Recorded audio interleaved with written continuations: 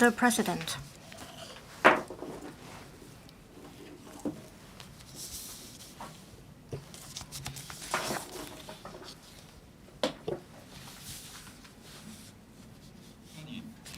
addresses. Chief Secretary for Administration will address the Council on the Government Minute in response to the annual report of the Ombudsman 2023. Chief Secretary for Administration. Mr. President, the annual report of the Ombudsman 2023 was submitted to the Legislative Council on the 12th of July this year. Today, the government submits the Government Minute responding to the recommendations as set out in the annual report. In 2022-23, the Office of the Ombudsman received a total of more than 5,000 complaint cases, on par with the number of last year. Due to the outbreak of the fifth wave of the COVID epidemic in early 2022, there were more complaints relating to handling of the epidemic during the year.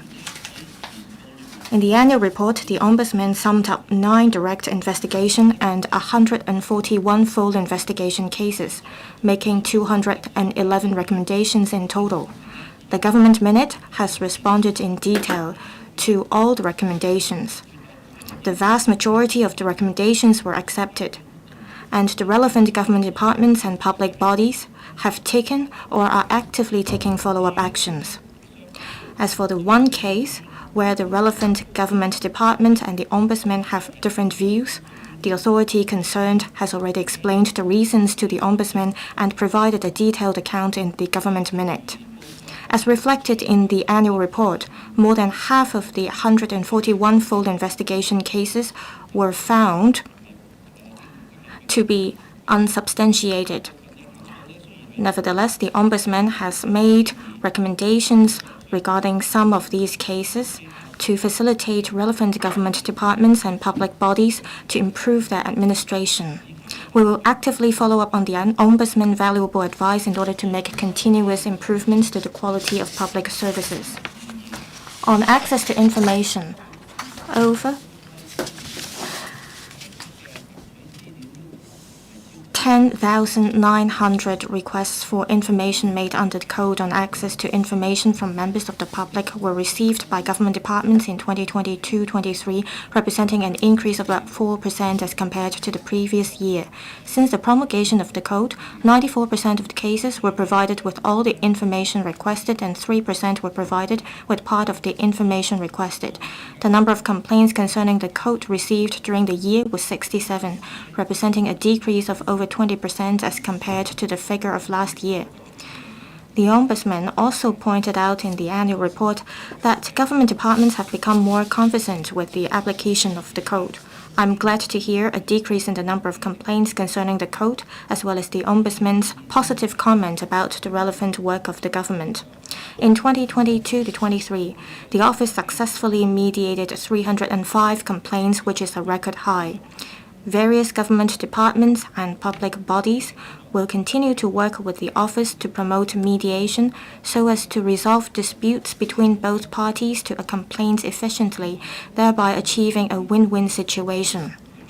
In addition, the office continued to organize the presentation ceremony of the Ombudsman's Awards in November 2022 and presented awards to 4 government departments and 61 public officers to commend their exemplary performance in serving the community. The Ombudsman pointed out in the annual report that the current term government's endeavors are starting to bear fruit in some areas, such as street obstruction and shopfront extension. I'm pleased to learn that the hard work and efforts of public officers have received recognition and credit from the public. We'll continue to strive for the best in enhancing the quality of public services. Since the current term government took office more than 1 year ago, we have made concerted effort with members of the public and led Hong Kong out of the epidemic with society returning to full normalcy. We have also enhanced governance on various fronts by strengthening coordination and improving the civil service management system. We'll continue to embrace a result-oriented governance culture and enhance the standard of public administration of government departments and public bodies with a view to building a better Hong Kong. Thank you, Mr. President. Mr. Tankapil will address the Council on report of the panel on welfare services. Mr. Tankapil. President, as the chairman of the panel on welfare services, I would like to report on the work of the panel in the 2023 session. Caring for the underprivileged has always been of great concern to the panel. In this session, the panel reviewed the administration support services for various disadvantaged groups. On children with special needs, members suggested expanding the pilot project on Tier 1 support services to include primary and secondary students and shortening the waiting time for assessment at child assessment centers. Members also requested the administration to enhance transition support for special school leavers and persons with disabilities, PWDs, completing higher education. On residential childcare services, members urged the administration to shorten the waiting time, address the manpower shortage, and implement artificial intelligence technologies to step up surveillance. On elderly services, members suggested that the administration should formulate strategies to achieve the policy objective of aging in place, including enhancing the community care service voucher scheme for the elderly, making good use of gerund technology, and expanding cross-boundary elderly care options. Members also urged the administration to promote multidisciplinary collaboration for identifying high-risk or hidden elderly in need. On PWDs, members asked for an increase in the number of PWD representatives in the Rehabilitation Advisory Committee, improvement in the waiting time for residential and daycare services, and more financial assistance and employment support. The administration should lead by example through increased public sector employment of PWDs. It should review the financial eligibility for the Comprehensive Social Security Assistance Scheme and introduce cost-effective assistive equipment. On assisting carers in their caregiving responsibilities, members urged the administration to broaden the definition of carers, reassess the eligibility criteria for the various living allowance schemes, and strengthen the effectiveness of designated carer hotlines and face-to-face counseling services. Members expressed concerns about support to single-parent families on their employment, financial, accommodation, and emotional needs. They suggested the administration to strengthen family services, review current legislation, and establish a dedicated team to follow up on maintenance payments, strengthen collaboration among various government bureau and departments, BDs, and help the divorcing couples to address financial childbearing, housing, and other issues. Members appreciated that street sleeping is a social issue that requires the collaboration of various BDs. They called upon the administration to formulate comprehensive policies and legislation and establish a dedicated department to address the issue.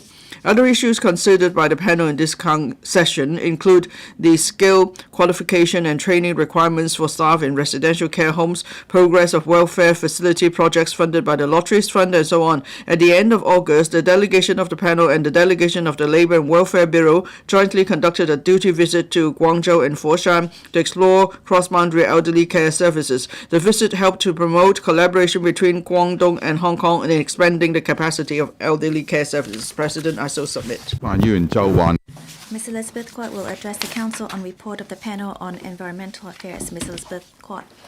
Thank you, President. I hereby in my capacity as the chair of the panel on environmental affairs submit the work report for the 2023 session of the panel and provide a brief overview of several key tasks undertaken by the panel. The implementation of the Municipal Solid Waste Charging Scheme is imminent, and members urge the government to make the necessary preparations. This includes providing free designated bags to residents of public housing, 3-nil buildings, and village houses during the initial stage of implementation. It also involves expanding the network of designated bags and labels, intensifying monitoring of hygiene conditions in 3-nil buildings and rural areas, and strengthening public education promotion effects.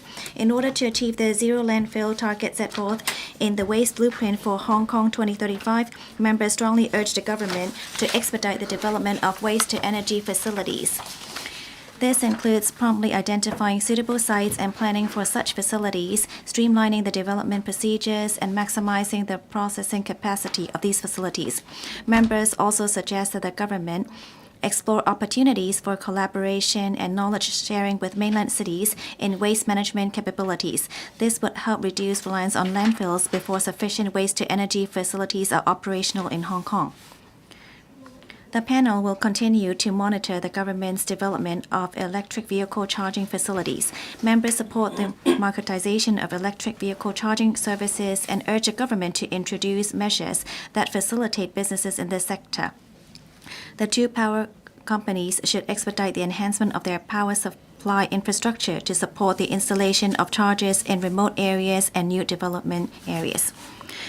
The government conducted a midterm review of the scheme of control with the two power agreements this year. Members have put forth multiple suggestions, including setting an upper limit on electricity tariff adjustments, improving the mechanism for adjusting fuel costs, reducing the permitted rate of return, and updating the incentive and penalty mechanisms. Members also provided opinions on strategies for achieving the net zero electricity generation target in Hong Kong. In August of this year, the panel formed a delegation and conducted official visits to cities in the GBA. The purpose of these visits was to gain insights into the latest developments in areas such as the adoption of new energy transportation, clean energy, renewable energy, and waste-to-energy technologies. Members support the development of hydrogen energy applications and urge the government to expeditiously establish relevant legal frameworks, encourage innovation in hydrogen energy technologies, and enhance cooperation with mainland cities to achieve mutual benefits. The government has proposed revising the Wild Animals Protection Ordinance to prohibit the feeding of feral pigeons, increase the maximum penalty for illegal feeding, and introduce fixed penalty fines for such offenses. Members support these legislative proposals and urge the government to ensure effective enforcement of such regulations. President, I would also like to take this opportunity to express my gratitude to all panel members for their participation and support over the past year, and to thank the Secretary for their support. Thank you. The Honourable Jeffrey Lam will address the Council report of the Panel on Financial Affairs. The Honourable Jeffrey Lam. Thank you, President. As Chairman of the Panel on Financial Affairs, I'd like to present the report of the work of the panel for the 2023 legislative session to the Council, and I'd like to highlight a few salient points. On macroeconomics of Hong Kong, while members agreed with the Financial Secretary's broad strategy to stabilize the local economy by supporting local consumption, members were concerned that rising interest rates and shortage in the local labor market would slow down the pace of economic recovery. Members urged the administration to formulate measures to attract enterprises and investments and to alleviate the manpower crunch in order to expedite our economic recovery. Given that speculation in the property market has cooled down, members also advised the administration to consider removing the demand-side management measures, or the so-called HAS measures. On monetary affairs, members were concerned about the impact of the uncertainties in the external environment and geopolitics on the stability of Hong Kong's financial system and the investment return of the exchange fund. Members also expressed concern that the interest rate payable by the exchange fund to the fiscal reserves was lower than that of time deposits. Members suggested to the Hong Kong Monetary Authority to consider adopting a more conservative investment strategy for the EF and to increase the proportion of cash deposits to total assets. Members also urged Hong Kong MA to increase the number of data providers in commercial data interchange and to introduce measures to promote e-payment and digitalization of Hong Kong dollars.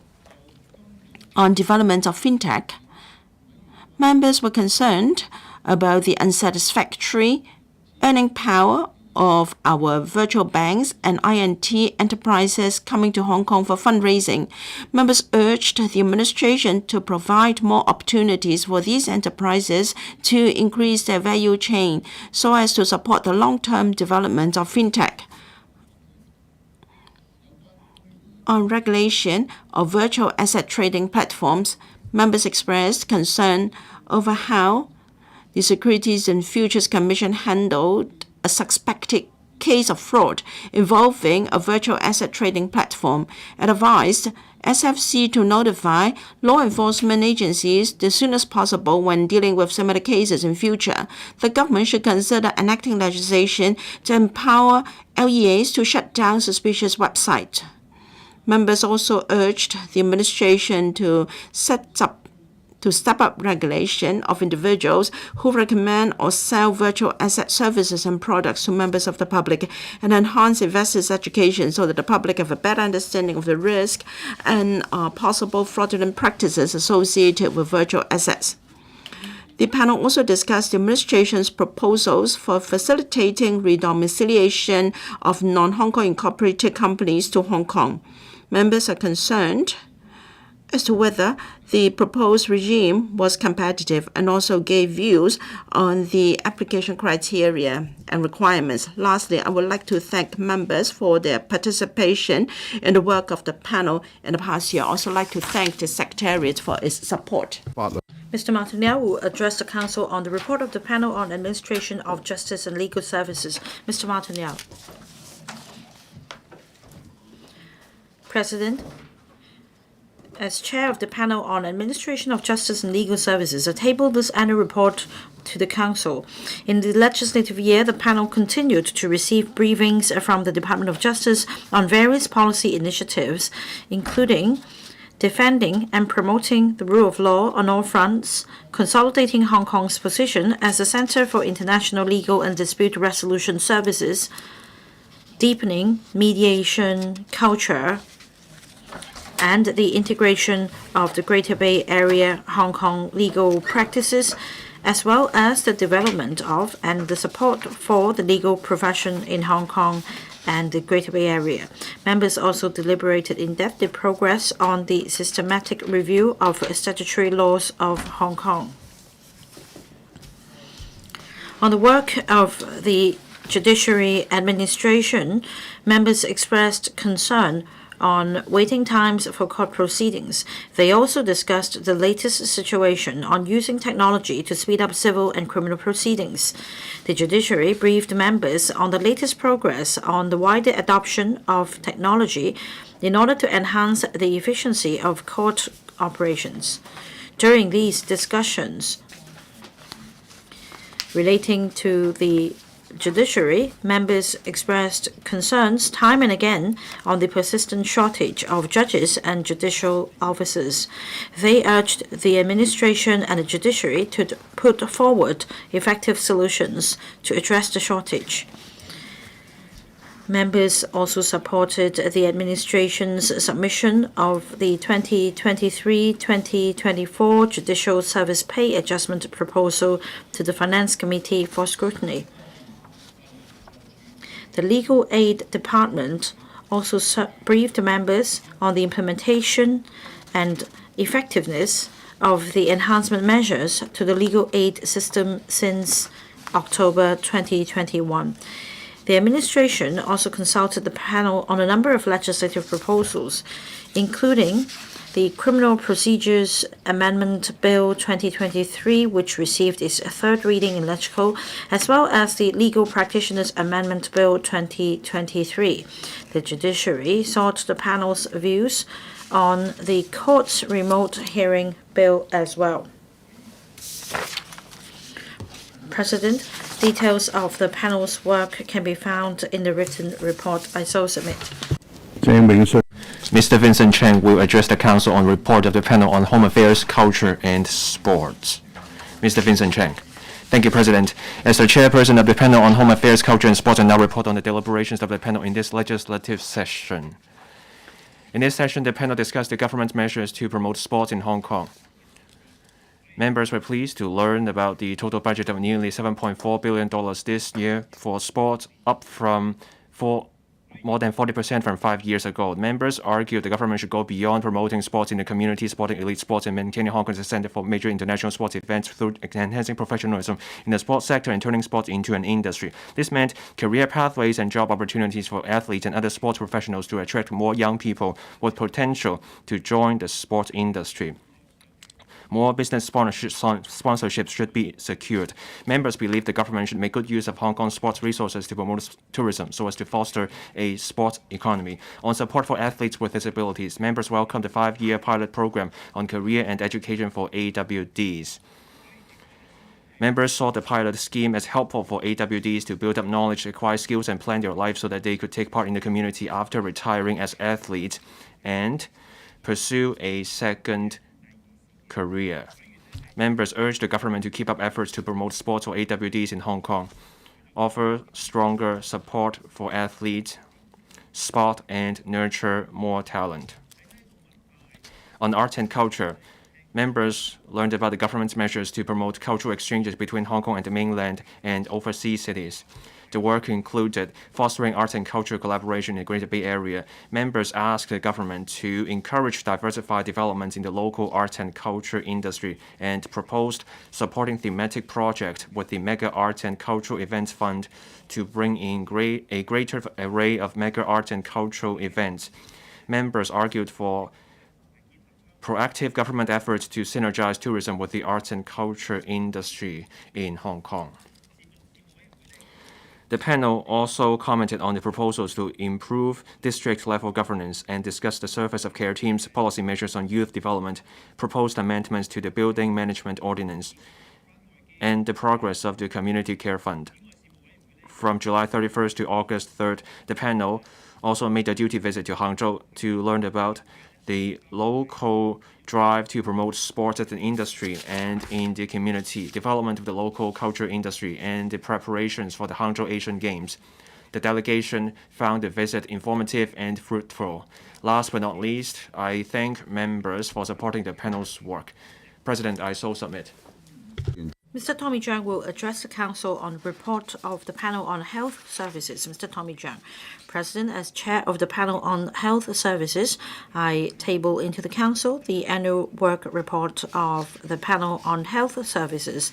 I will give some salient points of the work of the panel.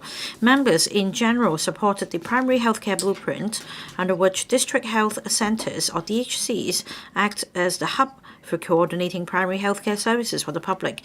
Members made comments and suggestions on the locations and functions of the DHCs, the Family Doctor for All regime, enhancement of the elderly healthcare voucher scheme, as well as the chronic disease co-care pilot scheme.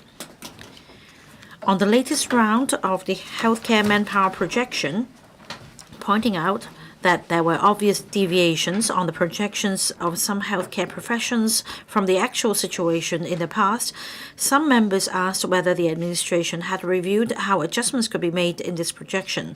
Some members suggested that the administration should set a target ratio of the number of doctors per 1,000 population.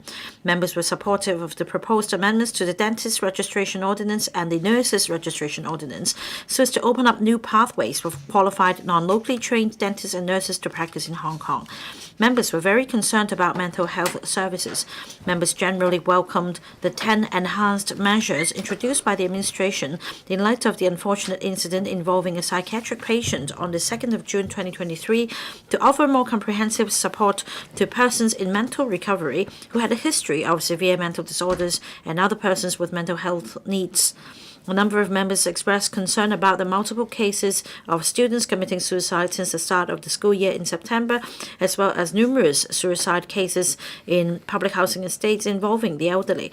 Members made comments and suggestions to the administration on the overall planning of mental health services, the conditional discharge mechanism, as well as drug treatment. Members generally supported the administration's end-of-life care legislative framework on advanced directives, or ADs, and dying in place. Some members suggested that the administration should introduce an electronic and centralized registration system for ADs and streamline the amendment process. In this regard, members also expressed concern on how the administration could provide support for end-of-life care and medical needs of terminal patients. Finally, I'd like to take this opportunity to thank members for supporting the panel's work as well as the Secretariat. Ms. Chen Hao-yan will address the Council on report of the panel on food safety and environmental hygiene. Ms. Chen Hao-yan, President, on behalf of the panel on food safety and environmental hygiene, I now report on the panel's key work in the 2023 legislative session. On environmental hygiene, members welcomed the higher fixed penalty levels for offences about public cleanliness and obstruction with effect from the 22nd of October 2023. To address the major, long-standing and tough problems of shopfront extension, water seepage buildings, and garbage units, members generally supported the administration's further legislative amendments. but expressed concern over how some measures could work as intended. Also, members were pleased to learn about the marked improvement in the environmental hygiene and street management of several districts since the launch of the government program on tackling hygiene black spot. Members would like to see even better results from the administration's efforts. On food safety, members paid close attention to the SAR government's response to Japan's discharge of nuclear wastewater and supported the government's ban on aquatic products from 10 places in Japan and toughened radiation surveillance on Japanese food imports in response to the formal commencement of the nuclear contaminated water discharge plan by Japan on the 24th of August 2023. Members urged the administration to ensure food safety and give suitable support to the trades affected. Members generally supported the proposed amendments to the preservatives in food regulation to align Hong Kong's standards with international norms, but called for a longer transitional period for the food trade to adapt. Members welcomed the plans to designate 4 new fish culture zones, set up deep-sea cages in phases so that the trade could rent them to boost mariculture production and help the trade transform into a modernized and sustainable mode of operation. Members called for more preferential policies to help capture fishermen adapt and studies on ways to expand and optimize the sales channels of local fisheries produce. Members supported the proposal to build a joint user complex in Area 67 of Tseung Kwan O and were pleased to learn that the market at the building would include 2 live poultry stalls. Members called on the administration to consider putting live poultry stalls at more public markets to foster the trade's development. During this legislative session, the panel also discussed other issues, including the food consumption survey in primary and secondary schools and the operation and the management of Lunar New Year fairs. Last but not least, I thank members for supporting the panel's work. Mr. Kwok Wai-Keung will address the Council on report of the panel on public service. Mr. Kwok Wai-Keung.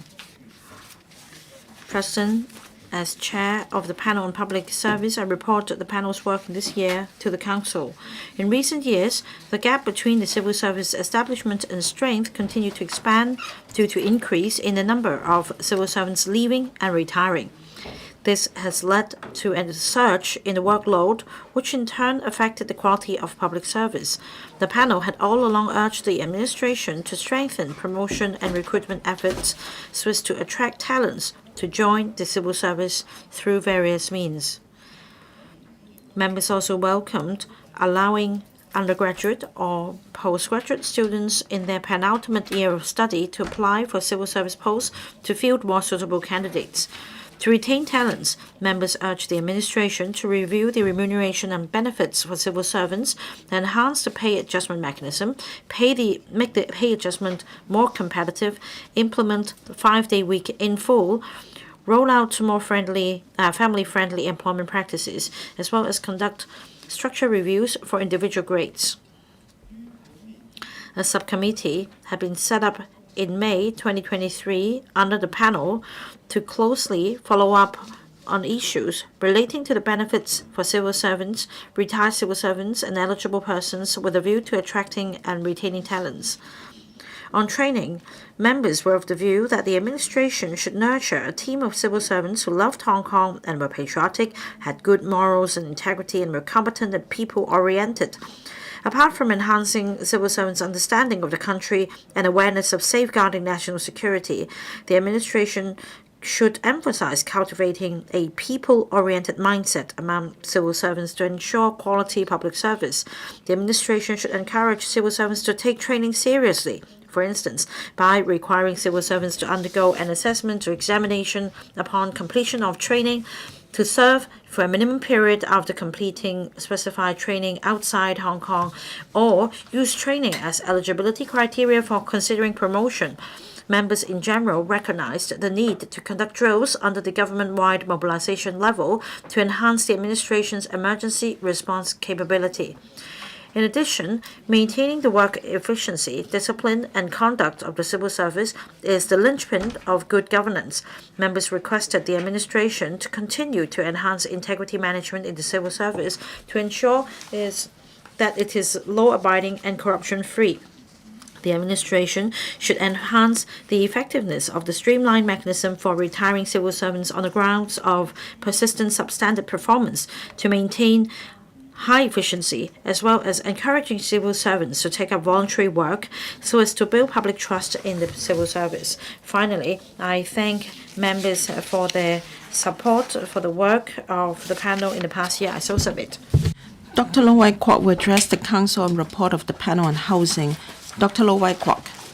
President, as chairman of the housing panel, I present to the Council a report of the work of the panel for the 2023 legislative session. Let me provide highlights of our work to the Council.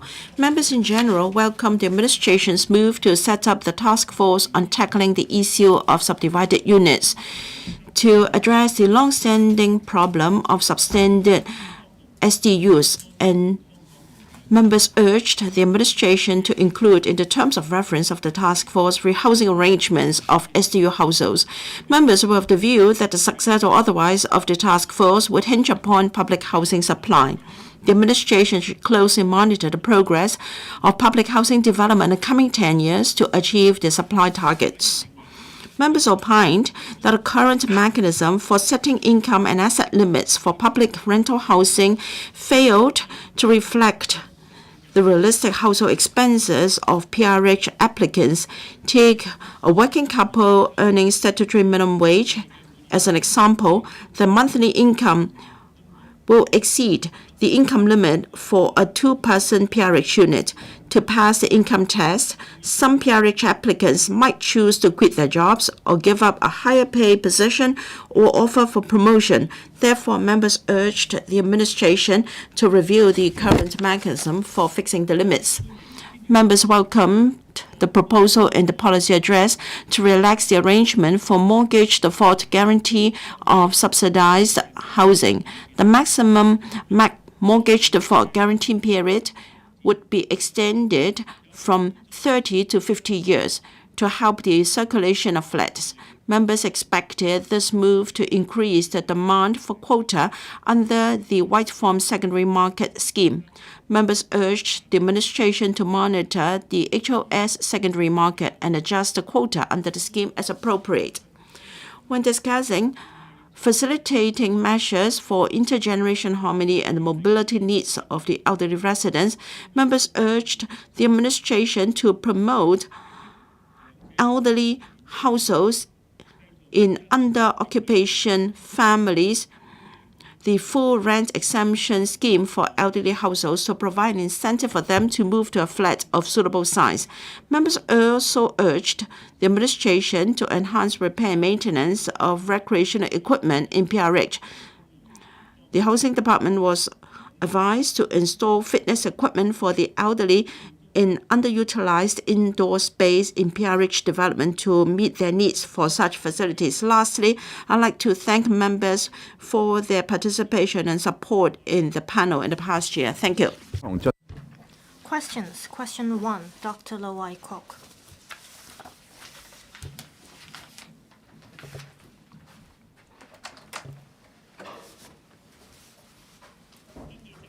According to the Northern Metropolis Action Agenda recently published by the government,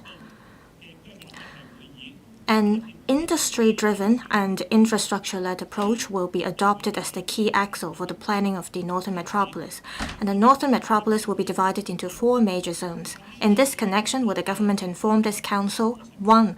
As it has been reported that the development of the Northern Metropolis spans 20 years, whether the authorities will expedite the formulation of detailed development proposals, review the amounts of investment in the relevant public works, prepare a list of works according to the work scale, that is large, medium, and small-scale works, as well as set the order of implementing the works according to their importance and urgency, and make planning for manpower resources in advance so as to prevent drastic rises and falls in the volume of works? If so, of the details, if not the reasons for that.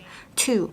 Whether it will, on the premise of ensuring that the government firmly assumes its leading role in the development of the northern metropolis, assess the merits and demerits of different financing arrangements so as to expeditiously formulate clear financial arrangements. If so, of the details, if not the reasons for that.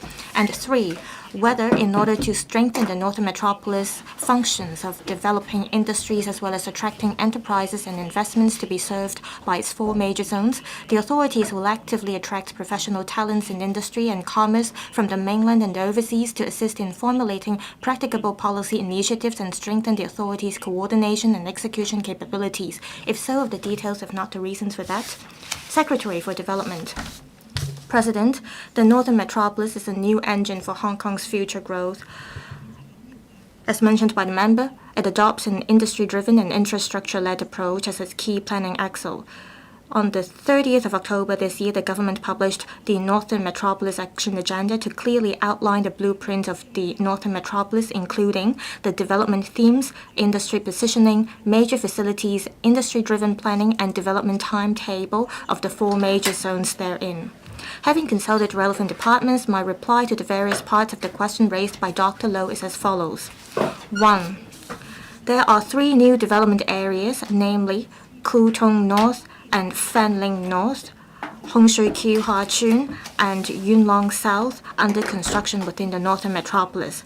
Other major development areas are under the planning study stage, among which the land use proposal for Sentient Technopole was released earlier this year.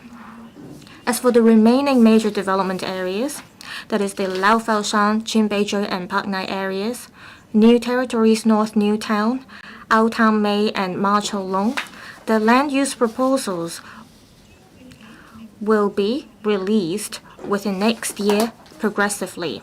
After public engagement, the government will conduct detailed design of the works, arrange phasing for implementation, and make estimations on the expenditure based on the confirmed land use planning as soon as possible. When formulating the work schedules and phasing arrangements, the government will fully consider such factors as the project priority, financing arrangements, implications on public finance, and the manpower capacity of the market, etc. On the other hand, the government and the Construction Industry Council will continue to disseminate to the industry regularly relevant information on the estimated total construction output for the next 10 years, maintain close contact with industry stakeholders, and monitor the supply and demand of manpower in the construction industry. We'll continue to adopt a multi-pronged approach, including making good use of the labor importation scheme for the construction sector launched this July, strengthening manpower training and employment support, and adopting advanced technology and innovative construction techniques to facilitate uplifting the productivity and capacity of the construction industry. 2. The development of Northern Metropolis is an important investment for promoting our long-term and sustainable development. It can release land value and foster industry development, generating enormous economic benefits and revenue, thereby enhancing our competitiveness and improving our quality of life. We have always emphasized that the government takes the lead in planning and implementation of the development of the Northern Metropolis, while the government also welcomes the active participation of the market. For comprehensive preparation, it was announced in the policy address this year that the Committee on the Financing of Major Development Projects, led by the Financial Secretary and the Office for the Financing of Major Development Projects, would be established to evaluate feasible investment and financing options for major development projects, including the Northern Metropolis and Kao Yi Chau Artificial Islands, assess the feasibility of bringing in private investors for these projects, and examine the impact of the major development projects on government finance to ensure the government's fiscal sustainability. The Financing Committee held its first meeting last week. 3. The implementation of the industry-driven policy not only requires formulating appropriate land use planning, but also an array of support covering industry-specific policies, facilitation measures, and initiatives to attract enterprises and investment. Therefore, the promotion of the Northern Metropolis development is a collaborative endeavor across bureaus and departments. The Steering Committee on the Northern Metropolis, led by the Chief Executive, provides high-level policy steer and supervision for the Northern Metropolis development. Various bureaus actively participate on the relevant industries' development and are working closely and forging ahead. The Northern Metropolis Coordination Office under the Development Bureau is responsible for overall coordination. Using Santin Technopole as an example, following the announcement by the Development Bureau early on the planning proposal for the new land for INT uses, the Innovation Technology and Industry Bureau is conducting a consultancy study on these lands with a view to providing recommendations for different land parcels on the development of specific INT uses in the INT value chain, requisite supporting facilities, land disposal and operation modes, and so on. Furthermore, the government has set up specific departments responsible for attracting businesses and investment, mainly the OASIS, Office for Attracting Strategic Enterprises and Invest Hong Kong. After establishing in December 2022, OASIS actively reaches out to high potential and representative strategic enterprises. It has met with over 200 strategic enterprises, among which about 30 of them involving different INT aspects have landed or will land or expand in Hong Kong. Also, Invest Hong Kong provides for all other overseas and mainland enterprises interested in setting up or expanding their operations in Hong Kong one-stop support. External recruitments for the directorate posts of these two departments have either been conducted or are under planning to bring talents from the industries on board. The recruitment and deployment of other staff in the teams will be based on job requirements, and the candidates will be requested to have the relevant work experiences. The Northern Metropolis Coordination Office will continue to work closely with other relevant bureaus and departments in taking forward the industry developments in the area. Thank you, President. Dr. Lo Wai Kwok. President, the development of Northern Metropolis involves the resumption of brownfield sites. There are different activities on brownfield sites now, including logistics, storage of machines and equipment, as well as the pre-construction works. The resumption of brownfield sites have an impact on the supply chain of the relevant sectors. My question is, apart from providing subsidies, what kind of measures will the government put in place to ensure that the relevant sectors will be relocated or will be given appropriate rehousing arrangements, and what are the long-term plans? Thank you. Secretary, the development of Northern Metropolis will affect operators of brownfield sites. Apart from monetary compensation, the government has proposed a basket of measures. We hope that through case management, we can assist brownfield site operators to identify appropriate sites for relocation. The relocation will depend on our communication with the brownfield site operators when they'll have to move out of their current sites. In line with our land disposal arrangements, we hope that they can apply for the land they need. Brownfield site operations can be divided into two parts. Some of them can be relocated to multi-storage or multi-story buildings for operation. We'll expedite such arrangement for them. As for the operations that cannot be relocated to the multi-story buildings, for instance, activities that involve storage of large-scale machines and equipment, we will help them identify proper sites for outdoor operations. The operation model will have to be in line with the development of the Northern Metropolis to reserve enough time. Last month, we released the information of the spade-ready site for the coming 10 years. That is the supply. we will push back the resumption of brownfield sites if needed so that we have room to make relevant planning. Thank you. Mr. Lau Kok-fan. I agree with the industry-driven and infrastructure-led approach for the Northern Metropolis development. We lack relevant policy kits, however, and also there is delay on the construction works of the Northern Link. To expedite works, I wonder if the Development Bureau will review the terms and reference or responsibilities and establishment of the Northern Metropolis Coordination Office.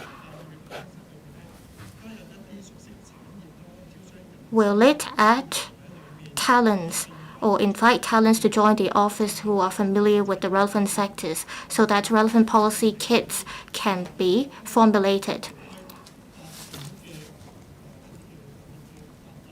Also, will there be legislations or administrative measures to help expedite the development of Northern Metropolis? Thank you. Secretary. In response to the first question of Mr. Lau, it involves inviting relevant talents to the Northern Metropolis Coordination Office. Our current practice is that the Northern Metropolis Coordination Office is working closely with other government departments and relevance that helps to attract talents and enterprises. There is division of work. Say, for Oasis, they might have reached out to some enterprises. These enterprises may want to learn about the Northern Metropolis project in terms of what kind of opportunities will be brought to them. The coordination office will brief these enterprises about the information. These enterprises, if they establish presence in Hong Kong, what kind of contributions will they bring to the city? Do they have the relevant experiences that will benefit Hong Kong? Should they be attracted to Hong Kong? The Oasis will make the relevant analysis. In the process of their analysis, they will give their advice and recommendations to the coordination office and other departments. Say how much land these enterprises will need and what kind of facilities are there in the vicinity of the site. ITIB will also come into play during the process. So in our current practice, we do not focus all our manpower on the coordination office. There are also other offices that are involved. We work closely with them. Of course, we'll also monitor the progress of our work under this model and see whether we need to strengthen any work of relevant departments in the process. Mr. Robert Lee. On the financing options of the Northern Metropolis development, will the government consider the 5 tunnels and 1 bridge proposal and issue bonds for financing of the major development projects to alleviate the financial or fiscal deficit and pressure on public funds? And how will the government do that? Secretary. President, we have established the Committee on and Office for the Financing of Major Development Projects. Once we know the budget we require for these major development projects, the committee and office will study the different financing options, including the securitization option as well as issuance of bonds. We adopted the operate and transfer model as well as the railway plus property model in the past. All these options will be studied by us. When we have more concrete proposals, we will talk to the relevant stakeholders and listen to their views. Mr. Jimmy Ng. Thank you, President.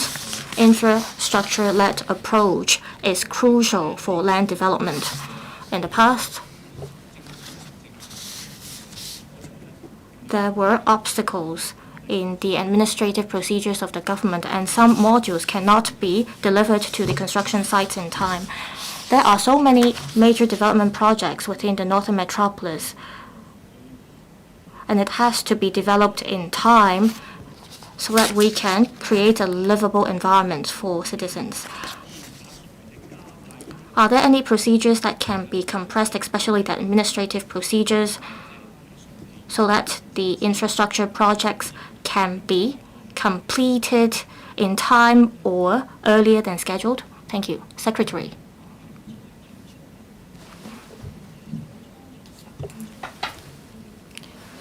The modular integrated construction method is one of the methods we adopt. To make sure the smooth implementation of the method, we need a lot of administrative procedures. We need to store modules. There are also certification procedures. We need time throughout the procedures, and we need to set aside time for approval as well. There is a steering committee under the Development Bureau that looks at the manufacturing of these modules, which usually take place in the mainland, and the delivery of these modules to Hong Kong, the clearance procedures, as well as the certification of these modules. We're trying to remove the relevant barriers, and we're looking into that with the relevant mainland authorities about that. We hope that by the end of March next year, we'll be able to roll out support measures and we'll be able to announce the details to the public. Mr. Kenneth Lau. President, the Northern Metropolis is a new engine for Hong Kong's future development. We need a lot of talents and I&T enterprises. How is the government going to create a good I&T atmosphere and ecosystem within the Northern Metropolis? When granting land, apart from adopting the conventional tender approach, will the government attract tech giants or enterprises with substantial capital and allow them to design construction works or take over superstructure construction works? Thank you. Secretary, Mr. Lau raised two questions. One of them is about our planning. Another is about land tender. On planning for I&T land, we will allow enough flexibility. Say, on the plan, if we identify it as I&T site, we'll adopt a different approach compared to the past. We will allow different purposes on the land. Say, for the I&T park, we need a lot of facilities. We need talent apartments, as well as retail outlets, as well as leisure and recreational facilities to support the development of the entire I&T park. So we will remove the relevant barriers as much as possible so that we don't require relevant approvals when we implement the facilities. In terms of land, we will adopt a multi-pronged approach depending on the policy of the government as well as the development of the relevant industries. As mentioned, the Oasis has reached out to different enterprises. Some enterprises just want a certain floor area. However, for other enterprises, they would like a plot of land to be developed and designed by themselves. So based on the different needs of enterprises, we will put in place different arrangements. We won't rule out the possibility of granting land directly to enterprises and let them develop the land themselves. Mr. Michael Luke, President, the development of Northern Metropolis spans 20 years. We hope the government will release information about how much money it will need for the development. How can the public take part in the development project? We can boost the participation of the public. FTU proposes this idea. Can there be retail bonds issued so that the public can purchase these bonds, and for those who purchase these bonds, they can be given priority to buy the public housing units in the future so that people can take part in the development of the Northern Metropolis and there can be more options for financing. I wonder if the relevant government department has taken into consideration this. Secretary, in terms of issuance of bonds, to promote public participation in major development projects, we will explore this in the Committee on the Financing of Major Development Projects. Currently, the government is issuing green bonds to encourage the public to take part in our green infrastructure works. The ideas proposed by the member just now is broader than this. He did not mention not just about the issuance of bonds. He proposes making a connection between issuance of bonds and the purchasing of future housing units. We will take note of members' comments and we will explore this in our discussion in the committee. Thank you. Question 2, Ms. Lillian Kwok. Thank you, President.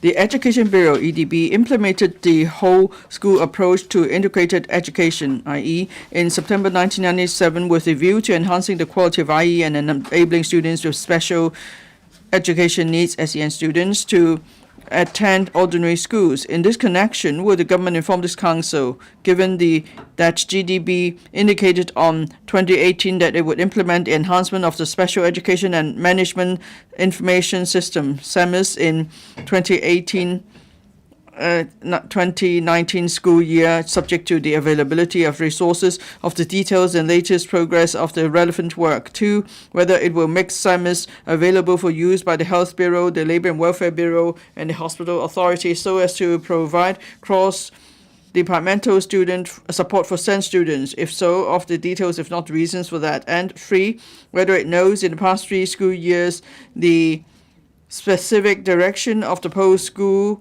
transition arrangements, including pursuing further studies, seeking employment, and admission to hostels made by special schools for SEN students and their follow-up actions, as well as the number of SEN graduates and among them the respective numbers of those pursuing further studies, taking up employment, and admitted to hostels. Secretary for Education. President, the government attaches great importance to the growth and development of students with special education needs, SEN, and has all along been providing public sector ordinary schools and special schools with additional resources, professional support, and teacher training to strengthen school support for students with SEN.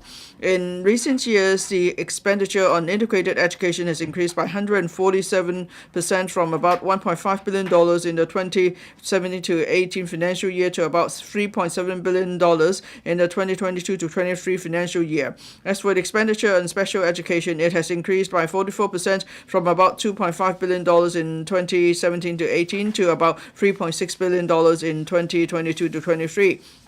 On our reply to the question raised by Ms. Lillian Kwok is as follows. Parts 1 and 2. The Special Education Management Information System, SEMIS, is a computerized information management system of the Education Bureau, EDB, for collecting and managing the information of students with SEN studying in public sector schools, including special schools, and schools under Direct Subsidy Scheme, DSS schools. The system enables the DAB and schools to understand the needs of students for educational services and the support provided to students so that corresponding policies and measures will be introduced to support students with SEN. The EDB continues to review and upgrade the functions of SEMIS, taking into account the education policies, the development of support measures, as well as students' needs, just so as to assist schools in identifying and supporting students in need as early as possible. The EDB has announced the SEN information transfer mechanism since the 2019-20 school year. Under the enhanced mechanism, the preschool rehabilitation service units offended by the Social Welfare Department can log into an online platform provided by the EDB, prepare and store the electronic version of the Comprehensive Development Progress Report for preschool children with the consent of parents. The EDB will transmit the progress reports through SEMIS to the public sector or DSS primary schools based on their list of primary 1 students to ensure that primary schools can understand the special needs of students concerned as early as possible. so that appropriate support can be provided for their smooth integration into the learning environment of their primary schools. Schools should formulate support measures for the transition of P1 students and record them in the summary of transition support of P1 students in SEMES. Through relevant functions, officers of EDB can understand from primary schools their planning of support measures and offer professional advice as appropriate. Moreover, EDB's established the SEN information transfer mechanism between secondary schools and post-secondary institutions under SEMES in 2021-22 school year, which allows public sector and DSS secondary schools to, with the consent of parents and students, directly transfer SEN information of school leavers to their recipient local post-secondary institutions or organizations through the transfer of SEN information of secondary school leavers online platform under SEMES, thereby further enhancing the effectiveness of transition and adaptation of secondary school leavers to post-secondary education. At present, SEN information can be transferred through SENS, and that includes SEN type, a tier of support required, summary of the report rendered, recommendations of special administration, examination arrangements, and medical reports. In some SEMES provides a platform for information transfer from the preschool through primary and secondary levels to post-secondary institutions or organizations, ensuring that schools or education concerned can provide support for students with SEN at different stages of education effectively. At present, the main objective of SEMES is to enable EDB and schools to acquire SEN information of students for education purposes. Third parties cannot be given the information without the consent of parents and students. Part 3, EDB is very concerned about the exit pathways of special school leavers and has been providing special schools with resources and support to help students make good preparation for post-school arrangements. Special schools will help their students plan for their post-school arrangements in accordance with their interests, capabilities, and needs. To prepare students for their adjustment to daily lives after they leave school, special schools would design school-based curricula of unique features, such as community training, workplace practicum, and pre-vocational training to train students independent living skills, develop their potential, and integrate into society. Furthermore, special schools will also provide additional training relating to interview skills, vocational skills, assessments, social etiquette, work attitude, completion of personal particulars, and application forms, etc. for the students according to their individual abilities and aptitudes, with a view to preparing them for their future pathways. When students approach the senior secondary level, schools' multidisciplinary teams will discuss with parents on their children's options for post-school services and assist them in applying for appropriate post-school services. Schools generally arrange for school social workers to follow up with school leavers for 2 years through various means. The arrangements include liaising with parents or carers concerned to keep track of school leavers' adjustment to daily lives and, depending on their needs, referring them to district support centers for persons with disabilities or integrated family services centers subvented by SWD, as well as helping them apply for residential respite services under SWD while they are waiting the services. In school years from 2019 to 2020 to 2021-22, the number of special school students who graduated from school upon completion of secondary 6 is 559, 584, and 516 respectively. According to information gathered from special schools, the number of graduates pursuing further studies, including vocational training in September the following school year, is 174, 197, and 175 respectively. The number of graduates under employment is 28, 30, and 14. The number of graduates receiving residential care service is 45, 50, and 47 respectively. The number of graduates receiving vocational rehabilitation services or day training services is 217, 196, and 149. It's worth noting that the above figures only reflect the situation in September. Many graduates will eventually receive other services. We will continue to provide special schools resources support for students. Thank you. Ms. Lillian Kwok. Accuracy of information is very important for professionals to assess the needs of SEN students. That's why transfer of information is very important. Now, in the assessment report, there's only assessment on English and Cantonese, but there are more mainland children coming to Hong Kong. They have sent literacy reports from class 3A hospitals on the mainland, but it's not recognized in Hong Kong. So is it possible to give them there is no Putonghua assessment in Hong Kong for them, so that's why these children do not receive any support services in Hong Kong. So I'd like the administration to see whether it's possible for further mutual access of information, such as opening up the SAMIS platform, or accepting mainland assessment reports, or giving children Putonghua assessment. Then we could provide more comprehensive services to SEN students, and then professionals will also better learn about the situation with SEN students. Secretary, thank you. President, thank you for the question. Now, we have professionals in Hong Kong who will first do identification, and then children or students will receive suitable services in school. Now, Ms. Kwok mentioned in particular the question of language. Now, professional in Hong Kong, we have ethnic minorities too, other than new arrivals. So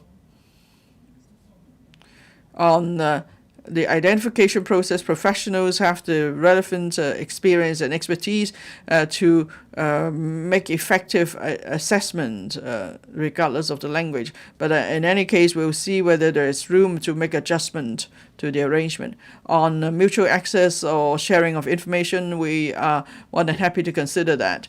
And as I mentioned in the main reply, in the current SEMI system, information is used for educational purposes primarily.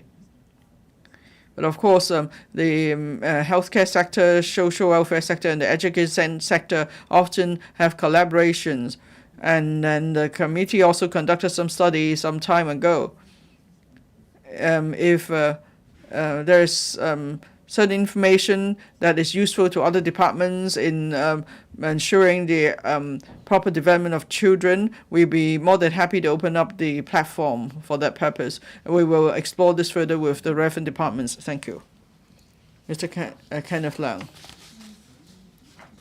In the main reply, the Bureau explained in detail the arrangements for SEN students after they leave school and so on. But what about my question is about integrated education? Of course, we are now promoting them that as the mainstream. But for SEN students and exit pathways in particular, do you have any special arrangements?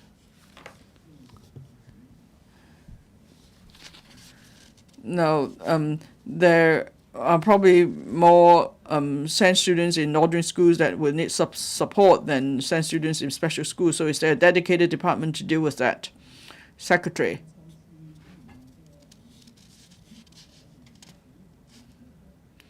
Thank you, President. Now, on life planning, yes, we are giving more training to teachers in schools, so they could have better abilities to support students.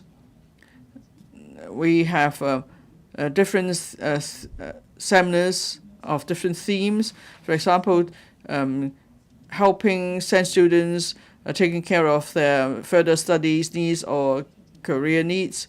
So we want teachers to learn more about life planning for SEN students.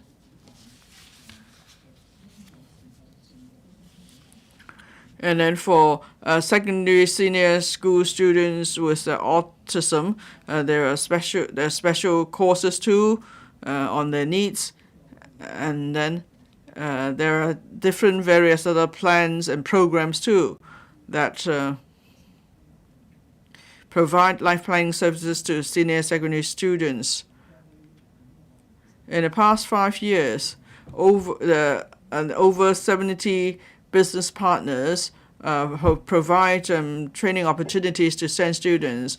These businesses cover the hotel and catering industry, social services, family services, and so on. There are over 80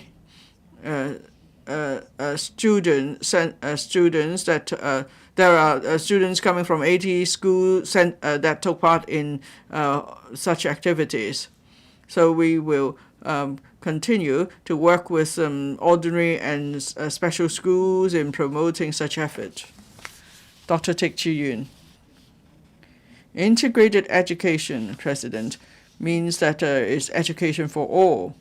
In the past decade or so, in terms of resources, training, and policy and measures and initiatives, the government has done much. But then some parents say that for now, integrated education only has form but no substance because it's school-based.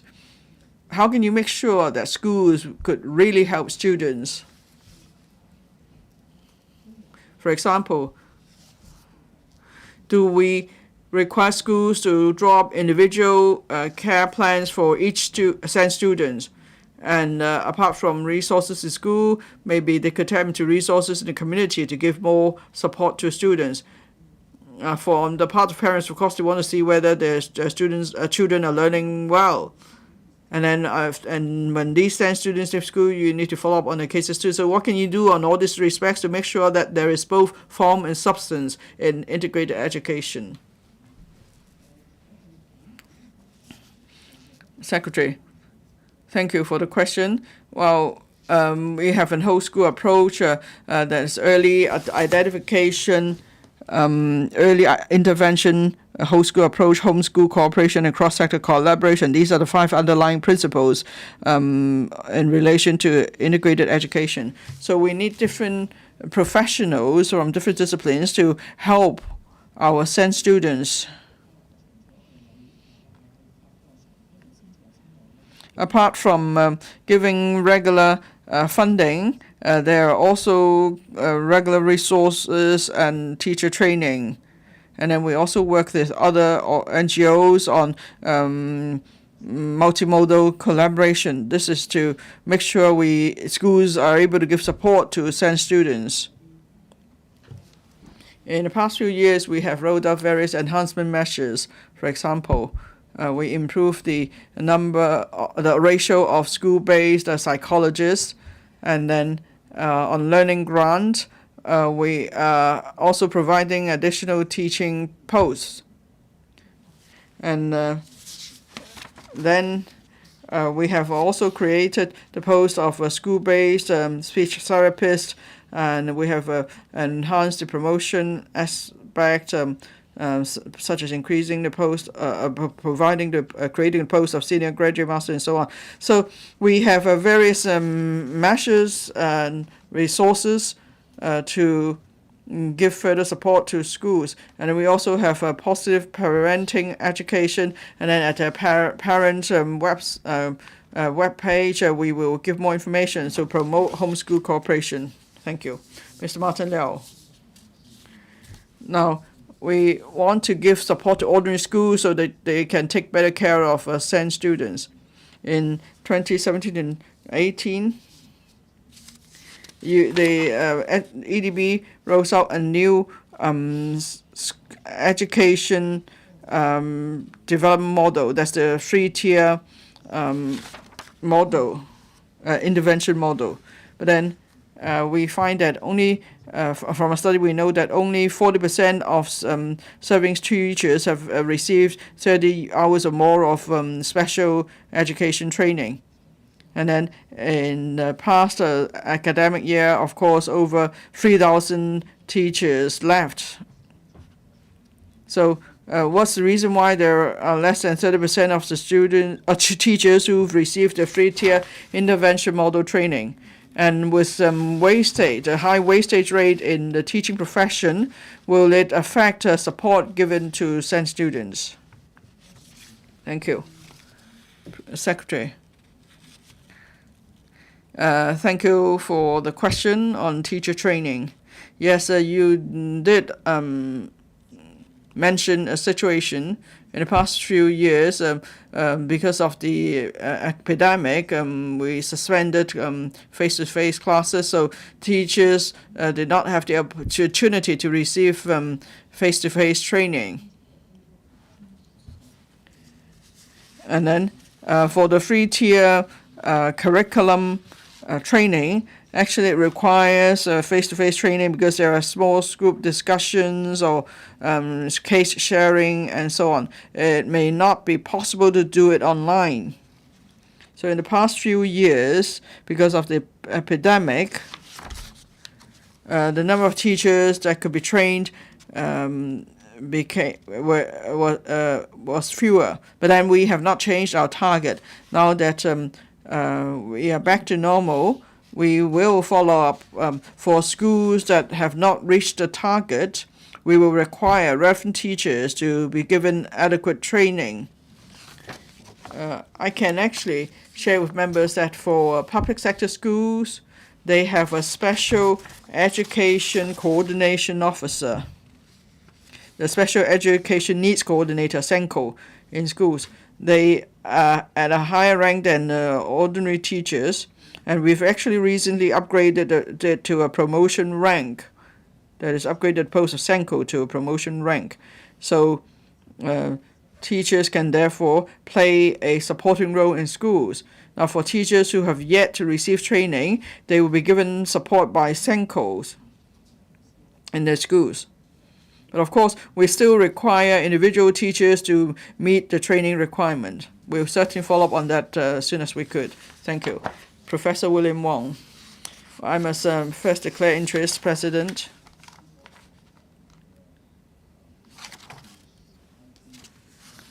There is this IT training program for primary students and secondary students. I'm the chairman of the committee, and this program's under the OXIO. And these programs are to encourage scientific training in schools. And some 80% of schools have benefited from the program. And that covers also special schools.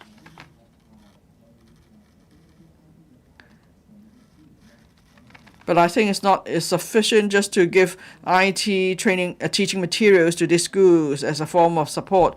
So I wonder if the Bureau will try to find out more about the needs of special schools and the students, so that the two ICT programs, the enriched ICT programs that I mentioned, would help to promote training in this respect and arouse the interest of students in IT. Secretary, thank you. For SEN students, IT education or digital learning would actually make their learning more effective. In the policy address, the Chief Executive mentioned that we are going to promote development through INT. So STEAM education is a focus, and we're definitely working in that direction. Professor Wong mentioned different types of schools. There is now more IT training. So there's better IT for all education. We are more than happy to explore with members concerned on what more we can do. Thank you. Question 3, Honorable Frankie Yik. Thank you. The government plans to publish by the end of this year the Hong Kong Major Transport Infrastructure Development Blueprint, which will include proposals to construct a number of railways. Some non-rail public transport operators have reflected that with the continuous expansion of the railway network, their room for survival has been shrinking incessantly, even to the extent that they can hardly survive, and they're worried about the future. In this connection, will the government inform this council, first, whether it has assessed the impact of various new railway projects on non-rail public transport modes and made advanced planning in this regard? If so, of the details, if not the reasons for that.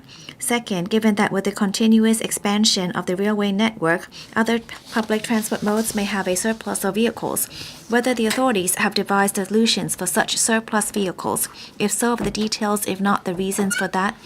And third, given that while the government is promoting the green transformation of non-rail public transport modes, it is learned that as non-rail public transport operators can hardly make ends meet, the relevant work of the government has been progressing slowly.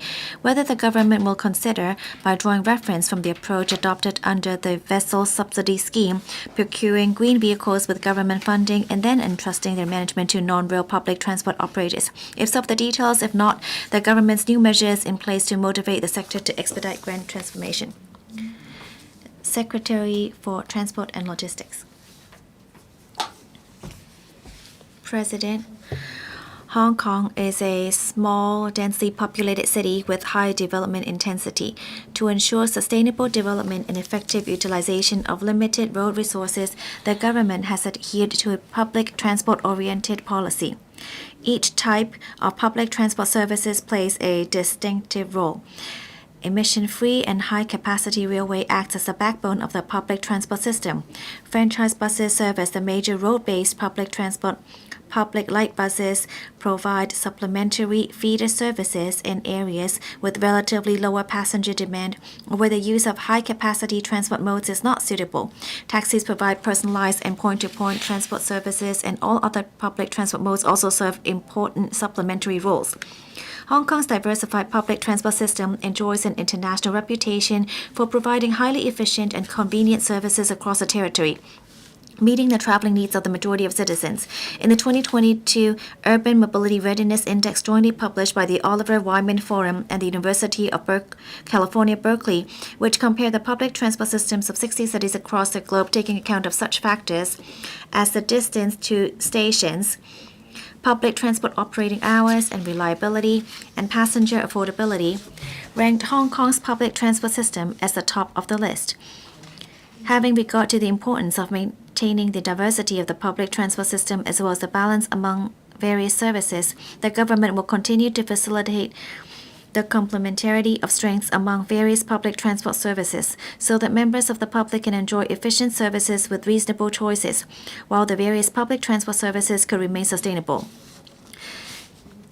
In consultation with the Environment and Ecology Bureau, I provide my reply to the various parts of the question raised by Mr. Frankie Gick as follows. First, when taking forward a new railway project, the government will make comprehensive assessments and planning of the public transport services along the alignment, including assessing the degree of impact, devising contingency plans, and examining the provision of additional ancillary facilities such as public transport interchanges. Prior to the commissioning of the new railway, the Transport Department will take into account the anticipated changes in demand for other road-based public transport services brought by the railway project and formulate public transport service adjustment proposals, including arranging feeder services to connect the new railway with adjacent areas, as well as adjusting the existing services that overlap with the new railway service. Given that actual changes in travel patterns of passengers may only be ascertained after the new railway is put into service, the TD and relevant operators will closely monitor the changes in the demand for public transport services after the new railway is in operation and consider further rationalization of routes or frequency adjustments having regard to the actual situation. Resources so saved can be deployed to strengthen the routes in keen demand or to introduce new routes, for example, express services. This can better cater for the traveling needs and patterns of passengers and at the same time enhance the cost effectiveness of operators and thus the sustainability and competitiveness of their services. The government has been adopting the infrastructure-led and capacity-creating planning principles in taking forward transport infrastructure projects. Extending the railway network is part of Hong Kong's overall development process. As new railway projects are taken forward progressively, they would actually stimulate the development of nearby areas, generating new transport demand which benefit both railway and non-railway public transport operators. It may not necessarily result in surplus of non-railway public transport vehicles. In response to development of property and infrastructure projects as well as the changes in economic activities and lifestyles over time, the TD will keep in view the changes in transport demand and make adjustments to public transport services as and when appropriate. With gradual completion of large new development areas in the new territories and population intake of new residential estates, it is expected that passenger demand for various modes of public transport would increase. The Northern Metropolis and Kau Yi Chau artificial islands will even require planning of new public transport networks to meet the new demand. In addition, the increasingly frequent cross-boundary activities also present new growth opportunities for public transport services. Since the full resumption of social activities and cross-boundary travels early this year, franchise buses and green minibuses serving boundary control points have recorded satisfactory patronage. These new transport demand will require new or deployment of existing bus and PLB vehicles. Third, it is the government's established policy that public transport services should basically be run by the private sector in accordance with commercial principles, so as to ensure that the services are the most efficient and can respond to market conditions promptly and flexibly without relying on public monies. The government will provide public transport operators with the necessary policy support and facilitation, but there is currently no plan to procure green vehicles and entrust their operation and management to operators. Having said that, to encourage green transformation of the transport sector, the government has been promoting electrification of commercial vehicles under a multi-pronged approach, including subsidizing trials of different electric commercial vehicles through the New Energy Transport Fund, the NET Fund, and setting up various dedicated funding schemes to promote the wider application of green and innovative transport technologies by the trades. Since the promulgation of the Hong Kong Roadmap on popularization of electric vehicles in 2021, certain franchise bus operators have announced a target timeframe of attaining a full zero-emission fleet and have introduced new generation single and double-deck electric buses for daily services. As at end September 2023, there were a total of 59 registered electric franchise buses. The government understands that the transition to e-buses involves substantial costs for the franchise bus operators. To alleviate the operating and fare increase pressure of operators, we will discuss with them the overall financial arrangements on electrification of their vehicle fleets, where the possibility of providing assistance through subsidies or other means will not be ruled out. As for public light buses, the government has commenced a pilot scheme for electric PLBs for which $80 million has been earmarked. The scheme would provide subsidy for trial of about 30 electric PLBs on various routes for about 12 months. Different models of e-PLBs and quick charging facilities will be tested to evaluate their performances. The EPD will offer successful applicants a subsidy of 80% of the price of each e-PLB on trial under the pilot scheme. To further promote green transformation of the taxi trade, the government has earlier launched the dedicated 100% loan guarantee scheme for battery electric taxis to encourage transition to electric taxis. Meanwhile, the government is extending the e-taxis charging network, including setting up dedicated e-taxi quick charging facilities and mobile quick charging systems, as well as identifying suitable locations across the city, such as petrol filling stations, government premises, and short-term tenancy sites for installing dedicated e-taxi quick chargers. The NET Fund has also newly included trial projects on e-taxi charging mode to support the trade to set up dedicated e-taxi quick charging facilities. In addition, $50 million has been earmarked under the NET Fund to subsidize the trade in purchasing wheelchair-accessible e-taxis. The government is pleased to see that the public buses has embarked on the green transformation journey. Next year, the government will formulate a citywide green transformation roadmap and timetable for public buses and taxis to set out further policy measures and directions for phasing out diesel buses and liquefied petroleum gas taxis. Thank you. Mr. Frankie Yik. President, I believe you are aware of my question, that there are two parts to my questions, so there are actually two bureaus present here at the council today, but I can only follow up one question. So I would like to follow up on the green transformation of non-rail public transport. The reply is a bit strange because for buses, you said that you understand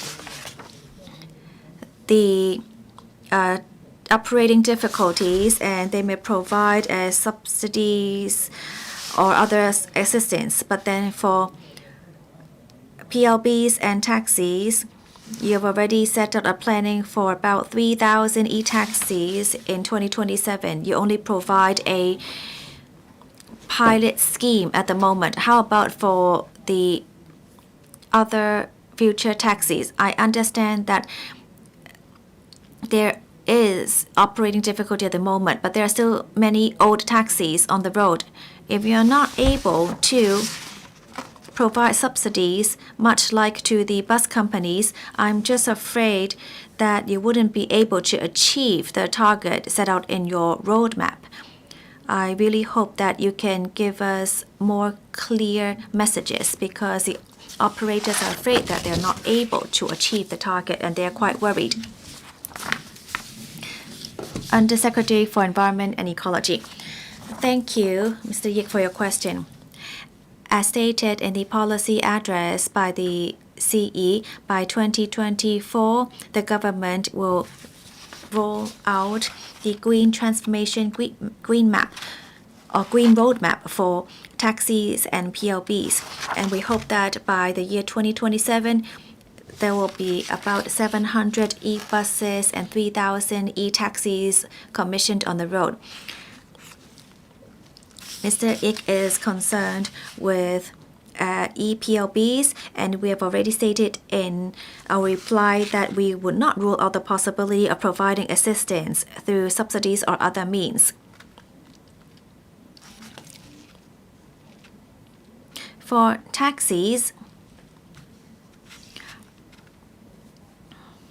we have stated out different assistance to be provided other than the dedicated 100% loan guarantee scheme for battery electric taxis. The government will also assist taxis in rolling out more charging systems. The Net Fund has also newly included trial projects on e-taxi charging mode to support the trade. As you all know, at the moment, we do need more time to increase the supply of e-taxis.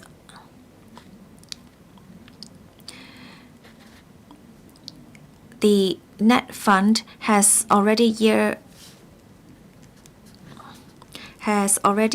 approved around applications for about 40 e-taxis, and there are 50 applications still being assessed.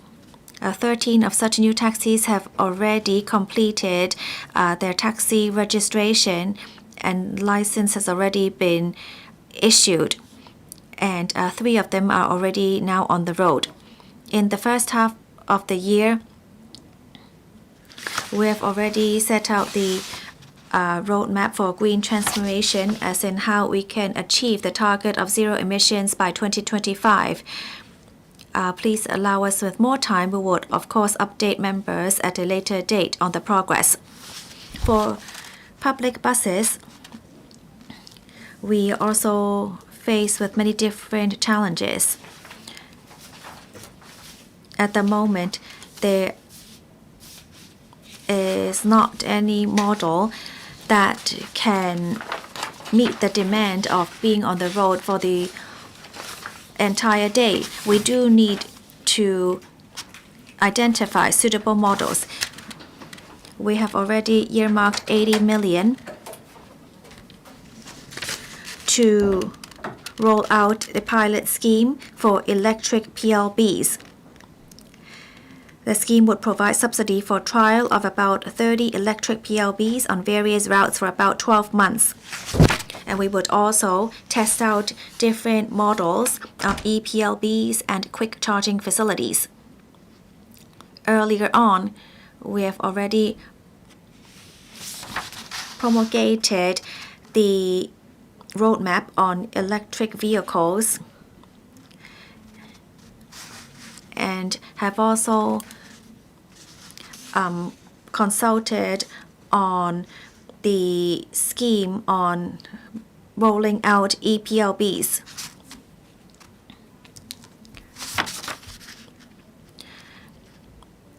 We have also provided charging systems for ePLBs in some of the transport interchanges, such as the one in Kowloon Tong. We will also work with PLB operators to work on pilot scheme. And by rolling out these schemes, we'll be able to identify the most suitable plan for Hong Kong. and we will provide suitable assistance when necessary. Thank you. Mr. Chao Siu-chung, I don't think, Mr. Yik, well, I don't think she has answered my question. Well, if you want, we want all the taxis and PLBs to become e-vehicles. She hasn't answered my question. Well, you have raised your question. Undersecretary, do you have any further supplement? Well, I believe we do need some more time to review the roadmap and future development plans. When we have more specific progress, we will update members. Mr. Chao Siu-chung, President, if you look at the 10 years before pre-COVID, we would see that from 2008 to 2018, there's been a 14% increase in passengers for public transport. And for MTRC, so it has increased 30% from 2008 to 42% in 2018. And at the same time, for public light buses, passengers from 2008, about 16.1%, it has dropped to about only 14% in 2018. There is a decrease in passenger and therefore it has caused much difficulties to the operators, and they're not able to pay good remuneration to the drivers, and therefore they're not able to actually improve their performances and services. In future, there will just be more emphasis on railway and less on PLBs. What are some of the measures you can take to ensure that PLBs were able to operate in a stable environment and to able to provide appropriate remuneration for the PLB drivers? You have already asked your question. Now, please do not speak for too long. Secretary for Transport and Logistics. Thank you, Mr. Chow, for your question. As I said in my main reply, PLB is more of like a complementary service to try to meet the demand of public transport in less densely populated areas. In the new development areas, when there are new railway to be commissioned, we will assess the transport situation. There would, of course, be PLB service in those areas.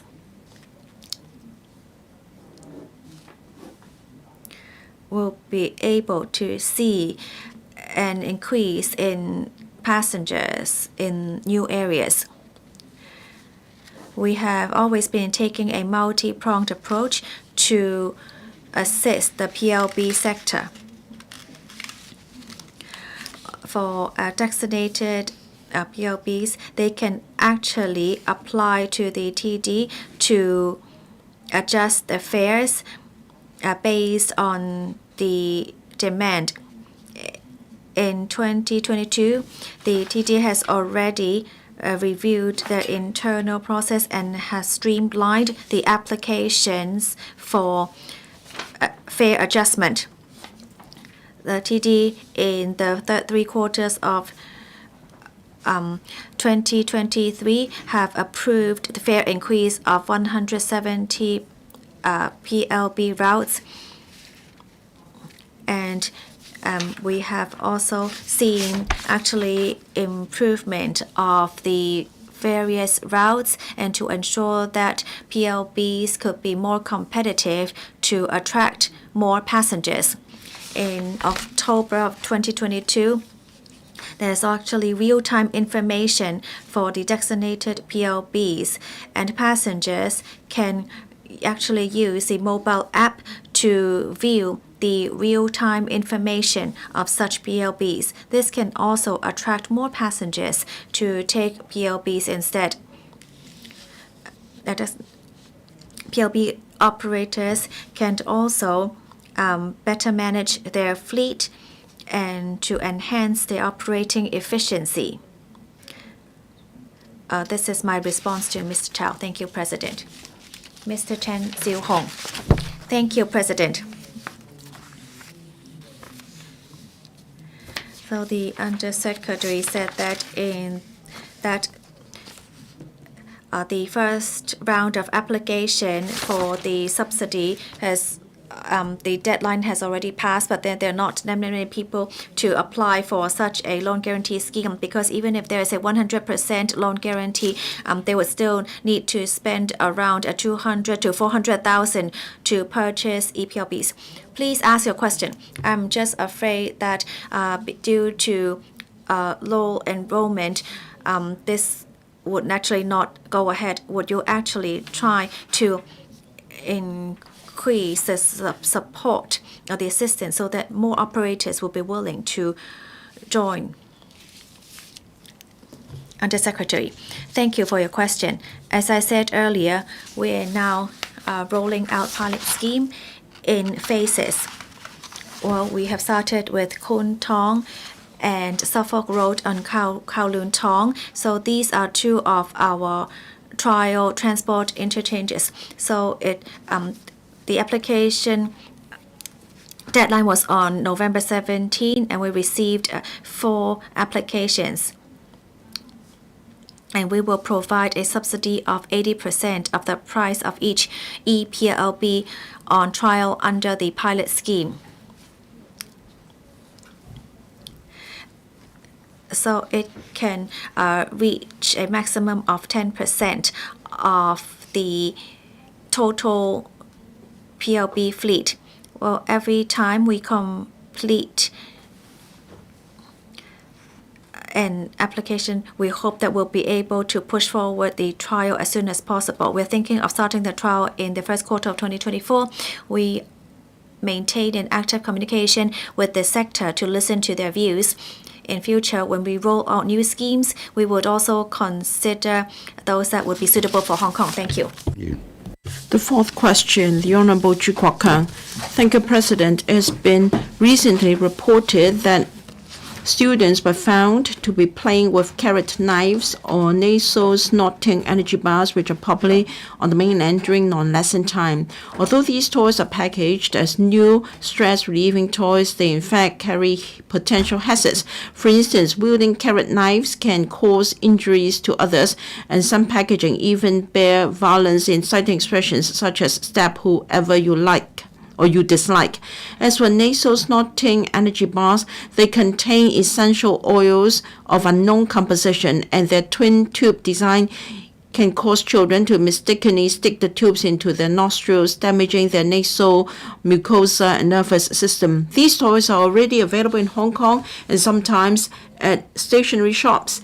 In this connection, will the government inform this council how it will regulate the import, sale, and possession of toys with potential hazards, and how it will strengthen law enforcement, inspection, investigation, and publicity?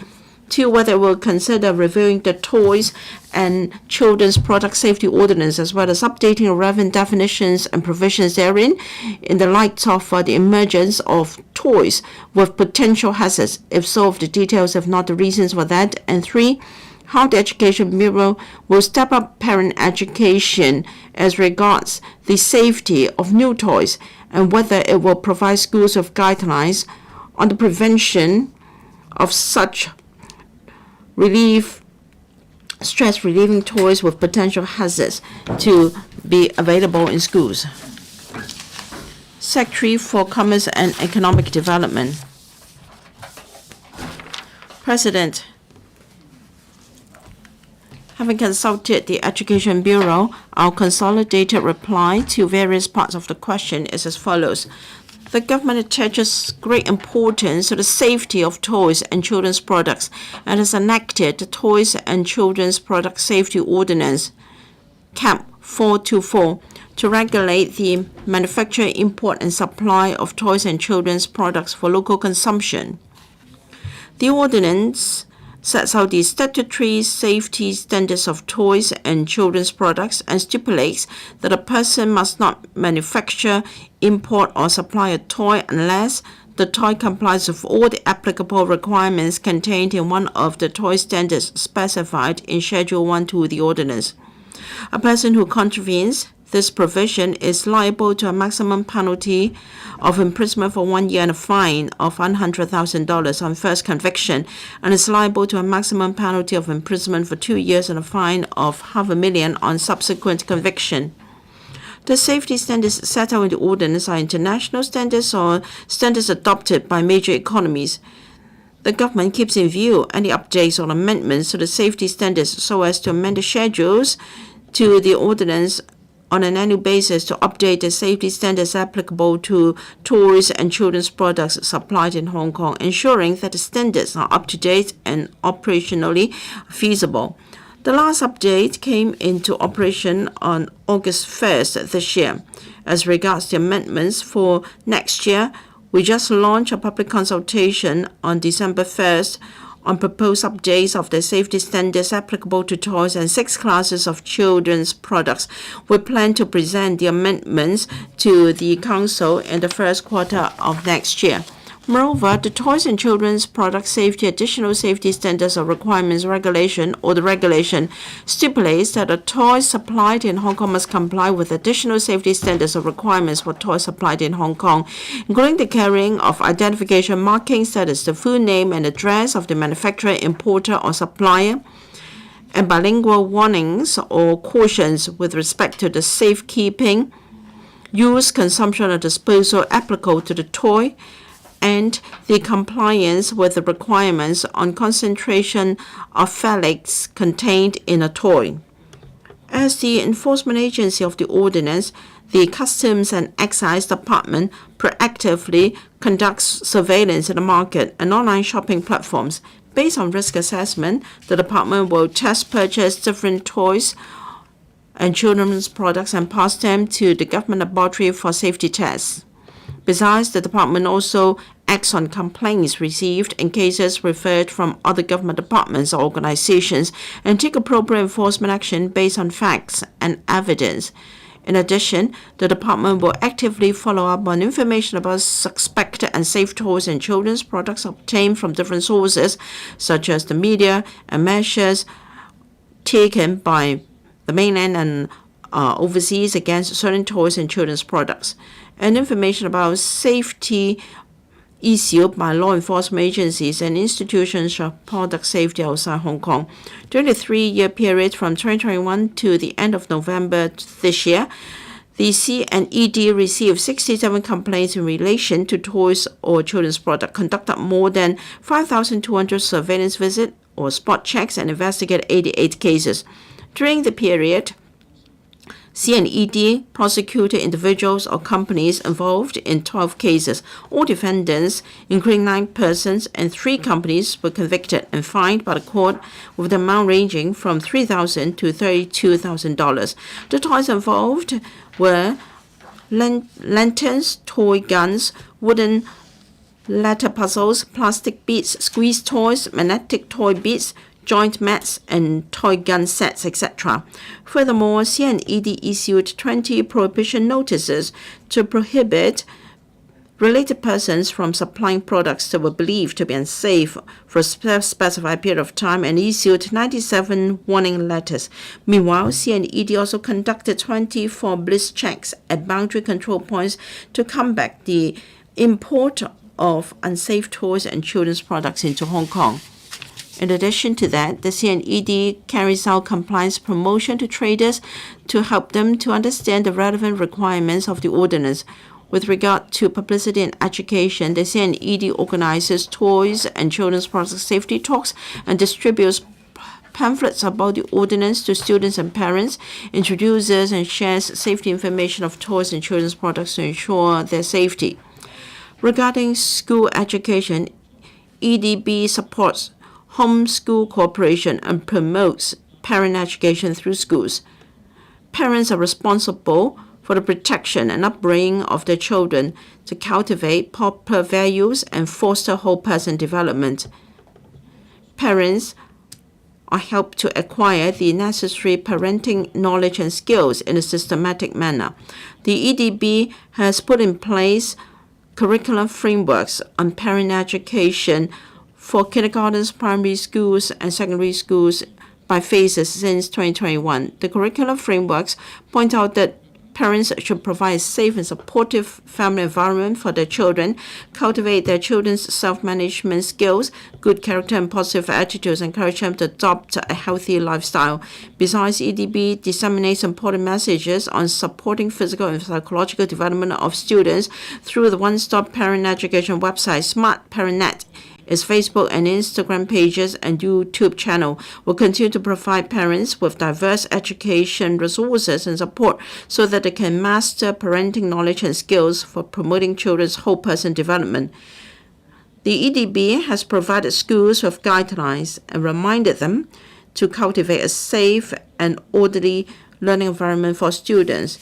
In the school administration guide for aided schools provided by EDB, school rules should set out the expected conduct and behavior of students in schools so that students can develop self-discipline. Schools should guide, protect, and educate students in order to prevent behavioral problems in students' schools, and parents have to work closely to nurture the next generation with positive values and attitudes. Mr. Ji, I have this carrot knife. Well, it is now very fashionable after YouTube's were uploaded to the internet. And there is also a syringe to inject things into a chick to relieve stress. These are horrifying toys, and they're available online. So the reply from Secretary failed to plug this loophole. Apart from regulating the components and raw materials for toys, I'd like to know whether there is anything to prevent the spread of violence among students through these YouTubes and horrifying toys. Thank you. Yes, we have noted reports on these two products, and the CNED has received complaints against carrot knives. It has taken immediate follow-up actions, and according to samples available in the market, the toy looks like a knife but is made of plastic. There is no metal. Under ISE BN71, we've tested the toy for sharp edges, and the conclusion is carrot knives are in compliance with our relevant standards and regulations. As for other stress relief toys such as nasal snorting energy bars and a syringe for chickens, I think they are not very prevalent in Hong Kong. We're not able to carry out safety tests for them, and we're not able to buy them. According to overseas platforms, these products are not really toys and products for children, not for local consumption in Hong Kong. Since they are not toys or products for children, and if they're not regulated by legislation in Hong Kong, they are subject to the Consumer Product Safety Ordinance and regulations. The CNED will keep an eye on the supply of such products in the market. If they are not in compliance with the general safety requirements under the Consumer Product Regulation, then the CNED will take action. As regards online shopping, standards for toys are different in different jurisdictions, so shops or toys purchased overseas may not fulfill our local safety standards. So parents and consumers have to be mindful of the risk and hazards. They cannot really trace the source of these products, and parents have to consider whether toys purchased are fit for their children. The purpose of the ordinance is to safeguard the safety of children or toys safety. As for the use of toys, I believe parents and schools are able to provide proper guidance for children. Mr. Kenneth Leung. Thank you, President. While we say that these products are marketed as toys to relieve stress, and we don't want our students to use them, but this goes to show that our children need the ways and means to relieve stress. So will the administration consider designing products or toys for relieving stress? There may even be apps developed for our students for stress relief. Secretary. Indeed, through education on values and promotion of whole person development, we should prepare our children on how to cope with stress. Of course, during recess, in school time, students can play board games, they can chat with their fellow students. These are ways to relieve stress. And children may have their own interests and habits. They may take up sports or musical instrument and other activities. These are proper ways to cope with stress. As regards whether the EDB will design apps or games, now we have got parent-child chess and board games. In our positive value campaign for parents, we have mascots involving a family covering parents and kids. We have various games and board games where parent and child can play together. We have roving exhibitions and publicity activities in different parts of the territory to promote the board games. We want to foster positive development of our students in various ways. Ms. Chan Yip-ming, according to the reply, there's been over 5,000 surveillance checks. And as mentioned in the reply, in the question, there are carrot knives and nasal snorting energy bars available in the market, and we can assess the potential impact. Carrot knives can be used for fighting, and nasal snorting energy bars can lower students' vigilance against substance abuse. So I hope we can have toys that promote healthy development of our children. Hopefully there can be a regular exchange between the C and ED and the EDB. Please do not just act on complaints, and there should be regular release of checklists to enhance the awareness of parents. Secretary, I thank Ms. Chen for her proposals. We will closely monitor the import of such toys into Hong Kong, and we will do our work according to the relevant legislation. The CNED and Consumer Council from time to time publish warnings and appeals to the public. Members of the public should take note of such notices, and in buying toys and children's products, parents should take note of these notices to protect our children from harm in using such toys or from improper use of toys. Parents, in buying toys, should look for toys suitable for their children. As I mentioned, toys manufactured overseas may not comply with our local standards, and so there are risks involved. In buying toys, parents should make an informed choice. We will also work with the CNED to prevent the import of toys and children's products that may harm our children.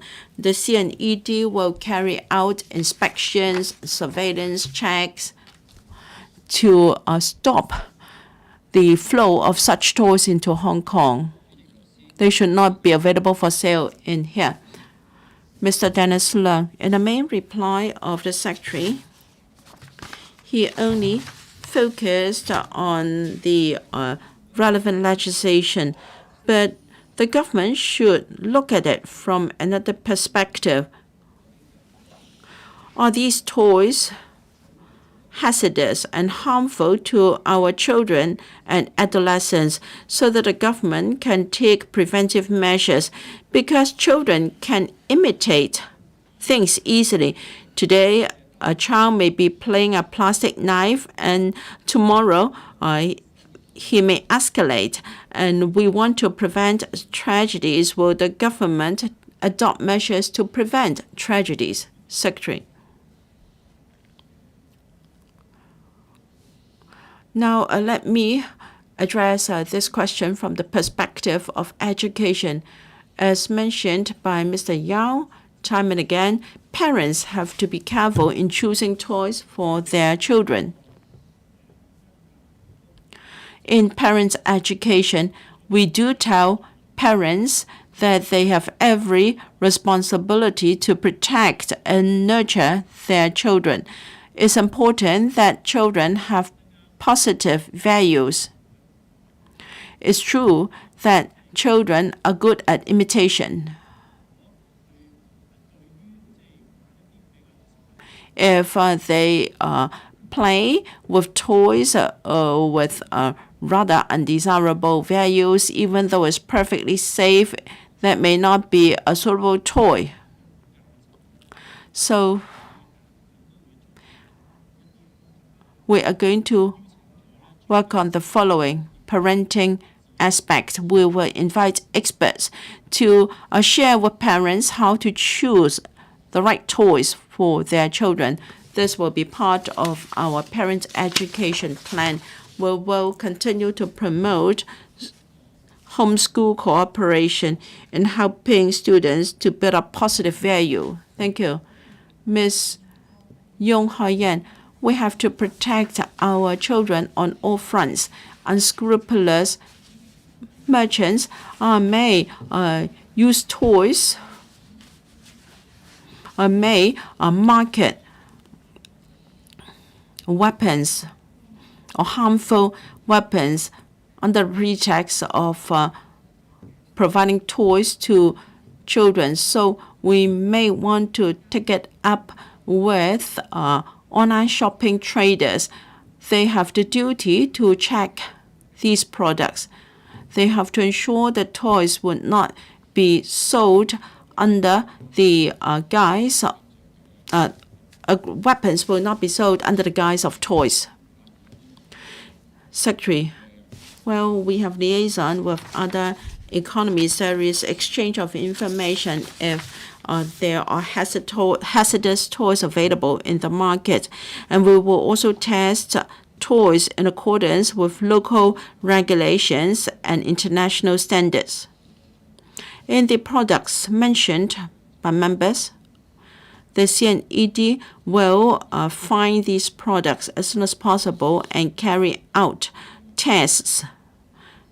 And when we have test results, we will liaise with other economies to see whether there is any regulation over such products and whether we should amend our regulation as appropriate, and whether we should appeal to the public or provide guidelines to parents and schools. Even if these toys fulfill with our safety standards, are they suitable for play by our children, whether the toys will cause harmful effect on the mind and physical safety of our children? Thank you. Question number 5, Mr. Lam San Kau. Thank you, Mr. President. The Children Proceedings Parental Responsibility Bill, or the bill, seeks to reform the law relating to responsibilities of parents for children and to provide that in determining certain questions in the children proceedings, a court must regard the best interests of a child as the paramount consideration. The government conducted a public consultation on the bill in 2015 and explained the reasons for not introducing the proposed legislation at this stage in its reply letter to the Panel on Welfare Services of this Council Council dated the 5th of July this year. In this connection, will the government inform this Council, 1. Given that, as mentioned in the aforesaid letter, the opposing views that the bill could not help divorced parents in resolving conflicts were received during the public consultation, whereas there are views that the legislative intent of the bill is to clarify parents' due responsibilities for children and to protect children's interests, which has nothing to do with helping divorced parents in resolving conflicts of the government's justifications for using the opposing views as a reason for not introducing the legislation at this stage. And 2, as there are views that, as mentioned in the letter, the panel passed motions in February 2016 and May 2017 requesting the government to postpone the introduction of the bill pending the provision of more support measures for the families concerned, whereas the letter also mentioned that the government had already implemented many support measures, indicating that the panel's concerns had been allayed of the government's justifications for still not introducing the proposed legislation at this stage. Secretary for Labour and Welfare. President, the Labour and Welfare Bureau prepared the draft Children Proceedings Parental Responsibility Bill, or the legislative proposal, in 2015 to reform and consolidate the law relating to responsibilities and rights of parents for children, provide for the appointment and powers of guardians, etc. The legislative proposal introduced a statutory list covering parental responsibility encompassing both responsibilities and rights and providing for major decisions concerning the child's upbringing to be made upon express consent of or notification to the other parent, etc. The Labour and Welfare Bureau conducted a public consultation in November 2015 on the legislative proposal. The proportion of stakeholders in support of and in opposition to the legislative proposal at the time was about the same, that is 34.5% on each side, while another 20% consider the proposal worthy of support in principle, but requested additional resources and support measures as a prerequisite. Subsequently, the Electoral Panel on Welfare Services unanimously passed 2 motions in February 2016 and May 2017 respectively, urging the government not to introduce the bill into the Electoral at that stage, pending the provision of more support measures for separated, divorcing or divorced families, including setting up of a maintenance board, assistance to single-parent families in seeking financial support, enhancement of the prevention of divorce and support to divorced families, and setting up visitation centers in various districts. Now, in consultation with the Home and Youth Affairs Bureaus, I'd like to reply to the member's question as follows. 1. According to the result of the public consultation in November 2015, the proportion of stakeholders in support of and in opposition to the proposal was about the same, that is more than 30% on each side. Those in support considered that the legislative proposal could protect children's best interests. Those in opposition considered that the proposal not only cannot help divorced parents in resolving conflicts, but might cause more family problems for families with domestic violence background.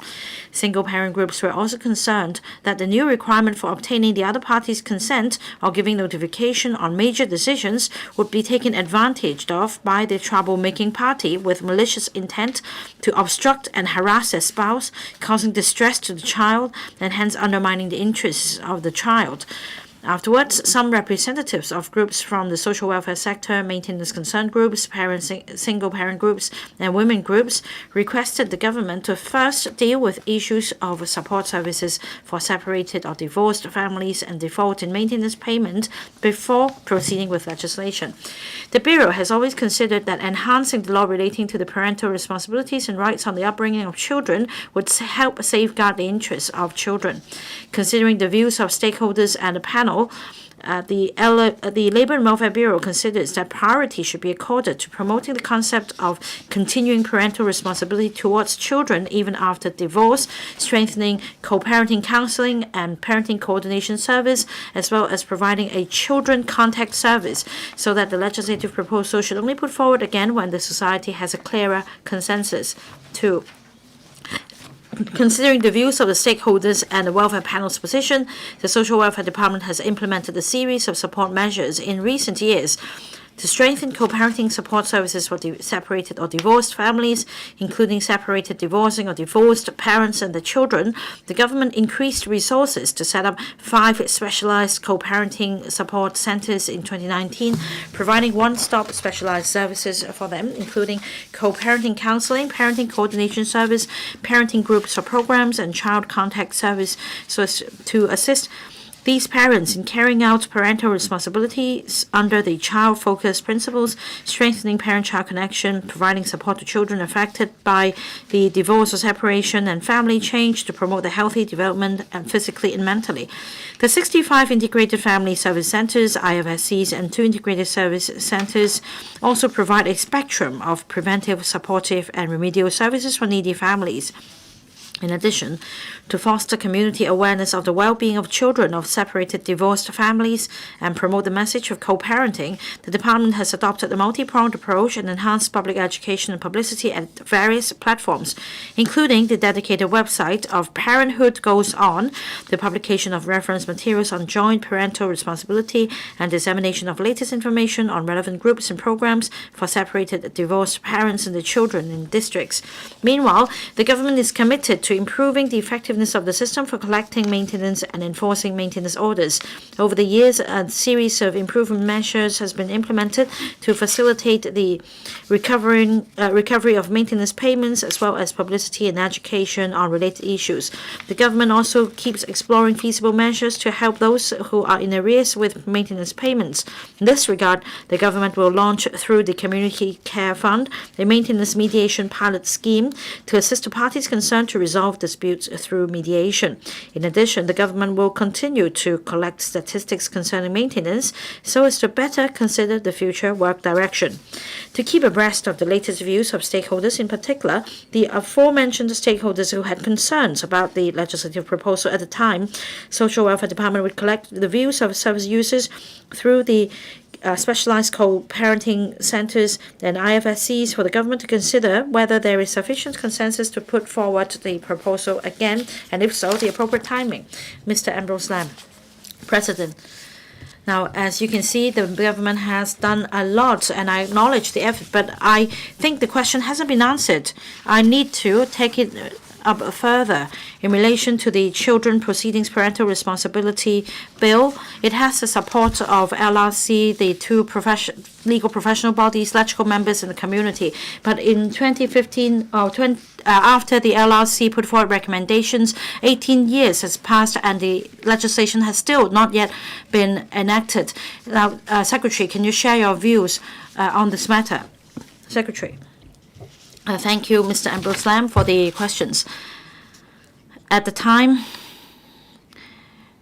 on the recommendations made by the Law Reform Commission, we drafted the Children Proceedings Parental Responsibility Bill. In 2015, during the public consultation, we received very divergent views from the community. About 1/3 were in support of the proposal. Another 1/3 staged express opposition to the legislative proposal. Now, from the government's perspective, before a consensus is reached in the community on something that affects the public extensively, we should avoid proceeding with legislation. As I said in the main reply, we have 5 specialized co-parenting support centers and also 65 integrated family service centers to help service users. The service users are mostly those who back then were opposed to the legislative proposal. So we would seek their views and see if they have changed their minds about our legislative proposal. Once we understand their views better, we will have a better basis on which we can consider proceeding with legislation, and if so, the appropriate timing. Mr. Lam and Kwong, of course, it is a natural duty for parents to take care of their children. However, the government should also enact legislation to put in place a proper framework for the benefit of the child's well-being. Now, I'd like to give you this example. I come across this case. Now, for two children born of wedlock, they have separate different mothers and fathers, and ultimately the social welfare department stepped in to be the guardians. The mother applied to be to have custody over the children, and yet it is said that the mother could not apply for legal aid because of the GMO, that is the Guardianship of Minors Ordinance. Since the other spouse is still alive. Now, the existing legislation poses a hurdle to resolving this issue. Will legislation be enacted to protect the relevant children, so that in the event of both a mother and father refusing to take care of the child, a close relative or a third party can take up this responsibility? Secretary, thank you. At this stage, the government has no intention to review the GMO, that is the Guardianship of Minors Ordinance. There are a number of requirements under the GMO. Of course, as spelled out by the court, the major principle is to have regard to the best interest of the child. Now, for the case you mentioned, it can be dealt with under Cap 213, that is Protection of Children and Adolescents Ordinance, so that statutory or legal protection can be given to the relevant child who has been abandoned. The Director of Social Welfare will be appointed as the guardian of the child. But usually, if a relative is willing to take up this responsibility, the director will delegate this authority to the close relative. Under the current framework, we strive to provide the best care for the child. Mr. Holden Chow. I understand that there is the issue of collection of maintenance payment in arrears, mentioned in your main reply. Very often, it's very cumbersome to take this issue up through legal proceedings. And very often, children of the divorcing parents bear the brunt in the process. Now, the main reply doesn't spell this out, but my question is whether you consider setting up a maintenance board so that government can step in, like what happens in other jurisdictions, to help the relevant victims of maintenance in arrears to done the maintenance payment. Under Secretary. Thank you, Mr. Chow, for the question. We fully understand that no one would want to be the victim of maintenance arrears after going through divorce proceedings. And that is why we have been reviewing the effectiveness of the maintenance system. And perhaps in the interest of time, I will skip this part as I've explained this before. Now, on the issue of maintenance, we've heard diverse views. We've also commissioned consultancy studies on divorce proceedings and maintenance payments. We are still at the stage of exploring options. The primary objective is to enhance the effectiveness of maintenance orders. Now, just for the members' information, as for way forward, we need to first of all collect sufficient data. And then we can perhaps find out how many maintenance orders have been made in a year, the number of cases of maintenance arrears, and the amounts involved. As for legislative proposals, we need to be prudent, especially when the proposal touches on limitation of rights of an individual. We need to balance that with the interests in general. And like the example you mentioned, in other jurisdictions, they run into problems as well. I think that maintenance arrears is not something unique in Hong Kong. This is a common problem faced by different jurisdictions. Now, we are not relaxing our effort. You must have read in the Chief Executive's policy address that then through the Community Care Fund, the Maintenance Mediation Pilot Scheme will be rolled out. The purpose of this pilot scheme is to save the relevant parties from lengthy court proceedings so that they can resolve disputes and save costs at the same time. Ms. Doreen Kong, thank you. In most common law jurisdictions,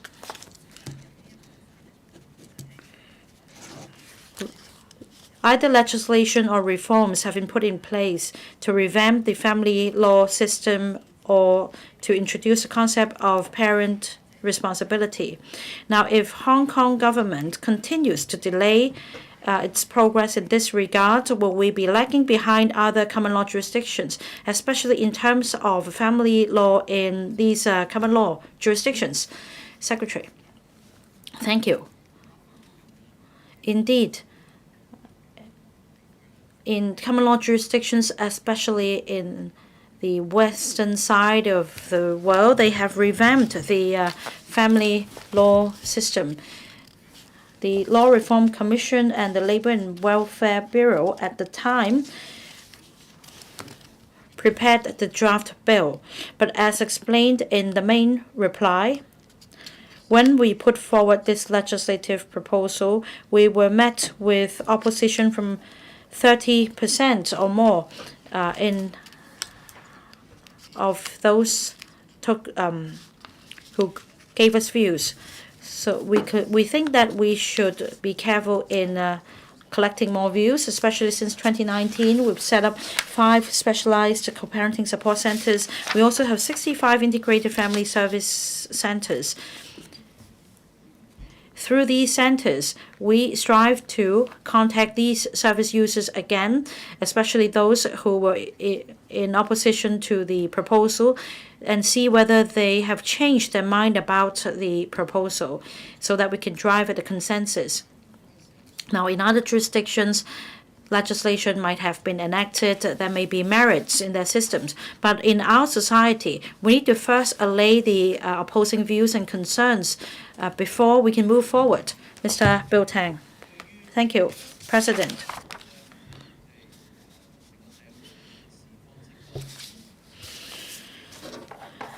On safeguarding the best interests of children, we've had a lot of discussions on this matter at the meetings of the Bills Committee on mandatory reporting on child abuse cases, which I chaired. Now, I have this suggestion for your consideration, Secretary. Since the paramount principle is to have the best interests of the child in mind, if the child is actually a teenager, age 12 to 18, or those who are actually studying in a tertiary institution, can we include the child, so-called child's will, in this list? If this child is willing to contact either parent, then can his wish be granted so that we can at least take a step forward towards meeting the frameworks in these jurisdictions? That is to include the child's wishes in the list. Secretary.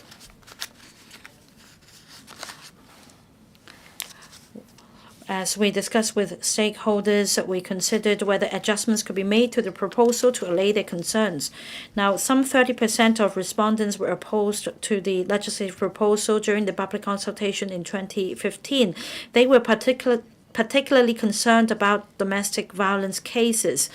Now, if the other spouse is involved, they are concerned that they might be harassed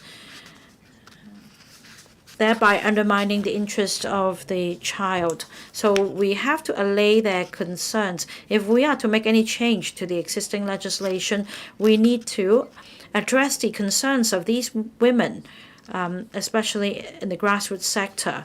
Only by addressing these concerns could we move forward. As mentioned, the Social Welfare Department will continue to collect views through the 5 specialized co-parenting support centers and the integrated family service centers. We will be contacting the relevant groups and see whether we have been able to allay their concerns and see whether we could arrive at a consensus. We need to start with the collection of views first.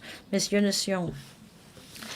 The public consultation was conducted in 2015. It's been 7 or 8 years since then.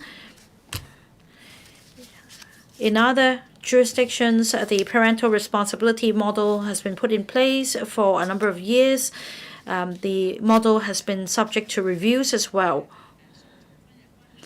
There are concerns whether this could lead to more matrimonial or family proceedings or proceedings relating to the child's welfare. So will the government publicize, for example, the welfare list as set out in the main reply, so that when you promote this bill, you tell the public that it's about a change in mindset? What has been done to change the mindset of parents over the years? Secretary. Thank you, President. I thank Ms. Yong for your questions and your suggestions. As I said, as for our way forward, we will be discussing with the relevant stakeholders through the centers. Along these lines, it's been 7 years since the last consultation exercise.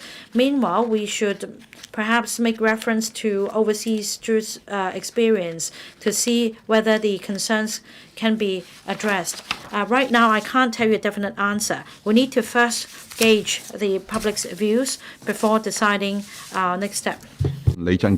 Last question seeking an oral reply. Mr. Michael Lee. Thank you, President. There are views that the middle class has all along paid large amounts of tax but enjoyed few welfare benefits, which, coupled with the high cost of living, high global interest rates, and persistently high property prices, means they pay more for supporting parents, healthcare, and children's education. This puts the middle class under immense pressure in life.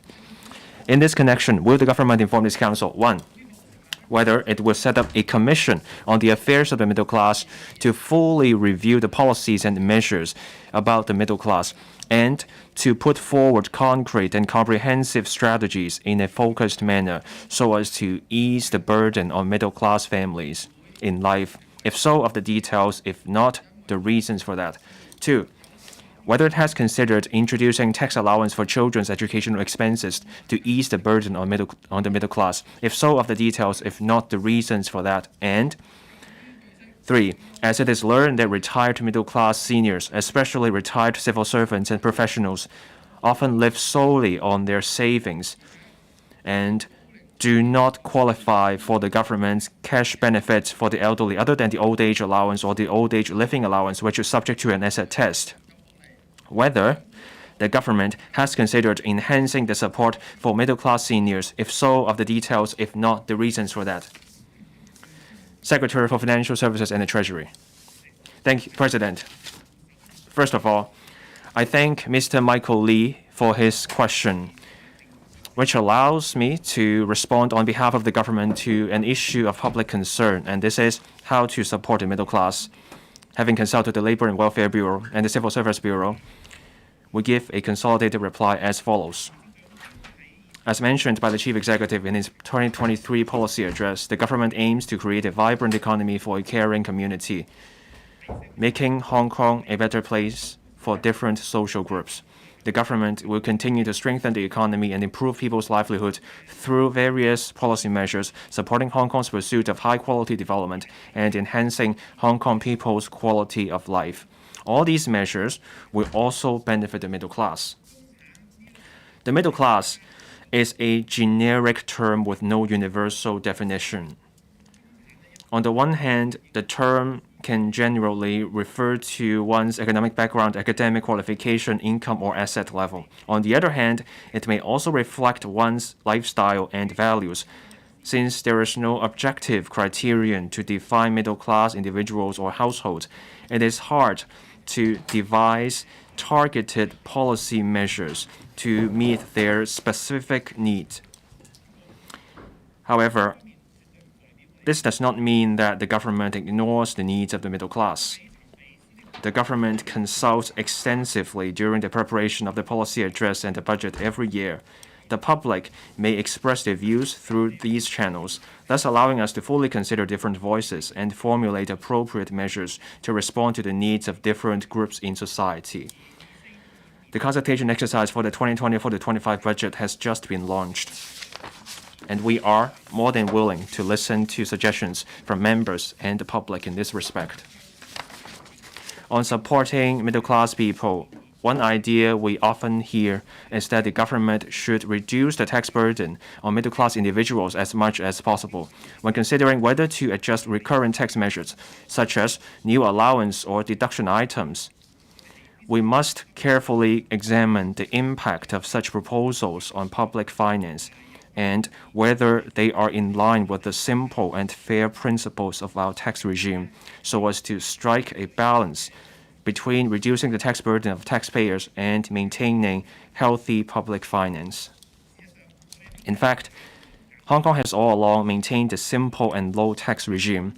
On salaries tax, the tax liability is calculated based on either the taxpayer's net chargeable income at progressive tax rate or the taxpayer's net total income at the standard tax rate of 15%, whichever is lower. In other words, our salaries tax rate is capped at only 15%. Compared to other jurisdictions, such as Singapore, with its highest individual income tax rate of 24% starting from the year of assessment 2024, and the United Kingdom with its highest individual income tax rate of 45%. Hong Kong's salaries tax rate is at a relatively low level globally. Furthermore, Hong Kong also provides generous allowances under salaries tax. In the year of assessment 2021 to 22, even before the one-off tax reduction measure took effect, the overall average effective tax rate for salaries taxpayers was only about 8%, a very light tax burden.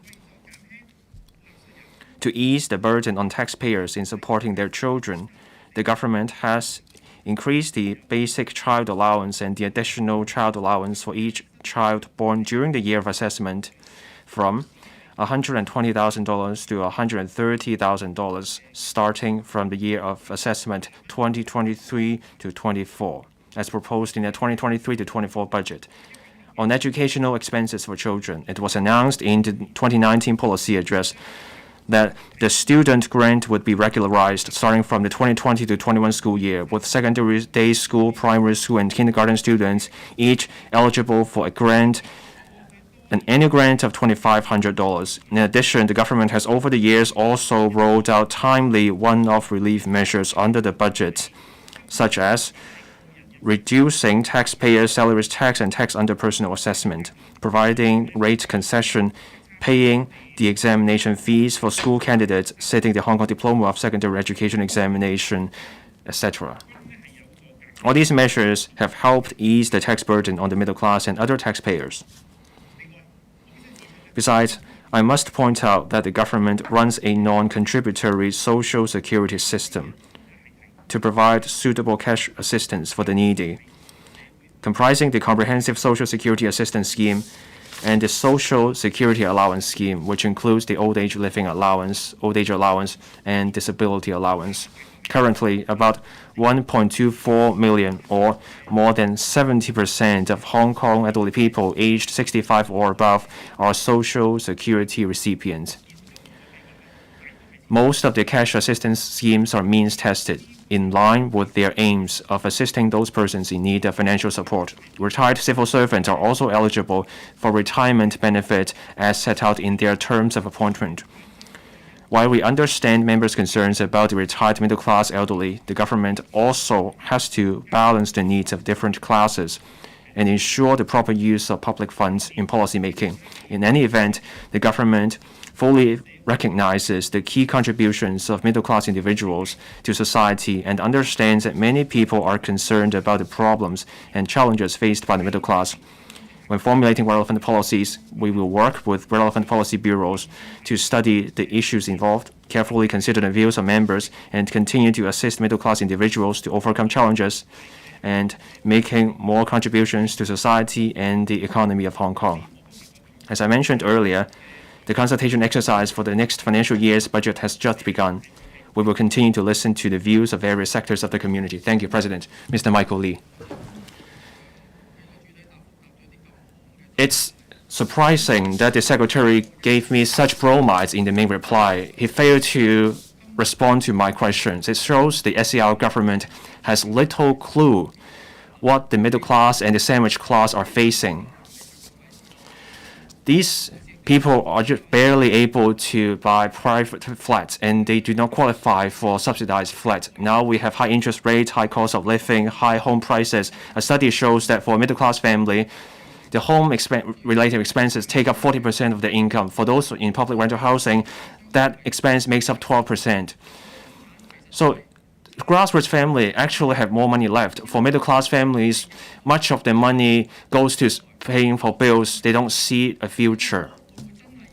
So for the government, will the government seriously consider setting up a middle-class commission to find out what it means to be in the middle class? And one of the functions of this commission is to help middle-class families save money. Secretary, I thank Mr. Lee for his question. We don't have a commission on the middle class in our portfolio, but we put substance over form.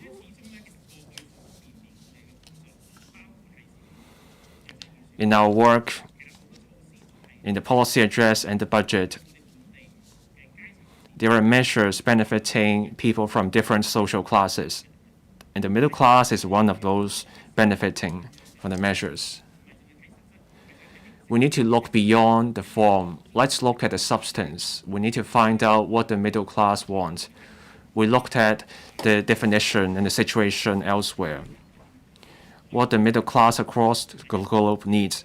They come down to several things. First, concerns about the cost of living. Second, career prospect. Third, as Mr. Lee rightly pointed out, housing issues. And fourth, personal debt. So it's about satisfaction with life. So some of that is metaphysical in nature and less about material well-being. So there are some broad concepts about the middle class, but let's come back to Hong Kong. Let's look beyond just our bureau, and let's also look at the policy bureau, the policy address, and the budget. There are measures about the concepts I mentioned. First, on cost of living concerns. As I said in my main reply, education for children matters.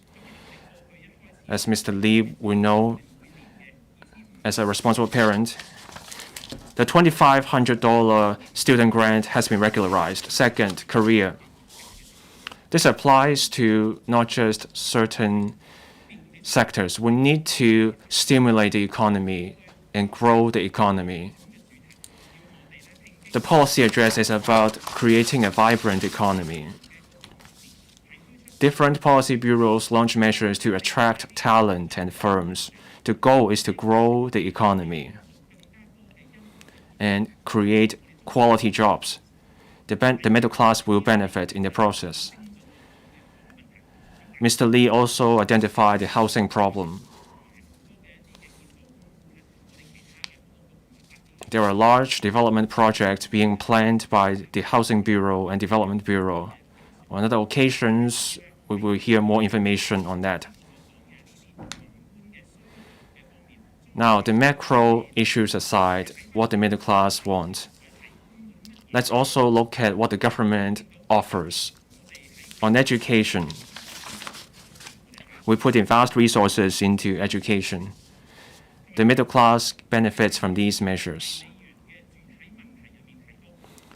Mr. Lee's question touches on retirees in the middle class, retired civil servants. We launched annuities. For seniors, there are silver bonds.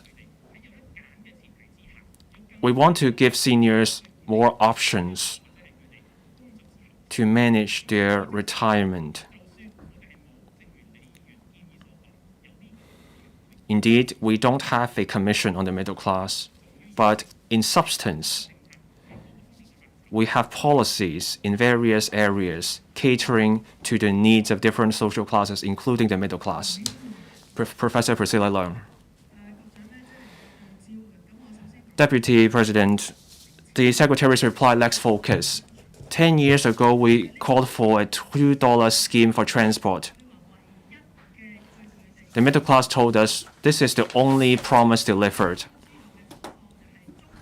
After people in the middle class retire, they no longer have anything left. People come to us for help. They claim their medical insurance once, and then the insurance is gone. They have no money left for costlier health insurance options. So here's the question. Someone in the middle class retires, they have paid taxes for their whole entire life. They get a $2 transport scheme. That's the only help available. But when it comes to medical insurance, once they lose access, can the government do more? These people don't want to add to the burden on the public healthcare system. These people may want to look for another job after retirement. Has the government looked into ways to help these people with medical insurance? Secretary. Professor Leung's question is that the middle class paid much of the tax, but after they retire, they don't get the benefit. And now let me discuss taxation.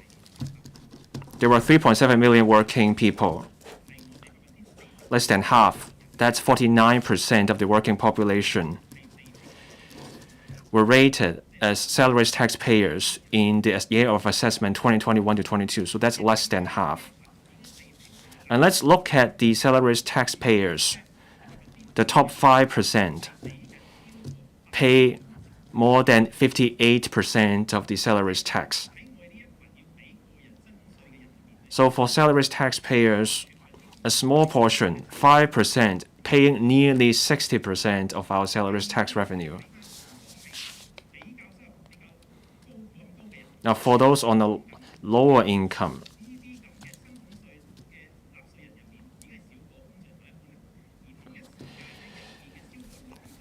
more than 20% of the salaries taxpayer pay less than $710 on average in the year of assessment 2021 to 22. So that's the macro picture. That's the salaries tax we are collecting from the population. Now, Professor Leung mentioned medical insurance. We also have measures for individuals in terms of support measures involving tax, so that people have a stronger incentive to arrange health insurance. So for salaries tax and tax under personal assessment, we have raised the tax allowance. When these people buy voluntary health insurance for themselves or for their dependents, each year for each insured person, the tax deduction is capped at $8,000 per year. That measure started in the year of assessment 2019 to 20. So along with those other measures I mentioned, there is an incentive for people to take out voluntary health insurance to manage their retirement. Professor Leung may have individual cases in mind on how people can claim on their health insurance. So this will depend on the facts of each individual case. Professor Leung, please let us know which part of your question the Secretary failed to answer. It's not about the individual case. These people have retired and they no longer have the health insurance. So can the government talk to the insurance sector about this issue? Please have a seat, Professor Leung. Secretary, please continue. We talked to the insurance authority and the insurance sector. People may be looking for certain things with the insurance products. We can talk to the member after the meeting. We're happy to look into this. Mr. Tommy Chung. Thank you, Deputy President. The Secretary touched on another area, education. We offer 15 years of free schooling. But people have to go to certain schools. For some in the middle class, they want their children to go to private kindergartens where the parents pay full fees. For private international primary and secondary schools, parents pay full fees. 15 years of schooling. Each year, the fees may be $30,000 to $40,000. The Liberal Party has been calling for this. For those in the middle class looking for better education, why not issue education vouchers? The amount is the same as the subsidy going to those subsidized schools. $30,000 or $40,000 will do. Let money follow the user instead of making parents send their children to certain schools. This gives the middle class a choice when they want their children to go to better schools. Will the government consider education vouchers? Thank you. I note Mr. Chung's point.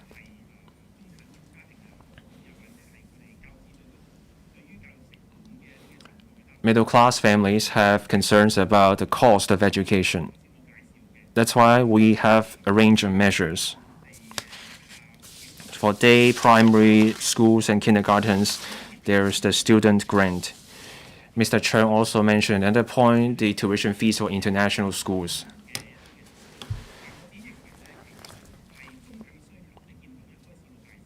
As I said earlier, the middle class wants a range of things. The recent policy address proposes measures to encourage childbearing. At different stages in life, the government tries to offer subsidies or financial support. Families want support in various forms. We keep listening to people's views. We also look at areas where we can intervene, and that includes the student grant. We know the comments. The next step, as I just said, is that we have just started the consultation for the upcoming budget, and we will be happy to listen to views. Many members wish to speak on this item, but that's all the time we have for, so please follow up on this issue on other occasions. Government bills, first reading. Telecommunications Amendment Bill. Inland Revenue Amendment Tax Deductions for Spectrum Utilization Fees Bill 2023. Advanced Decision on Life-Sustaining Treatment Bill. Second reading. Secretary for Commerce and Economic Development. President, I move the second reading of the Telecommunications Amendment Bill 2023. Hong Kong proudly entered the fifth generation 5G mobile communications era in April 2020. Our 5G coverage now reaches 90% of our population.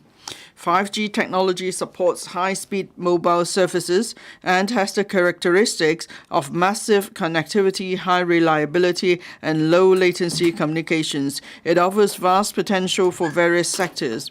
Given the nature of 5G, mobile network operators, MNOs, need to install more mobile communications facilities, MCFs, to build a more comprehensive communications network. The bill seeks to implement the measures announced in the 2022 policy address to promote 5G development. By amending the Telecommunications Ordinance, TO Cap 106, the bill seeks to provide legal backing for the Communications Authority, CA, to authorize MNOs to enter the reserved space in specified new buildings for installing and maintaining MCFs. MNOs previously mentioned that they faced many obstacles in installing MCFs on private land or in private buildings. There is also a lack of space in existing buildings for the installation of MCFs.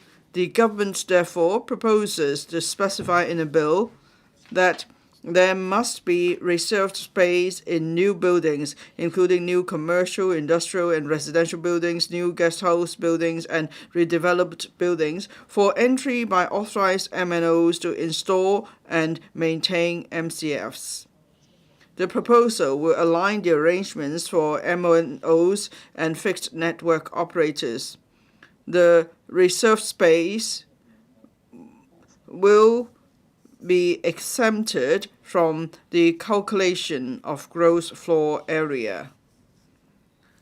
To implement the proposal, in addition to amending the TO, CA will publish a code of practice to list out the minimum standards and requirements of the infrastructure for the installation of MCFs in new buildings, mobile COP. Detailed information and guidelines will also be provided to MNOs, to building developers, professionals in the construction industry, and so on. Relevant government departments, such as the Buildings Department and the Lands Department, will revise various administrative guidelines, codes of practice, and practice notes in line with the mobile COP to be published by CA. We will make sure that there is reserved space in new buildings for the installation of MCFs. We will also impose the same requirements in new government buildings and public housing estates. In formulating the proposals, we have fully consulted the key stakeholders, including the telecommunications sector, developers, professional bodies, and so on. We also consulted the LESCO panel on Information Technology and Broadcasting on the 20th of March this year on the proposal. The proposed amendments in the bill are generally supported by the trades and members of this council. Apart from the above amendments, we are also taking the opportunity to take forward the adaptation of laws exercised by amending the TO and a related regulation to bring them into conformity with the Basic Law and with the status of Hong Kong as a special administrative region of the People's Republic of China. The proposed amendments mainly involve changes to phraseology and wordings. There are no substantive changes to the provisions. President, the mobile communications network has become a basic necessity and is fundamental to further innovation and technological development. We believe the bill plays a crucial role in the expansion of our mobile communications network, including 5G network coverage, as well as the development of Hong Kong into a smart city. We will fully support the work of the Council in scrutinizing the bill. We hope that with member support, the bill will be passed by the Council as early as possible. I so submit. Thank you, President. I now propose the question to you that the aforesaid bill be read the second time. In accordance with the rules of procedure, the second reading debate is adjourned and the bill is referred to the House Committee. Secretary for Commerce and Economic Development. President, I move the second reading of the Inland Revenue Amendment Tax Deductions for Spectrum Utilization Fees Bill 2023. The bill aims to implement the recommendations of the 2023-2024 budget by amending the Inland Revenue Ordinance, Chapter 112, to provide for tax deductions for capital expenditures incurred as spectrum utilization fees to be paid by future assignees in respect of the radio spectrum. This is intended to incentivize mobile network operators to invest more actively in telecommunications infrastructure, providing better communication services to businesses and citizens, and further promoting the development of mobile communication services in Hong Kong. Specifically, the bill proposes that mobile network operators will be eligible for full tax deductions for spectrum utilization fees paid for the radio spectrum they acquire in the future. These deductions will be implemented in installments during the spectrum allocation period, which is typically 15 years. It's important to note that this proposal does not have retrospective effect and only applies to spectrum utilization fees generated from auctions conducted on or after the effective date of the bill. In other words, all spectrum utilization fees generated from previous auctions, whether paid or unpaid, will not be affected and will not be eligible for tax deductions. The telecommunications industry, especially mobile network operators, widely welcome this tax deduction measure. We also provided an overview of the proposal to the members of the Electrical Panel on Information Technology and Broadcasting at a meeting on October 9th. Members generally expressed support for the proposal. This measure not only encourages mobile network operators to further invest in mobile communication services, but also facilitates the further development of high-end and innovative technologies in Hong Kong. It also enables Hong Kong citizens to enjoy better communication and technological facilities and services. Madam Deputy, in order to expedite the tax deduction for mobile network operators, we propose that the bill be gazetted and come into effect immediately after its passage into the Legco. We will fully cooperate with the legislative process and hope to receive the support of all members of the Council to facilitate the swift passage of the bill. I so submit. Thank you. I now propose a question to you that the aforesaid bill be read the second time. In accordance with the rules of procedure, the second reading debate is adjourned and the bill is referred to the House Committee. Secretary for Health.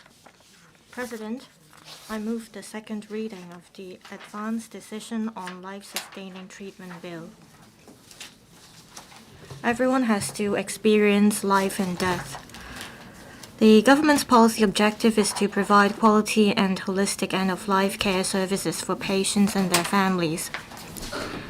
Advanced medical directives give terminally ill patients the choice of dying in place, and it enhances the quality of life of terminally ill patients.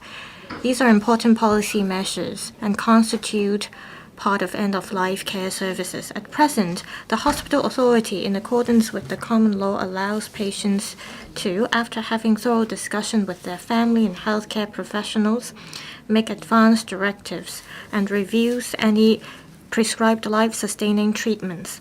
As there is currently no legislation or case law in Hong Kong specifying the legal status of an advance directive, it creates uncertainty for the person making the directive as well as for the profession, thus preventing the practice from being widely adopted in the community. There are calls from the community for facilitation of dying in place. Under the current coroner's ordinance and the births and deaths registration ordinance, dying in place is not a reportable death to the coroner's court if certain conditions are met. However, the relevant provisions are not applicable to residential care homes for persons with disabilities, that is RCHDs, and residential care homes for elderly persons, or RCHEs, which are not nursing homes. All deaths in RCHDs, including natural deaths, have to be reported to the coroner's court, which may involve procedures such as police investigations, inquests, autopsies, and so on. And this may make RCHDs and patient families unwilling to let the patients pass away in RCHDs. In 2019, the government conducted a public consultation on end-of-life care and published a report in 2020, which indicated that there was extensive support for the government's proposed legislative exercise. In order to implement the legislative proposals on advance directives and dying in place as set out in the report, we consulted the Panel on Health Services of the Legislative Council this May and obtained the panel's support to formally introduce the bill and the relevant legislative amendments into LegCo. The following is our legislative intent. 1. To codify the existing common law requirements relating to advanced medical directives and provide relevant legal safeguards. 2. To provide protection to people offering medical treatment and rescuers, including lay rescuers, in respect of compliance with advanced directives for medical treatment, and do not attempt cardiopulmonary resuscitation orders. 3. Amending the Fire Services Ordinance Cap 95 and the Mental Health Ordinance Cap 136 to remove the legal obstacles encountered by emergency rescuers in complying with advanced directives. And 4. Amending the relevant provisions in the Coroner's Ordinance Cap 504 and the Births and Deaths Registration Ordinance Cap 174 so as to facilitate the choice of dying in place for terminally ill persons residing in residential care homes. The bill consists of two major parts, one concerning advanced medical directives and another concerning do not attempt CPR orders. An advance directive is usually a statement in writing to enable a person who is mentally capable of making a decision to specify the life-sustaining treatment to be refused if the person becomes incapable of making the decision. To facilitate the implementation of advance directives outside the hospital setting, medical practitioners may issue do not attempt CPR orders to advance directive makers who gave an instruction of refusing in their directives, or who gave an instruction of refusing CPR in their directives. I must stress that advanced medical directives and euthanasia are two distinct concepts. Instructions that have effects in advanced medical directives allow for withdrawing or withholding life-sustaining treatment to terminally ill patients in specified situations. However, advanced medical directives makers cannot refuse basic and palliative care or request the administration or prescription of a substance to end their life through advance directives. In respect of advanced medical directives, we will adopt the principle of cautious making easy revoking.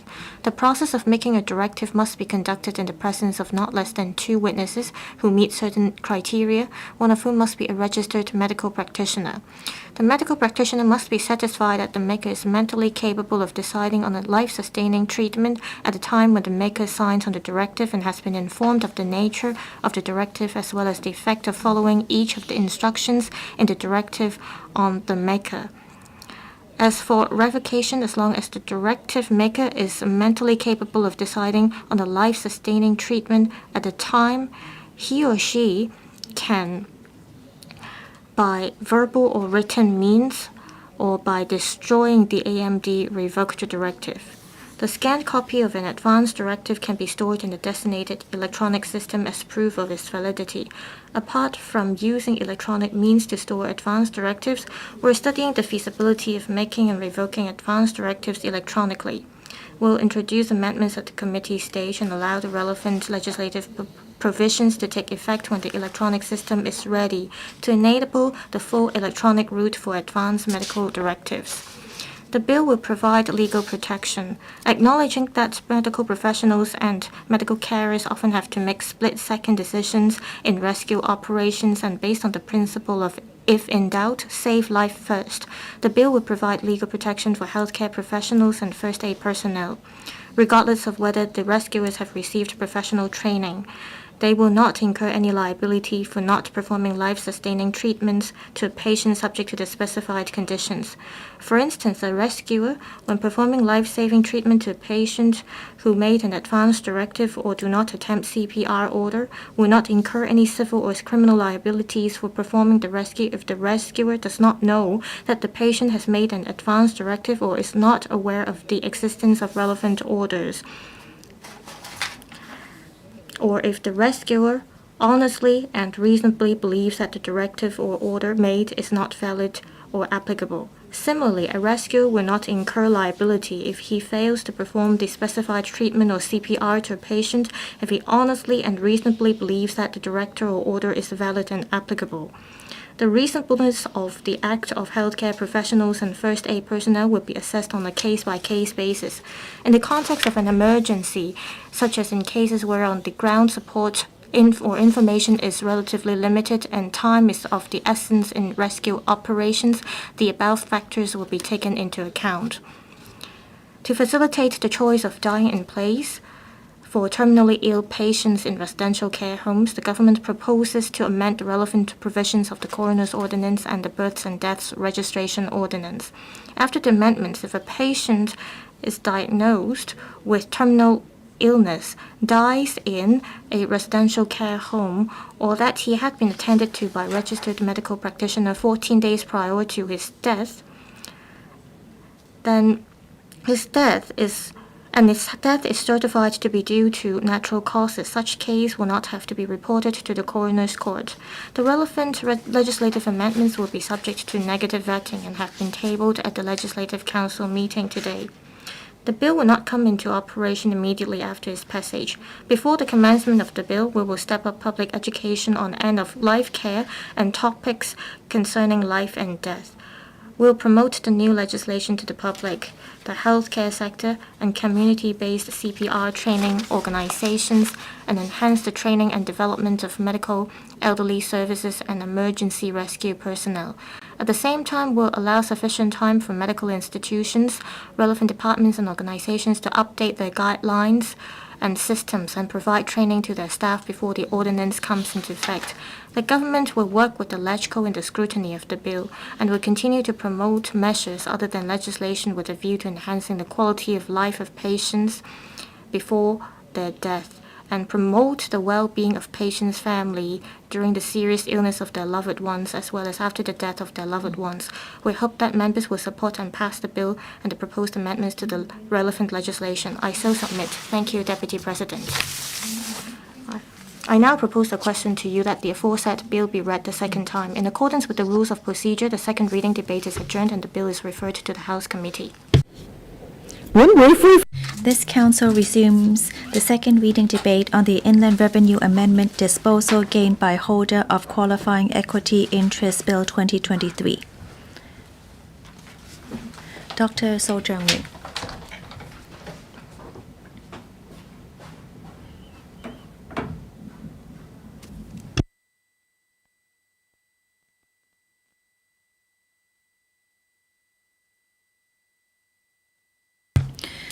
Madam Deputy, Hong Kong as an international financial center has always been known as a simple tax and low tax as its appeal.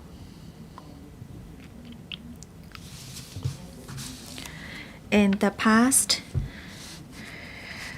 the ILD adopts the badges of trade approach to decide whether the gains are determined to be capital in nature or revenue in nature.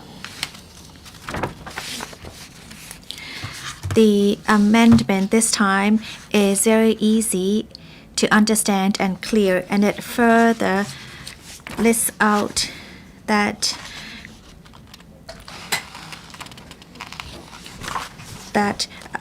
for a that investor entity that holds the equity interest through a continuous period of 24 months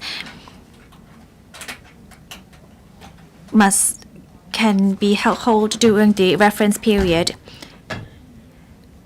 and it can actually reduce the investment risk of investors. So I am in support of the amendment.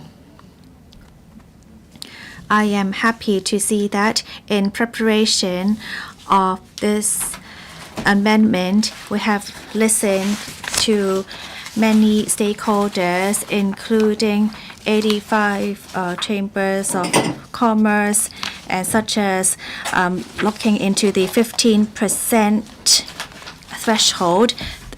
that it can be seen as an aggregated interest and can also be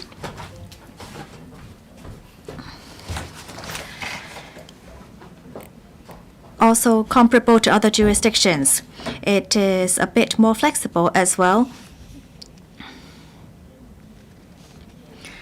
This is actually a tax certainty enhancement scheme, and it can provide the highest certainty for investors.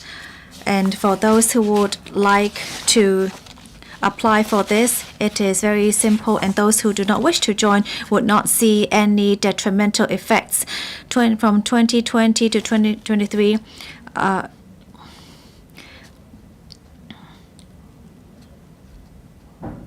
there's actually a 4.8% reduction from past years, and stamp duty only account for 67%. According to assessment, this amendment will only have a very mild effect on tax income, but it can attract more investors, and this can actually bring in more tax income from other means. Therefore, I believe that with this amendment, Hong Kong, when compared to other jurisdictions, will be more competitive, and this can actually enhance the attractiveness of Hong Kong being an international financial center, and it can also attract other investors to bring in their investments into Hong Kong. It can also create more job opportunities. When this comes into effect, it can also be complementary to new schemes to convenient foreign listed companies to move to Hong Kong, so that Hong Kong will be enhanced in its position as an investment center. When this amendment comes into effect, we should make this or raise awareness in the public and our investors, so that everyone will understand about the tax appeal in Hong Kong, and so that Hong Kong will continue to attract more entities to be headquartered in Hong Kong with this advantage. I so submit. Thank you. Mr. Rock Chen. Madam Deputy, I speak in support of the Inland Revenue Amendment Disposal Gain by Holder of Qualifying Equity Interest Bill 2023. This bill will introduce a tax certainty enhancement scheme. As long as the gains are determined to be capital in nature, then they will actually be subject to a tax reduction instead of having to go through the badges of trade approach. Before, the IRD will need to go through the badges of trade approach, where considerations are given to the relevant facts of the case, so it may be uncertain. But now, with this amendment, as long as the equity interests have been held for a continuous period of 24 months immediately before the capital of disposal, that would be seen as having not need to pay the tax. Hong Kong has a simple tax regime, and it is very attractive to investment activities. It is actually a place where investors like to come in. And with this amendment, with a tax enhancement scheme, it can actually help investor entities to dispose of their qualifying equity interests in a easier manner. In the policy address of this year, the chief executive also mentioned that there would be an enhancement scheme. Compared to other jurisdictions, this tax certainty enhancement scheme will have a competitive advantage. First of all, our scheme includes many different entities, and entities could be in partnership or in trust as long as they are a legal person and not including a natural person, then they can benefit from the scheme, and there is no resident or listing requirement on the investor entity. And these also include a partnership and a trust. The threshold is quite low as long as the equity interest having been held throughout the reference period amount to at least 15% of the total equity interest, then they would reach this threshold. And so this can actually bring more tax certainty. I'm sure that this amendment will actually help reduce tax risk on the side of investor entities and can actually enhance the tax competitiveness of Hong Kong. And through the disposal of capital gains, then more entities would choose to come into Hong Kong, and foreign listed companies might, with this new scheme, consider moving their entities into Hong Kong. This can attract both mainland and foreign entities to set up their quarters in Hong Kong, and we may even attract innovative and technology companies into Hong Kong, and this can once again enhance our position as an international financial center. I so submit. Mr. Edmund Wong, Deputy President. OECD and the European Union has been combating tax evasions, and BEPS 2.0 was rolled out. A blacklist concerning tax evaders have also been set up. Hong Kong is an international financial center in Asia. To roll out tax reforms, this year and last year, we reformed the FFIE and we finished the relative legislative exercises. Hong Kong has a simple and competitive tax system. In order to retain such tax system as well as the competitiveness of the city, the SAR government must roll out reforms. The SAR government proposes the Inland Revenue Amendment Disposal Gain by Holder of Qualifying Equity Interest Bill 2023.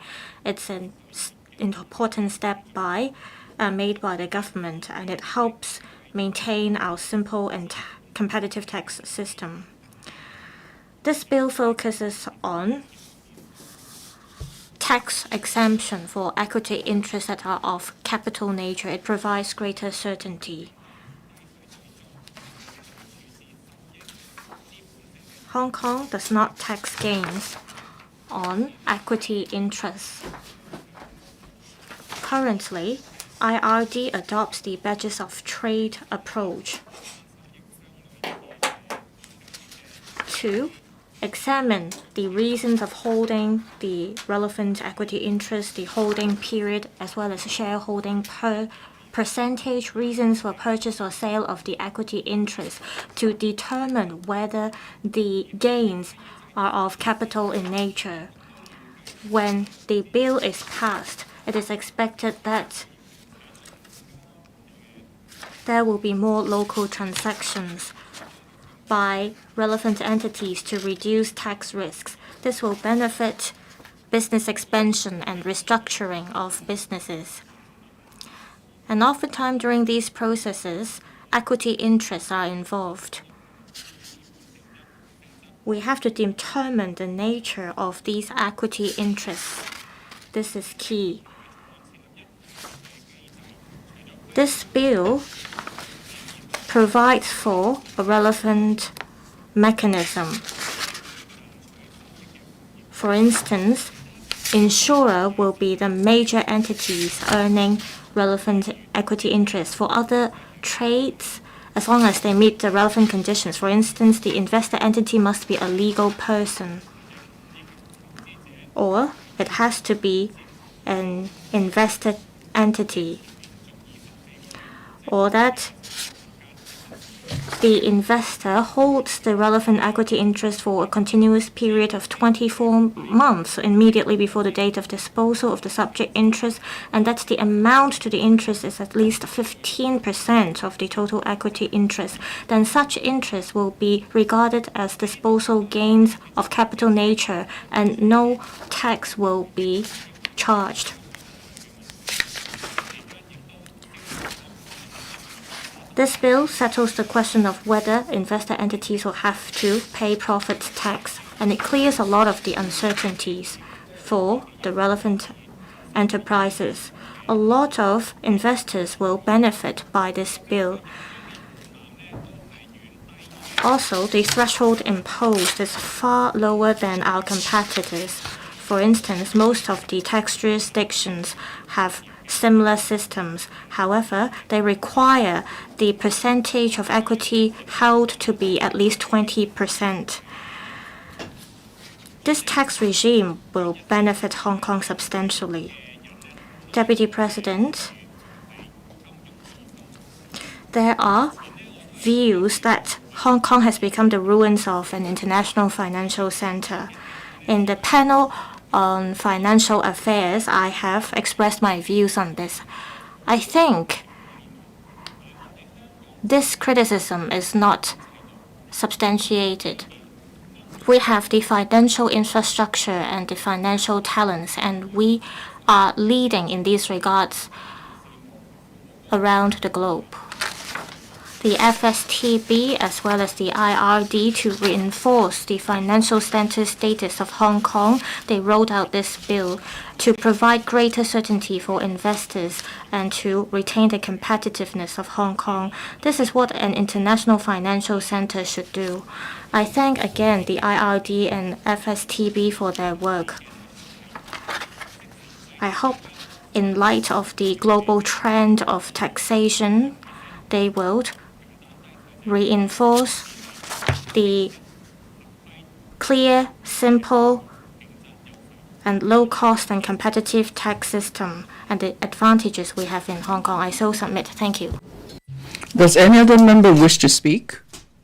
If not, I now call upon the Secretary for Financial Services and the Treasury to reply. Then the debate will come to a close. Secretary. President, the Inland Revenue Amendment Disposal Cane for a holder of Qualifying Equity Interest Bill 2023 received its first and second readings at the Council meeting of the 1st of November this year. I'm grateful to the three members who just spoke in support of the bill. Definitely, we are duty bound to try to promote economic development. As I mentioned during the second reading of the bill seeks to introduce a tax certainty enhancement scheme on onshore gains on disposal of equity interests that are of capital nature. If the relevant gains meet the specified criteria under the scheme, there is no need to go through the badges of trade analysis, and non-taxation of the gains is certain. The merit of the scheme is that it speeds up tax determination, as the time needed to process applications under the scheme is shorter than that for conducting badges of trade analysis. The documentation required is also less. This will lower the tax risk and compliance costs of enterprises and provide a more conducive environment to investment and commercial activities. The scheme will also facilitate business expansion and restructuring and enhance the attractiveness of Hong Kong as a premier international investment and business hub. In formulating the scheme, we uphold the following four principles to ensure the competitiveness of our scheme. A, the scheme will benefit a wide range of investors. B, the scheme will cover different forms of equity interest. 3, the scheme will not undermine the simplicity of our tax system, and 4, the scheme will minimize the risk of abuse to safeguard our tax revenue. Compared to other tax jurisdictions, our scheme is more competitive.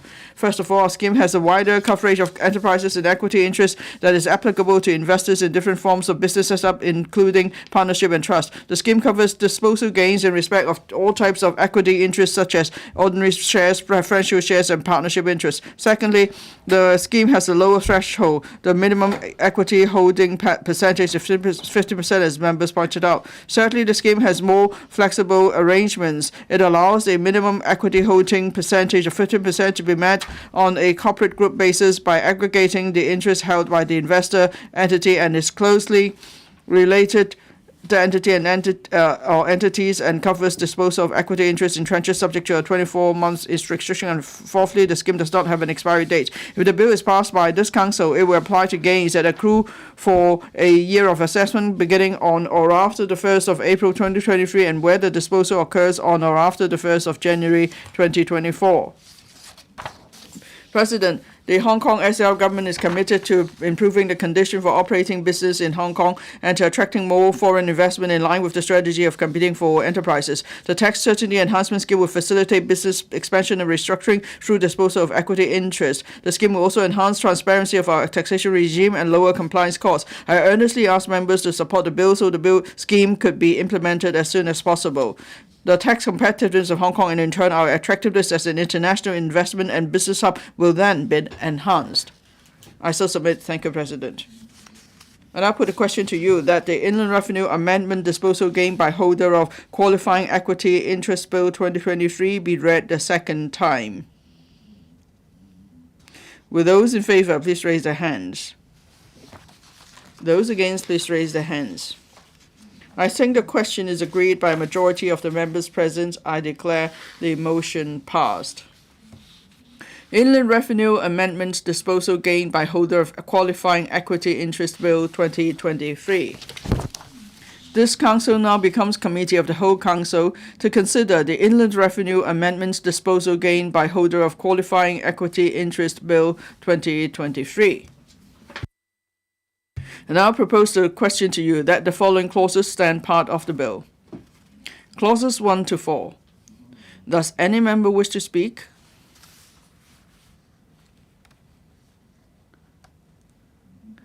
Mr. Chen Kin Po.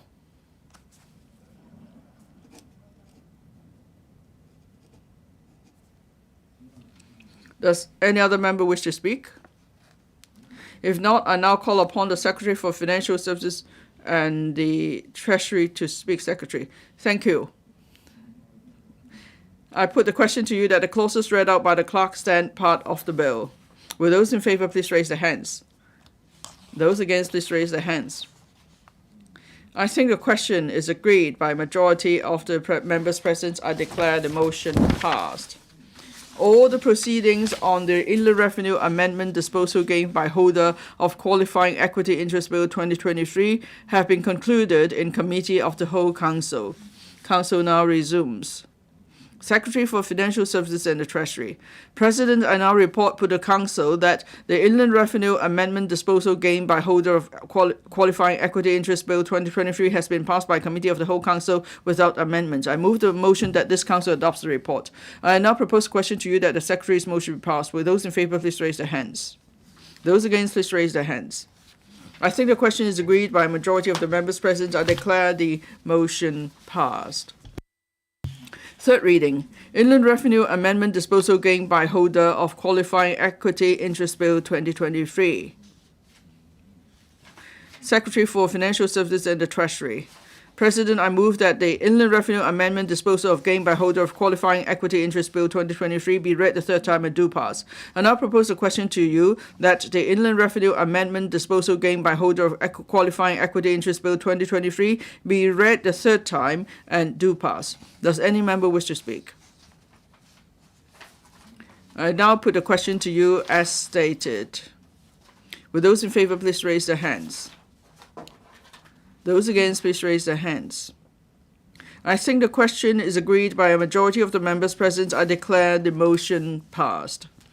Inland Revenue Amendment Disposal Gain by Holder of Qualifying Equity Interest Bill 2023. 無立法效力嘅 Members, motion with no legislative effect. Your Honorable Paul Zia will move a motion on initiating the development of a strong maritime port strategy. The Honorable Yim Kong will move an amendment to the motion. This council will proceed to a joint debate on the motion and the amendment. Later, I will first call upon Mr. Paul Zia to speak and move the motion. Then I will call upon Mr. Yim Kong to speak, but he may not move the amendment at this stage. The joint debate now begins. Members who wish to speak, please press the request to speak button. I now call upon the Honorable Paul Zia to speak and move the motion. President, I move the motion to hope to try to think of new development plans for Hong Kong. I'd like to bring out a few points here today. First of all, to persuade the authority to try to move Cap 412 of our maritime ordinance to ensure that Hong Kong will be able to have actually a deep sea home port, and also to bring in ocean technology and to attract talents to come into Hong Kong. And of course, that is involved with the Office of Attracting Enterprises and Talents, and also other enterprises. So what do you mean by a maritime port? Well, we have talked about Hong Kong's competitive edge for many years, and Hong Kong is actually a path that must be passed through the south side of China. Well, 182 years ago, England has already had their eye on Hong Kong, and Hong Kong became a very important port, or an entree port. Well, due to the colonial times, we became even more important, and after the handover, we became a very important port and also a place for port registration, and we were able to keep our identity as a maritime port. Many of the provinces on the mainland also have been working very hard to strengthen their marine position, working on research. Well, at the 20th NPC, as Mr. Yim Kong said, that there must be plans to develop the marine economy, protect the marine ecological environment, and step up efforts to build China into a strong maritime country. And I will talk more about this later. Basically, well, other than being a strong port with a strong geographical location, many of our R&D ships, we know that there are about over 100 from the US, 80 from the mainland, and we now have more and more research ships. When they come over to this side, they need to refuel, and usually they would do that in Hong Kong. There is already such a need for many years. How can we strengthen our position? My view is that we must set up a home port. Even if we do nothing, we could just attract our R&D or liners to come into Hong Kong. Well, under the one country, two systems principle, we have been quite strong in arbitration, especially in Southeast Asia. Now to my main point. Many ocean liners or vessels actually choose to register in Hong Kong. All along, Hong Kong has a tradition and a mechanism in vessel registration. Since 1999, we have set out a quality control mechanism, and we are well known in the world for that. As Hong Kong people are very hardworking, we basically provide 24/7 registration, and registration can be completed within 2 hours. In the UK, it takes 7 days, and so we really do have an advantage. We hope to maintain our advantage not only in terms of speed, but also in quality. Maybe Mr. Chan Kin-po wanted to talk about this as well when he pressed the button to speak earlier on. And due to our advantage in vessel registration, we also have an advantage in bank loans. Our registration fee for under 500 tons is 3,215, and for under 100 tons is around 1,500 per year. And for the highest, over 24,000 tons, we're only talking about 77,500. So we're actually much better than other countries. We have already surpassed Japan, the Netherlands, and Sweden and Greece and even Korea. But in registration, we only rank 7th because of the fees and that it's not as speedy as in Hong Kong. I observed that currently some vessel registration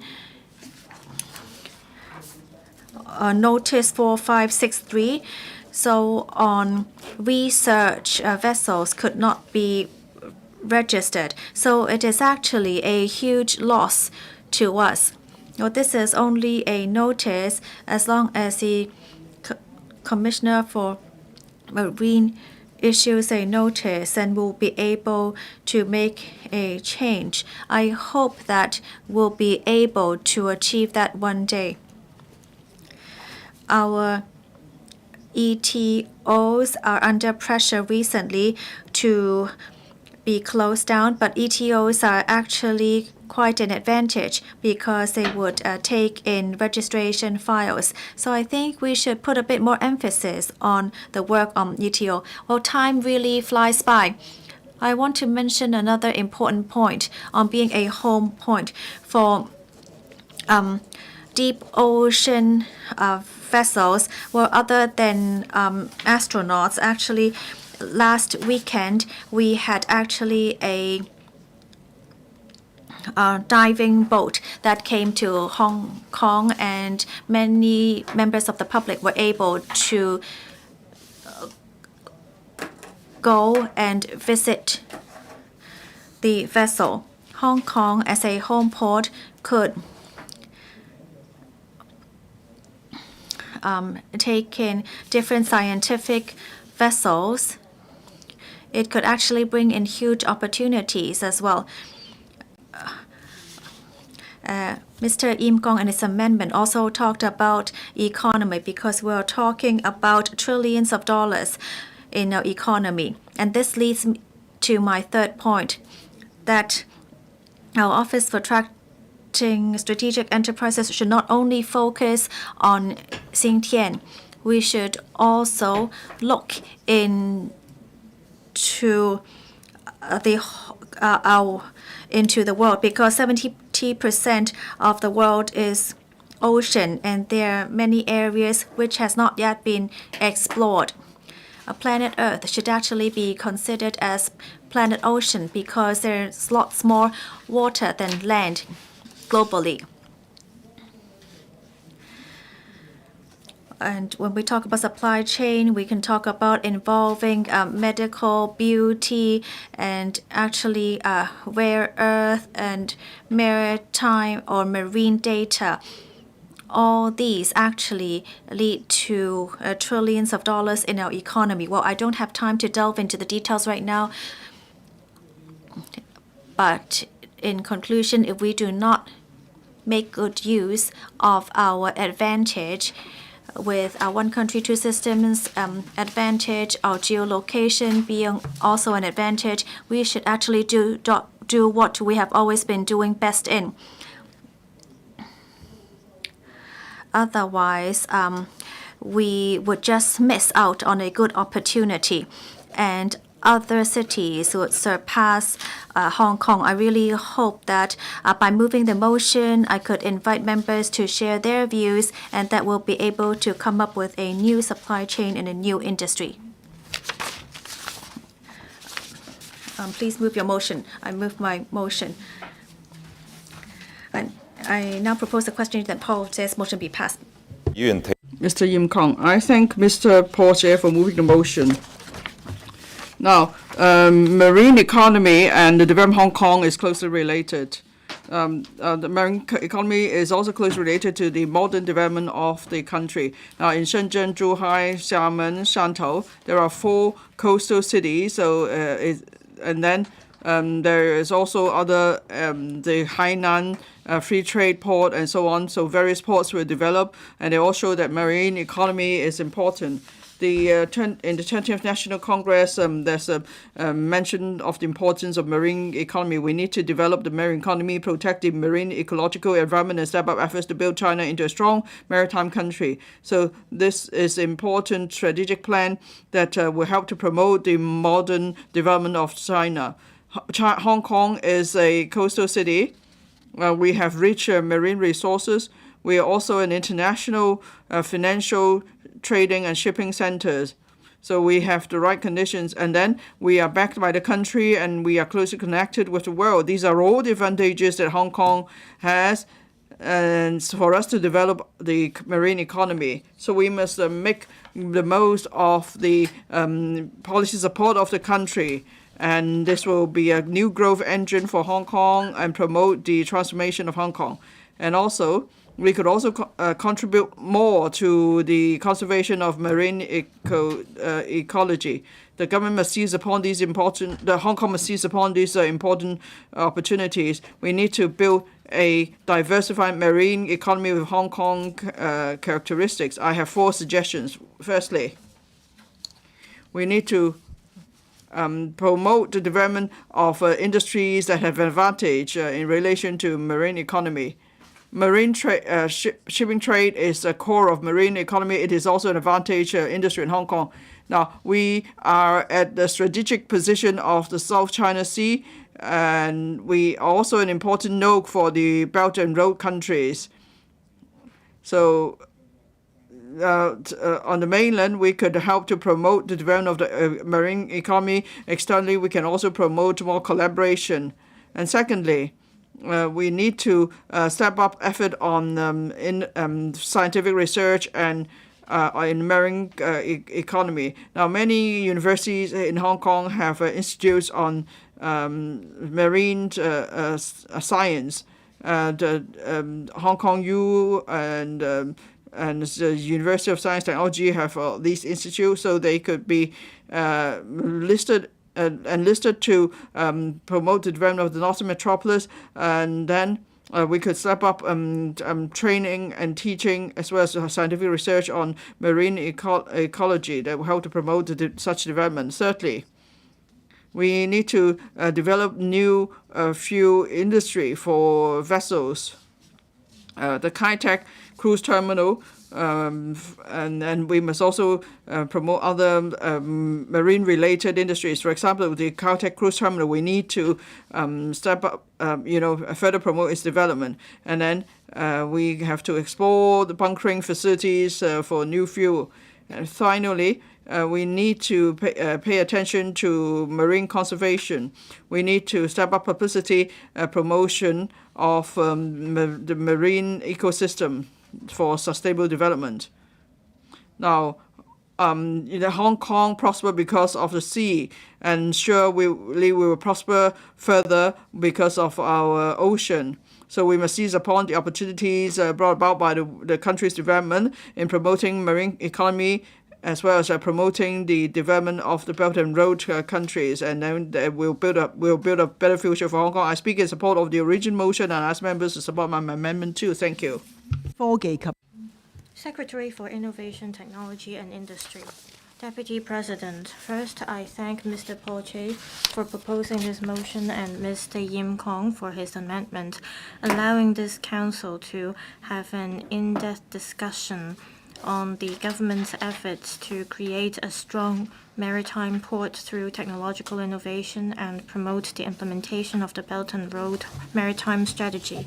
I've consolidated the information provided by the Environment and Ecology Bureau, the Transport and Logistics Bureau, the Culture, Sports and Tourism Bureau, as well as the Commerce and Economic Development Bureau. I'd like to give a brief account of the relevant work of the government in relation to this motion. The 14th Five-Year Plan has laid down the objectives of developing an innovative country and a science and technology powerhouse. It also proposes to proactively expand the marine economy, adhere to the principle of coordination between the land and the sea, harmony between people and the sea, and win-win cooperation, as well as collaborate to promote the protection of the marine ecology, development of the marine economy, and safeguarding the rights and interests of the sea, to speed up the building of a strong marine country. Our country has been stressing that nature is the basic condition for human survival and development, and that development must be planned on the basis of harmony between nature and humankind. The Belt and Road Initiative is an important development strategy of the country. At the third Belt and Road Forum for International Cooperation held in Beijing in October, President Xi Jinping announced that our country would support the high-quality development of the Belt and Road through 8 initiatives, one of which is the promotion of technological innovation. Hong Kong will continue to be the superconnector and will utilize the strengths to become a super value adder for the next phase of China's Belt and Road development. Maritime trade is an important part of the marine economy. As an international shipping center, Hong Kong has sea cargo trade with about 90 out of the 150 countries along the Belt and Road, and our port is conducive to enhancing trade with the countries along the Belt and Road. There are over 1,100 ports and shipping companies in Hong Kong, providing a wide range of high value-added maritime services, including port services, shipping agency and management, shipping brokerage, marine insurance, maritime law and arbitration, etc. Hong Kong can capitalize on its strengths in maritime transport services to provide quality services for the development of maritime transport in the countries along the Belt and Road, thereby helping our country to promote the building of the 21st century maritime Silk Road. At the same time, Hong Kong is committed to promoting the development of a green port, attracting more long-haul vessels to berth in Hong Kong to refuel with green energy, and encouraging the industry to adopt more sustainable shipping practices.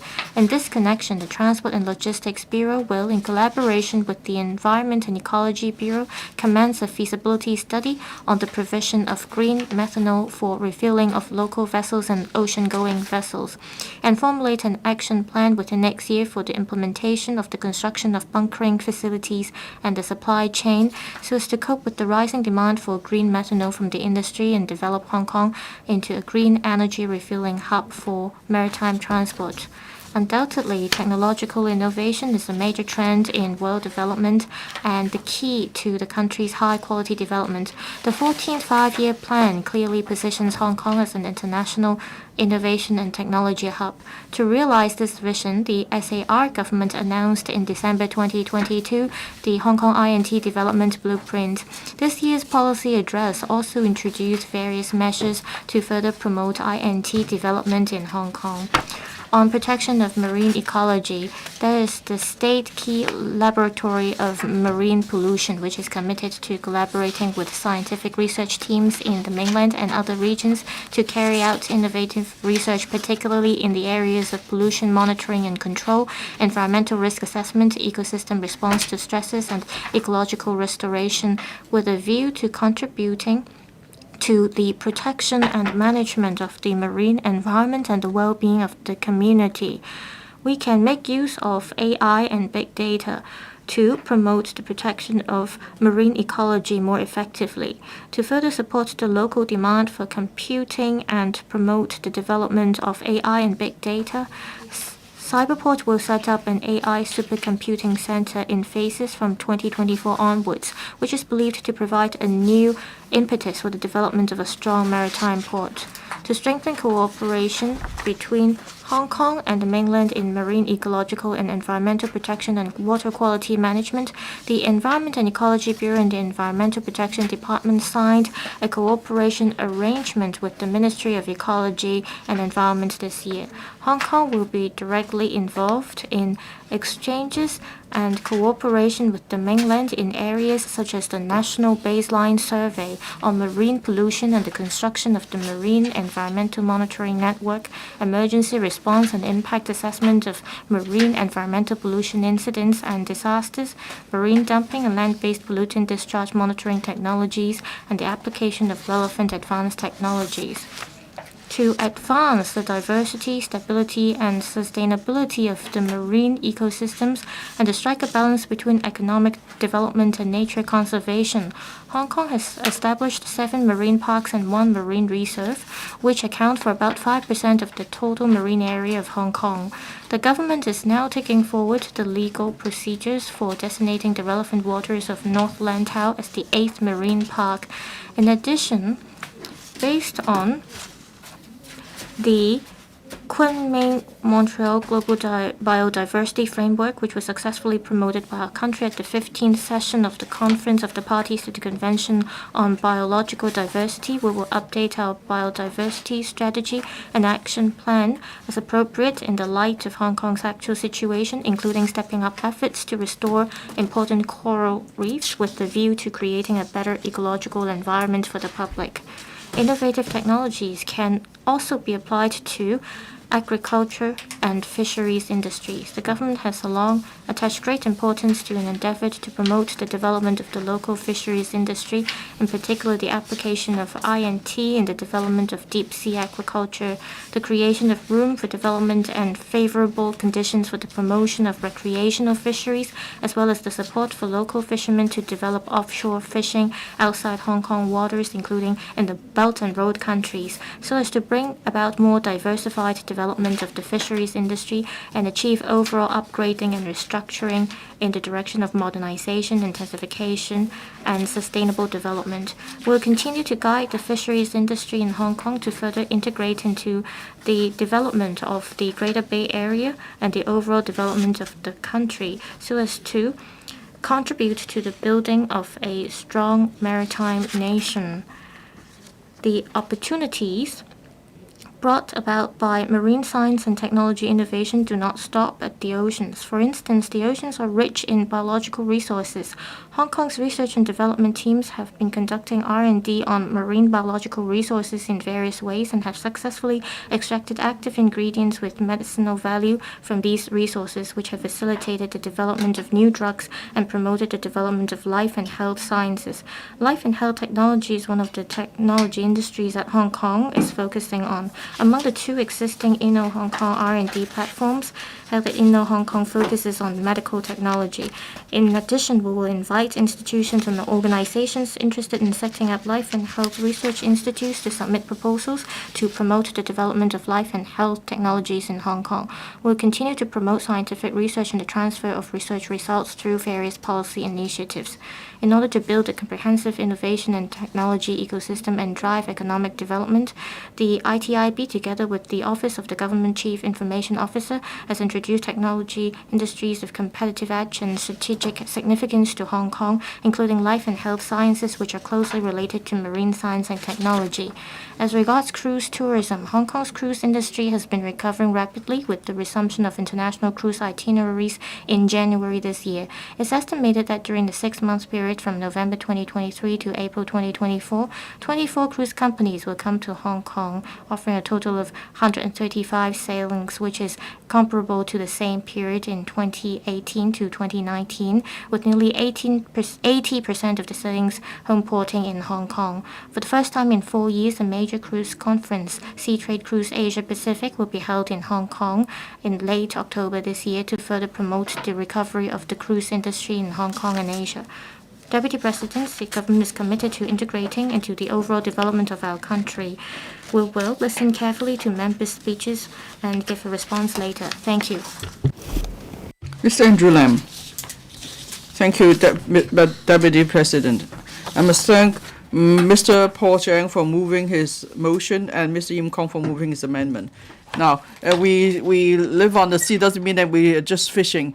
Now, of course, from history, you know that Hong Kong played a role in trade in the Silk Road in the ancient times. Now, we are now an international shipping center, and all along Hong Kong has never been just a small fishing village. We talk about a strong maritime port. Then Venice had a history of 1,000 years. Its coordinates never changed, but it collapsed because of the country's development. So we must learn from history. Hong Kong must not become the Titanic.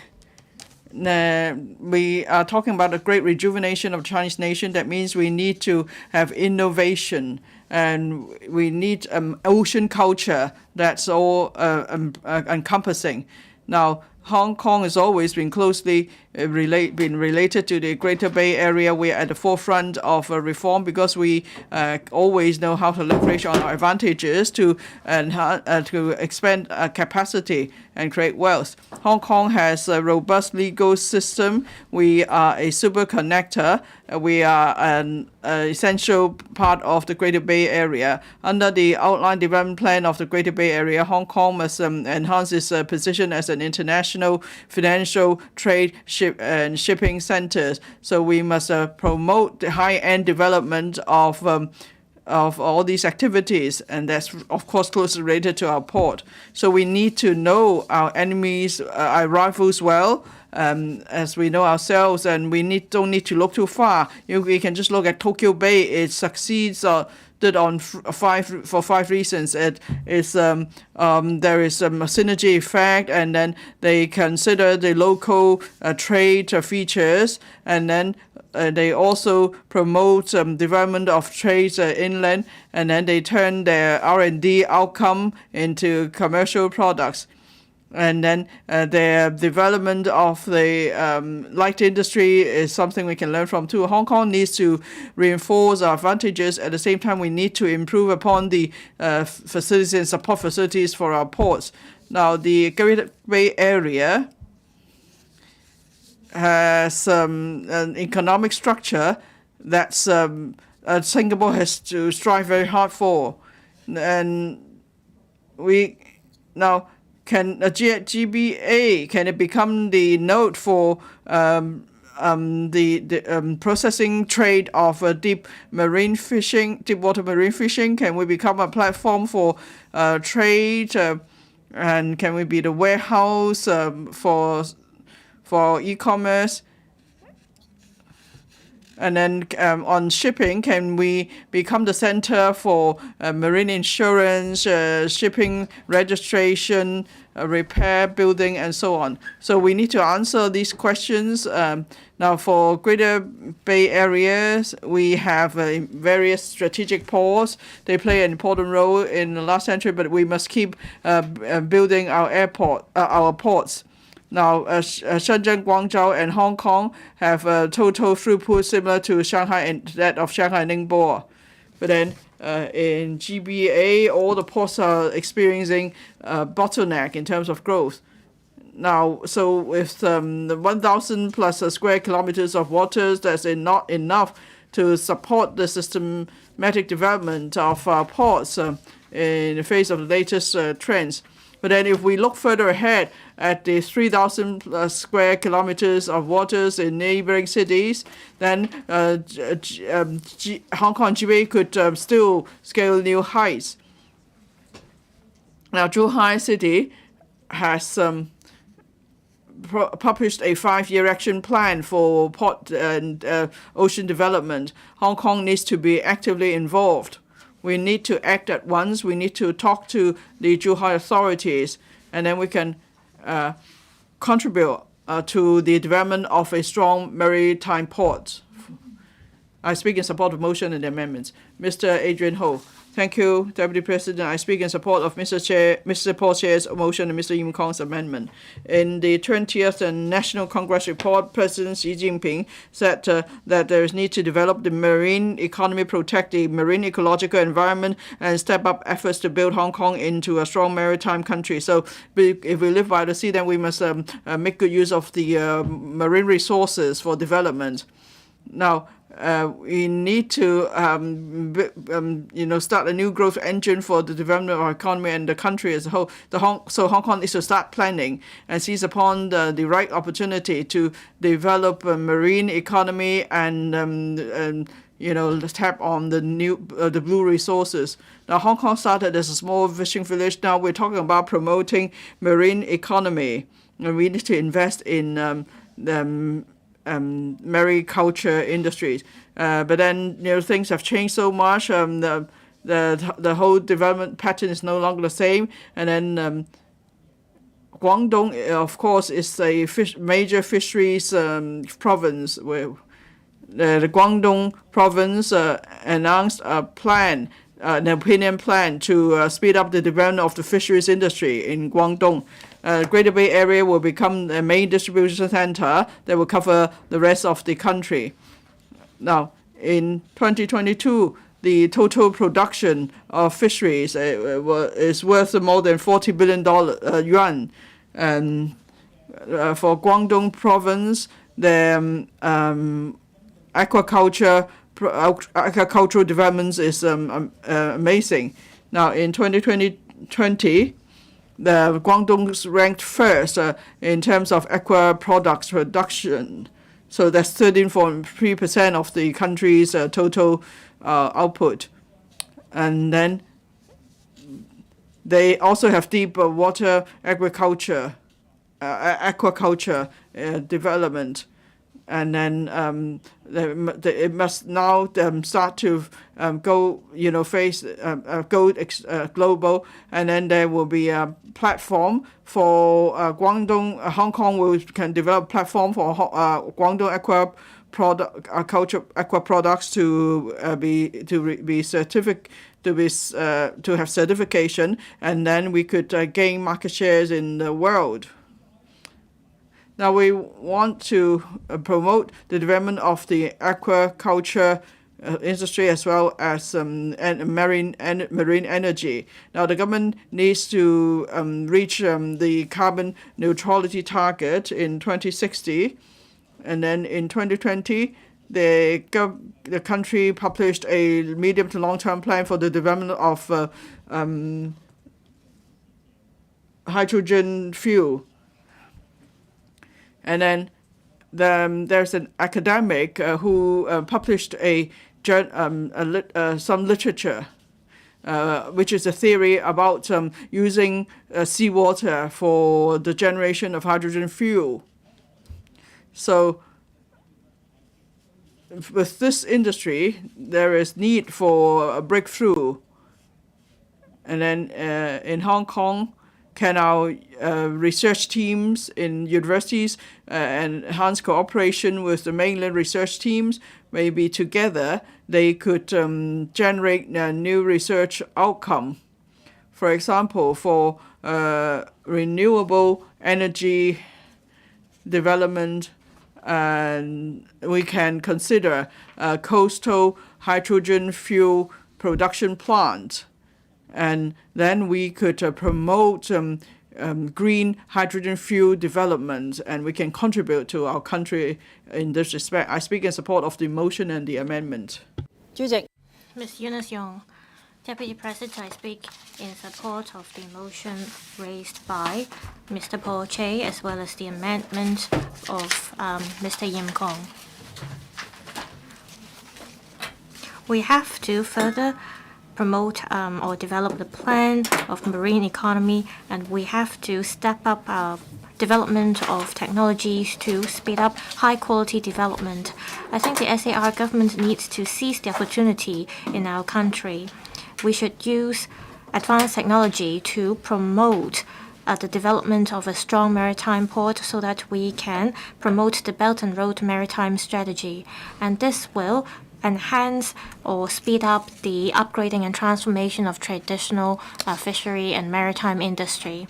Hong Kong is one of the busiest and most efficient ports in the world. We're close to the mainland. We are located in a strategic location in Asia. According to the BIMCO report in 2023, Hong Kong for many years have been ranked the 4th in terms of maritime ports. The UNTADC latest information also shows that Hong Kong is ranked the top in many areas. We are the 4th biggest place with the highest number of registrations for shipping. We have just had the Maritime Week in Hong Kong, and we have many talents showcasing their capabilities during the event. We can display to the world our capabilities, and people can choose Hong Kong as their first or preferred ports. I think the government should further promote the benefits of the Maritime Week event so that students in Hong Kong can understand the functions that the event play in our economy. I'm a lawyer myself. I hope the government can promote one country, two systems. We are the only jurisdictions in Hong Kong that have a common law system. We have many lawyers as well as practitioners familiar with the laws in Hong Kong and the mainland. We can offer to our clients practical services. Apart from legal service, our arbitration system is leading in the world.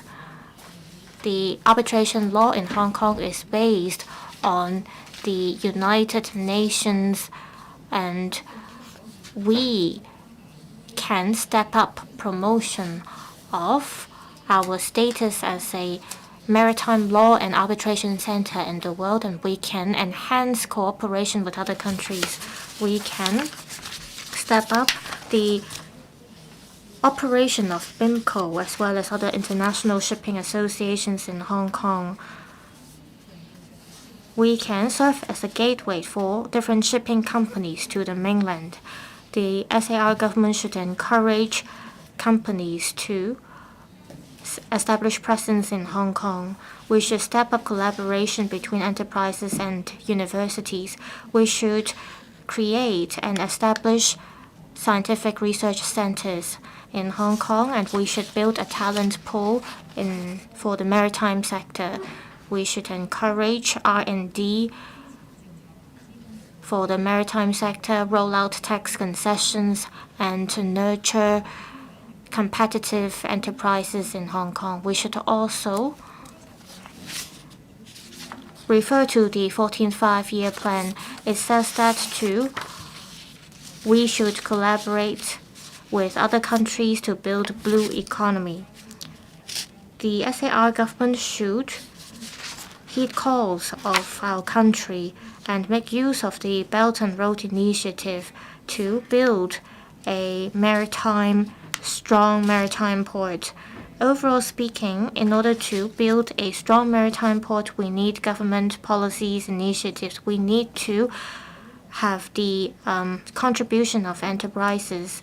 We should step up INT development. We should protect our marine ecology and promote international collaboration so that we can ensure a diversified economy as well as our competitiveness.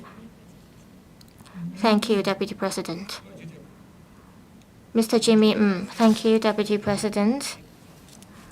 Hong Kong has been working more closely with the mainland. One of the global trends is to develop maritime port. And this is an important part for our country to collaborate with the world. And this is what we call the Maritime Silk Road. The President Xi stresses that marine economy is a key part to building a strong maritime port.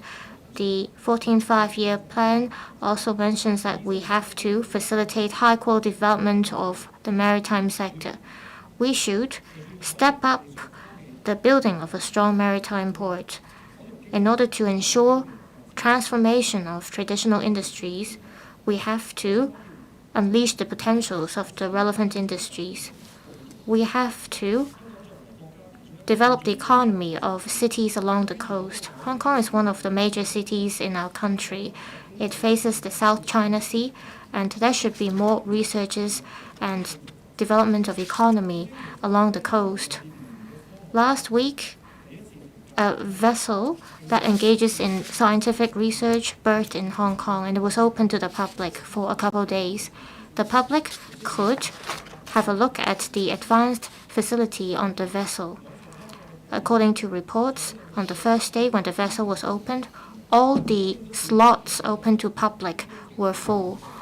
It shows that public is very interested in the country's work in scientific research. Some secondary students, after visiting the exhibition, said he wanted to become a maritime scientist in the future. Maritime sector is crucial to the development of marine ecology. When I was a student, I was taught that we should make use of our harbor. How can we nurture more scientists to accelerate the development of marine economy in our country? Currently, only the UST provides the relevant programs. We should have more universities or post-secondary institutions offering courses and programs to nurture young talents, to tie in with the development of the maritime sector. In 2019, with the support of the mainland, the UST received $380 billion of grant to build a lab. Other institutions have their marine labs as well. How can the government consolidate all these resources so that we can launch large-scale researches for our maritime sector? Also, the government should look into how to have more scientists in Hong Kong to take part in researches and studies in our country. We want to motivate more students in Hong Kong to join the maritime sector. According to information in 2020 to 2021, Hong Kong universities and research institutes have collaborated with the mainland, and there are over 500 of these collaborative projects. In Guangdong province, in life and maritime or marine technology, there are relevant labs built for these sectors. We hope to have more of these collaborative projects in the future. For instance, can we have the three places in the Greater Bay Area, including Hong Kong, Macau, and Guangdong, to promote the maritime sector?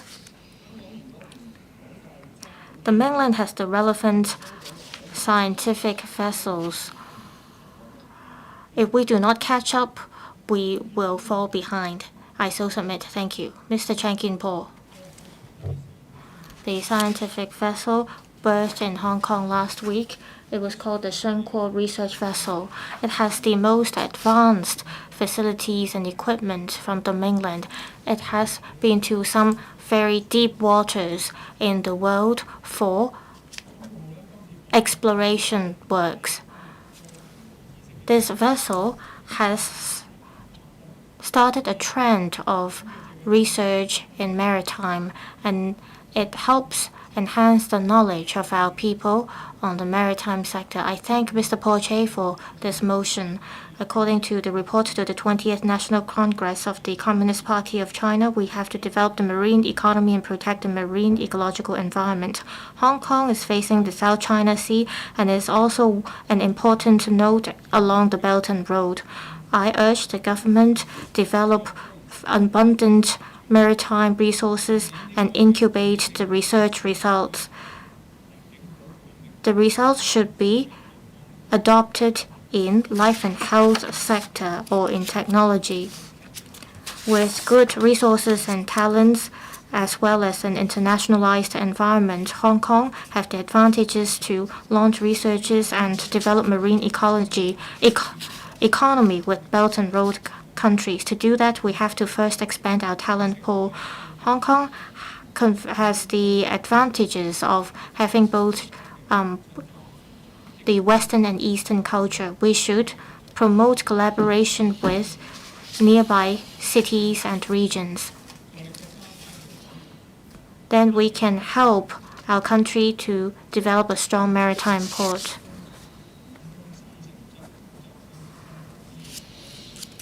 In 2019, a lab was established in Hong Kong, bringing together experts from different places, and it has nurtured over 300 talents in the maritime sector.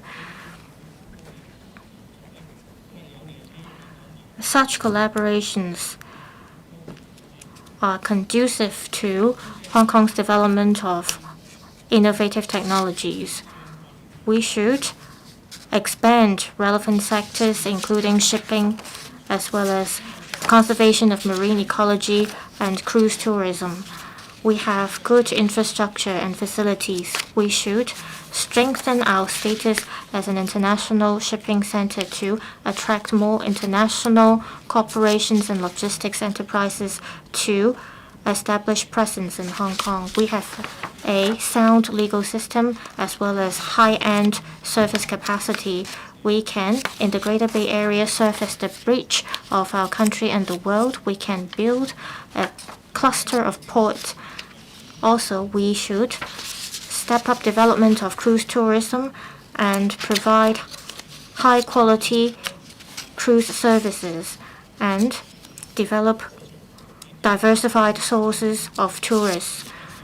We have to improve the lack of transportation facilities around the cruise terminal. For instance, when a cruise berths in Hong Kong, we should make sure that there are bus services or taxis to bring tourists to their destinations to avoid tourists waiting at the terminal. And we can also then provide good experience to our tourists.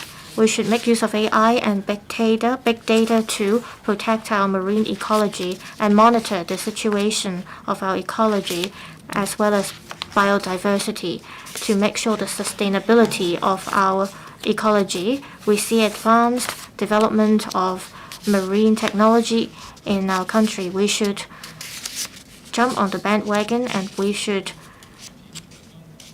integrate ourselves into the development of the Greater Bay Area to develop sustainable marine economy. Thank you, Deputy President. 代理主席，我發言係支持。Mr. Chen Siu-hong, thank you, Madam Deputy. I speak in support of Paul Tse's original motion and the motion amended by Mr. Im Kong. Well, Hong Kong started off as a small fishing village and then gradually became a major port, and we have our Kowloon Peninsula with 3 sides facing the sea, and this proves that Hong Kong for sure will see a very booming port industry.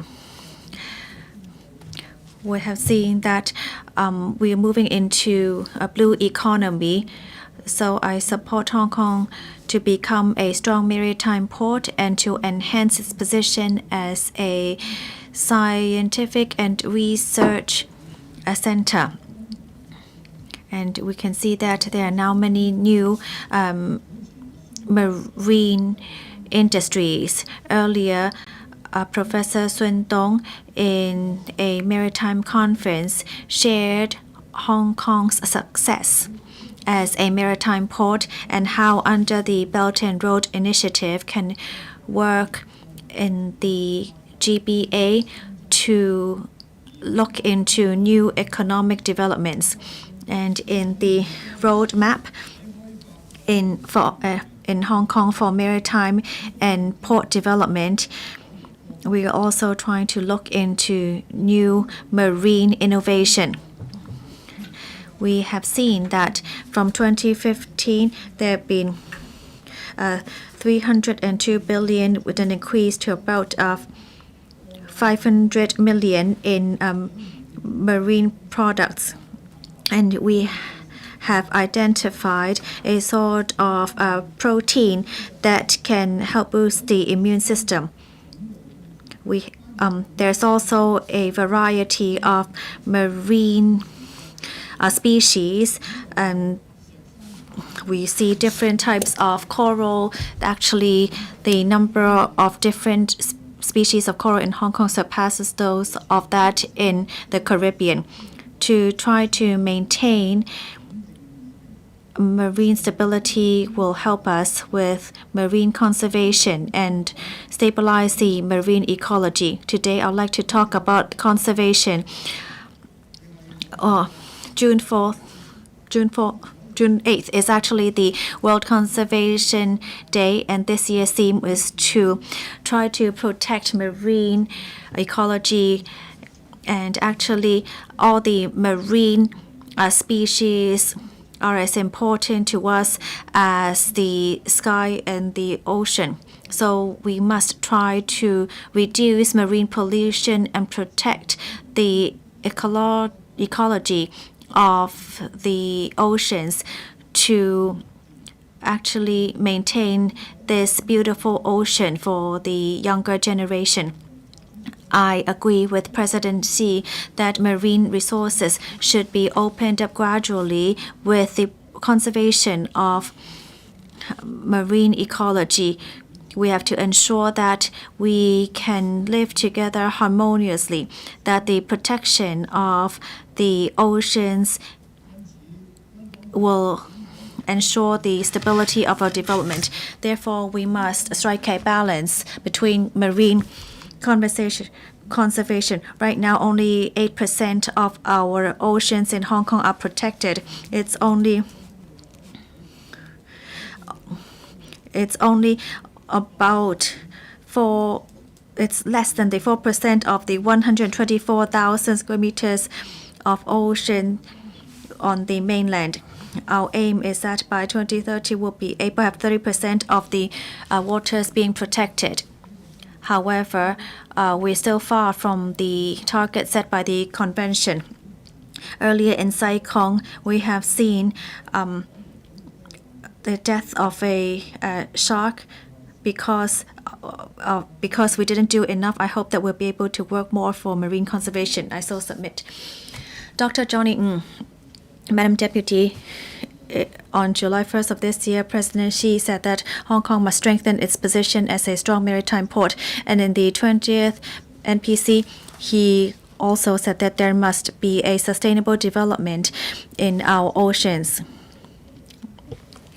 According to Mr. He, the marine development has actually reached 7.2 trillion RMB this year. It has continued to develop, and with marine R&D, marine economy has become one of the most important strategic development in the GBA. Hong Kong has a beautiful ocean and many resources. Therefore, we actually have an advantage to move towards marine development and to ensure that we'll be able to become a strong maritime port. I support Mr. Polz's original motion. There are some views I would like to share with you. First of all, Hong Kong as part of the GBA and with the mainland as the hinterland is a very important part of the Belt and Road Initiative. Hong Kong has to make good use of its advantage and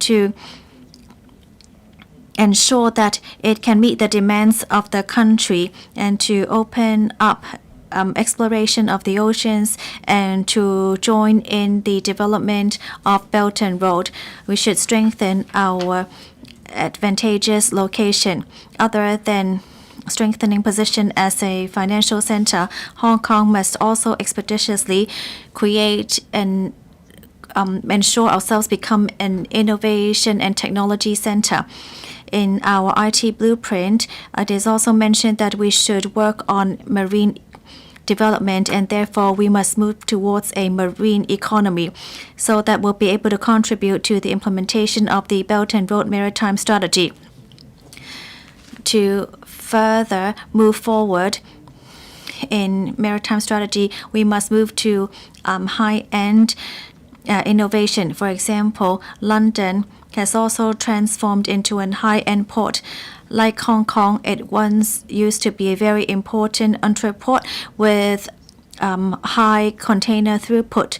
It has also faced similar problems, but now London has gone through a transformation, and today it can actually be reflected in its soft advantage. For example, there are logistics and they're different and their services, and now it is one of the top ranking ports in the world. And even for fishing industry can also become part of an important strategy. On the mainland, this has become very important. For example, in Shandong, there's actually a 5G fishing pond. It uses IT to protect fish and also provides fishing equipment to visitors. We can also work together with our tertiary universities to work into our marine development. Hong Kong has an abundance of experience, and therefore we should look into opening up new strategies and to attract IT talents to come into Hong Kong to ensure that we can move towards a better marine economy and to ensure that we'll be able to step up our innovation. Well, due to lack of public awareness, many people do not understand that there are many industries related to maritime industries, and so we should actually encourage more young people to join such industries. Hong Kong has the advantage of being one country, two systems, and it also is in a strong geographical location. Other than being a financial center, it can also become a strong maritime port and to support the country's development. I so submit. Dr. Loy Kwok. Madam Deputy, first of all, I'd like to express gratitude to Mr. Paul Tse for moving his original motion and also to thank Mr. Yim Kong for his amendment.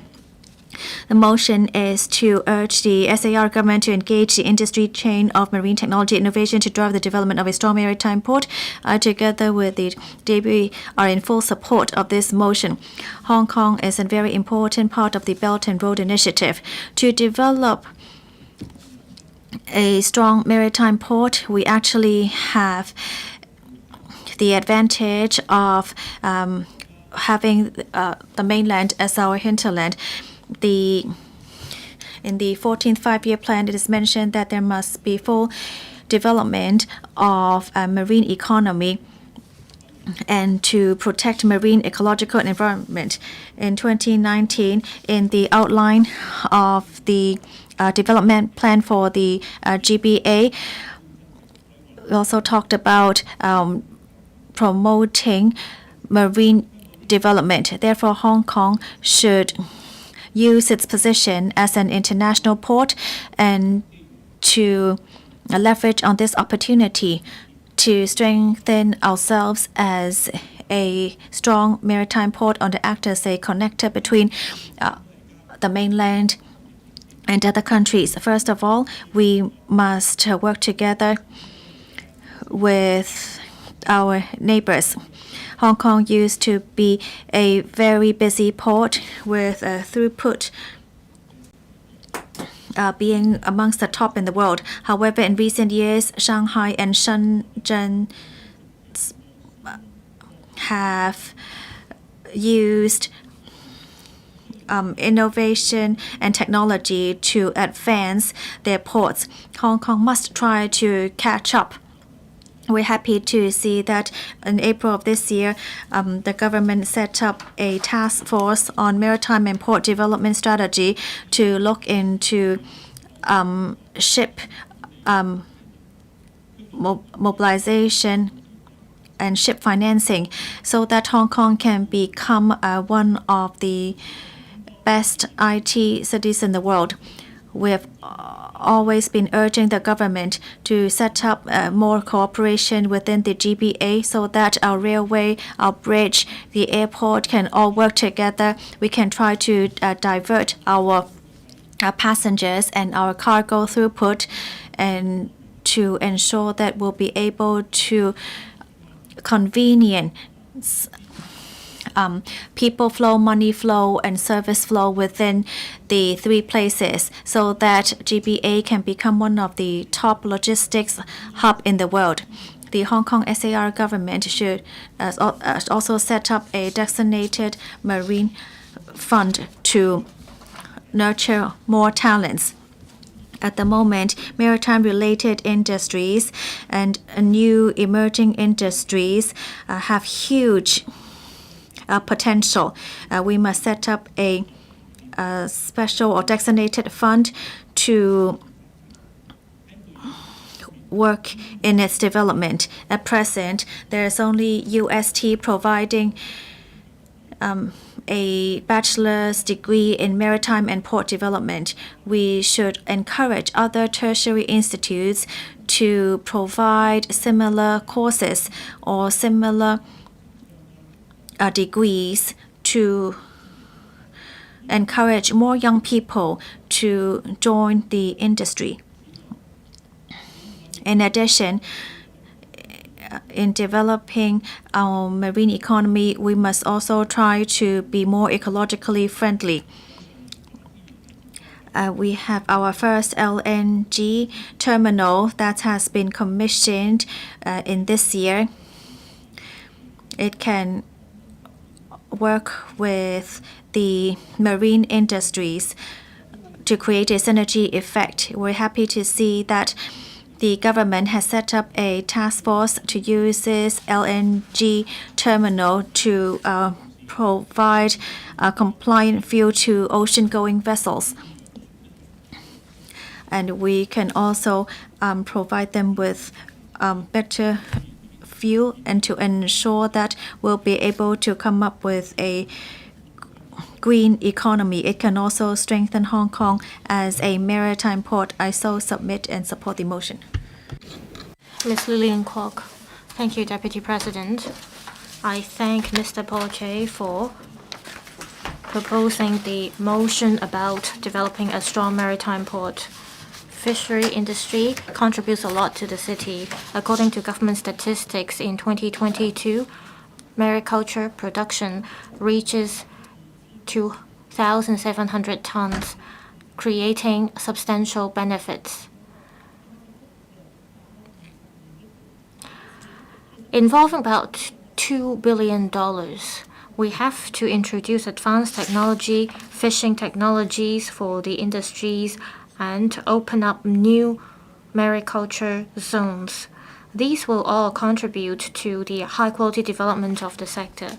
This May, I joined the Shenzhen Fishery Expo, and high-quality development is one of the focuses in the expo. It is hoped that there can be fast development of these sectors.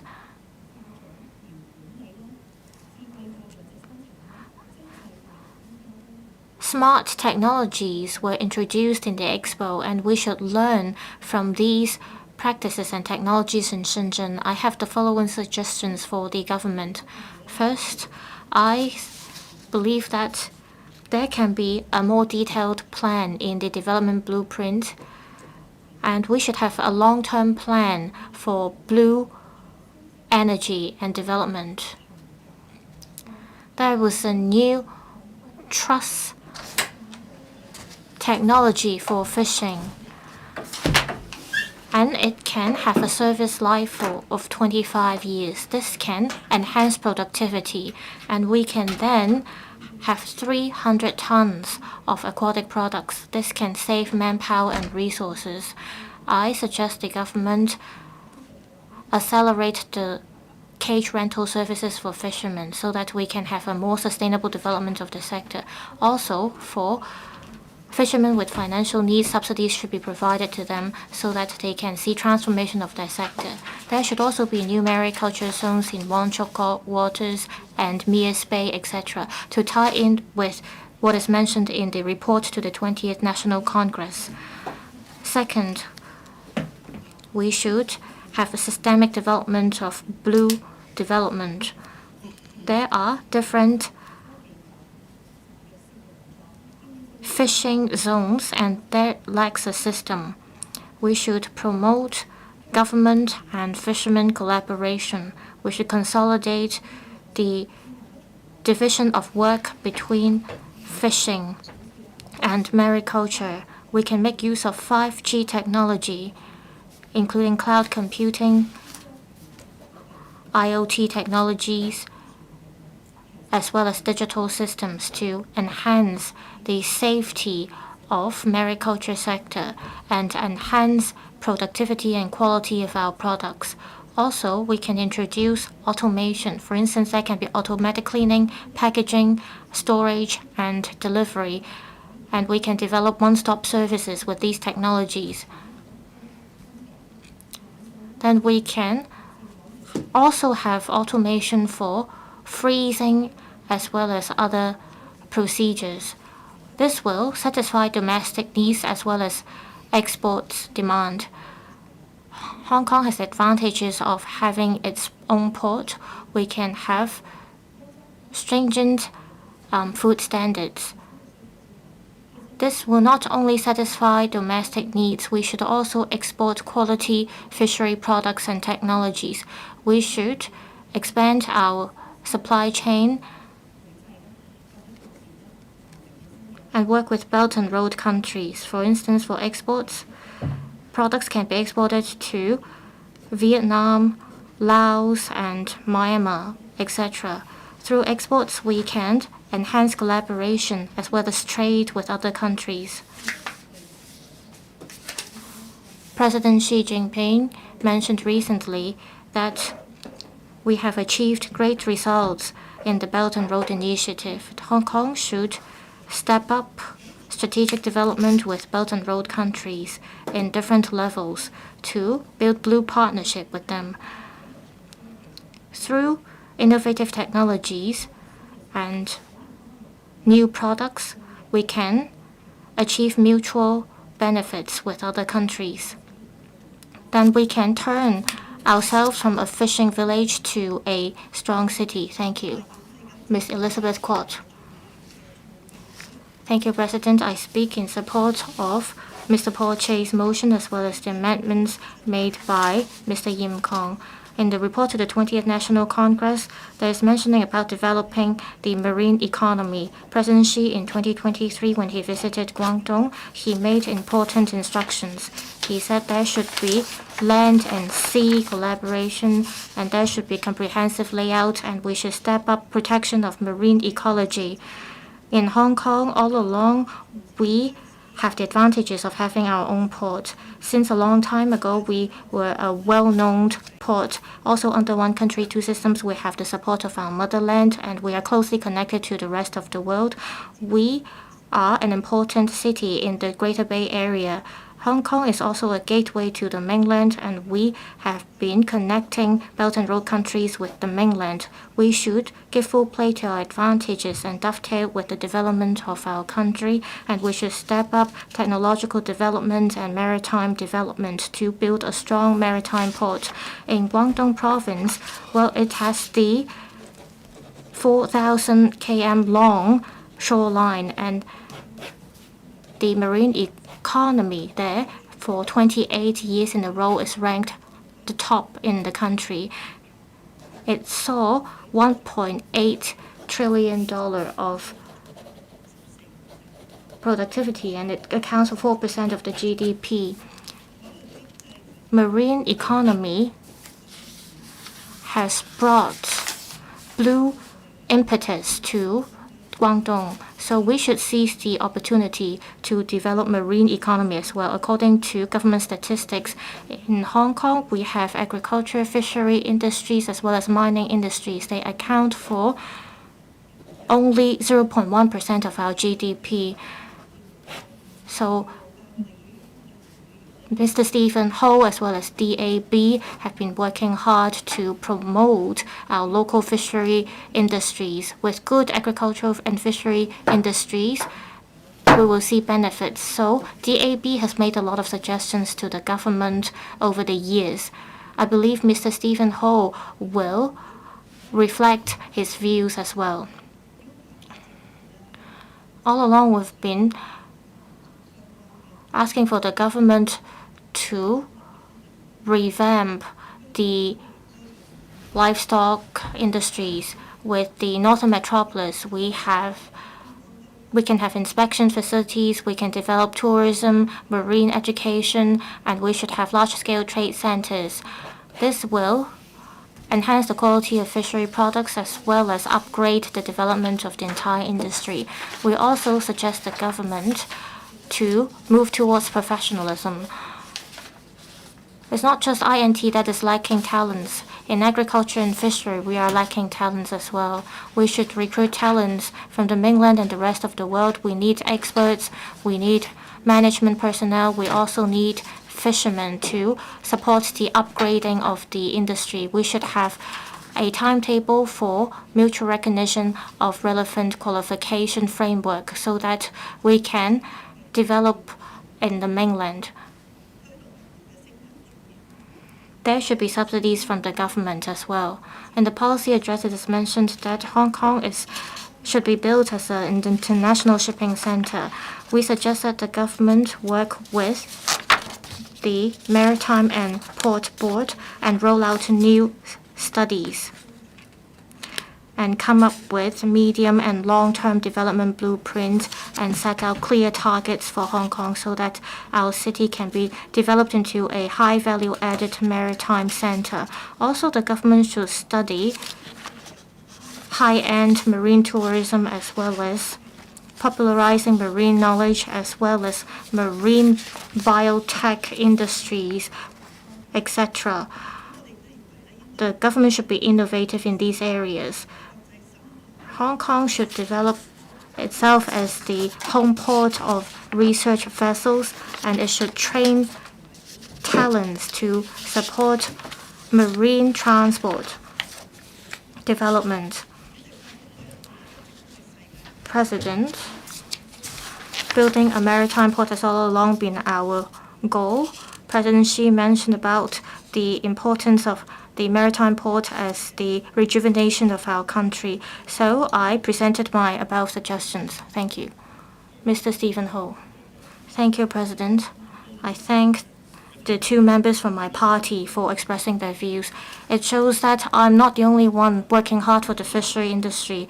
The entire city has been working hard. When Mr. Paul Che proposed this motion, I was thinking whether I should make amendments. I think we should not focus on one particular industry. For the SAR government, I think it doesn't have enough knowledge about marine economy.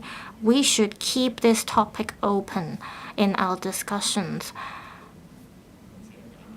So I thank Mr. Paul Che for his succinct motion wording. I think the SAR government, in terms of its knowledge about marine economy, well, it lacks the knowledge. If it attaches importance to marine economy, it won't conduct reclamation. Like Dr. Lo Wai Kwok said, we have to revitalize the offshore LNG terminal. The reason that we developed this terminal because we want to opt for cheap fuels. There is lack of planning by the government. Mr. Yim, in his amendment, mentioned that we should step up the building of a strong maritime country. Step up efforts, it means that we have already been making these efforts. In 2003, our country has already released the relevant action agenda. Do we have the relevant targets or goals in Hong Kong? No. Without a plan, we'll just be doing empty talks. Our secretary mentioned about what the government has done, but these are just measures that serve like band-aids on wounds. We lack a comprehensive plan. Recently, there's a subcommittee established in the LegCo that discuss issues in relation to typhoon shelters. I visited the typhoon shelters myself. I asked the government which government departments or bureaus are responsible for typhoon shelters in Hong Kong, but I lack an answer from the government. The government asked me to turn to the financial secretary. I serve as the chair of the subcommittee.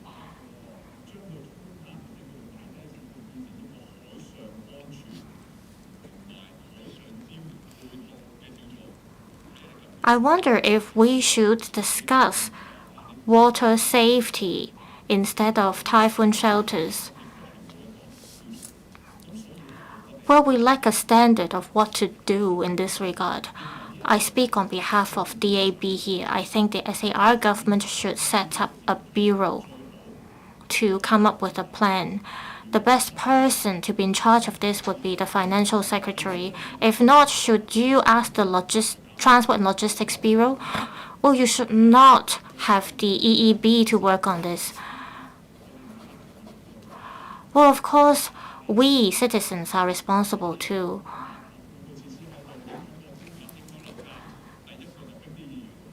Say a pier is being built and it affects home prices, then people lodge complaints. Without the support of our people, the SAR government cannot do much. However, there is something that the government can do. As mentioned, in 2003, back then, there was an action plan from our country. It mentions about developing marine economy to ensure national safety and security and defense.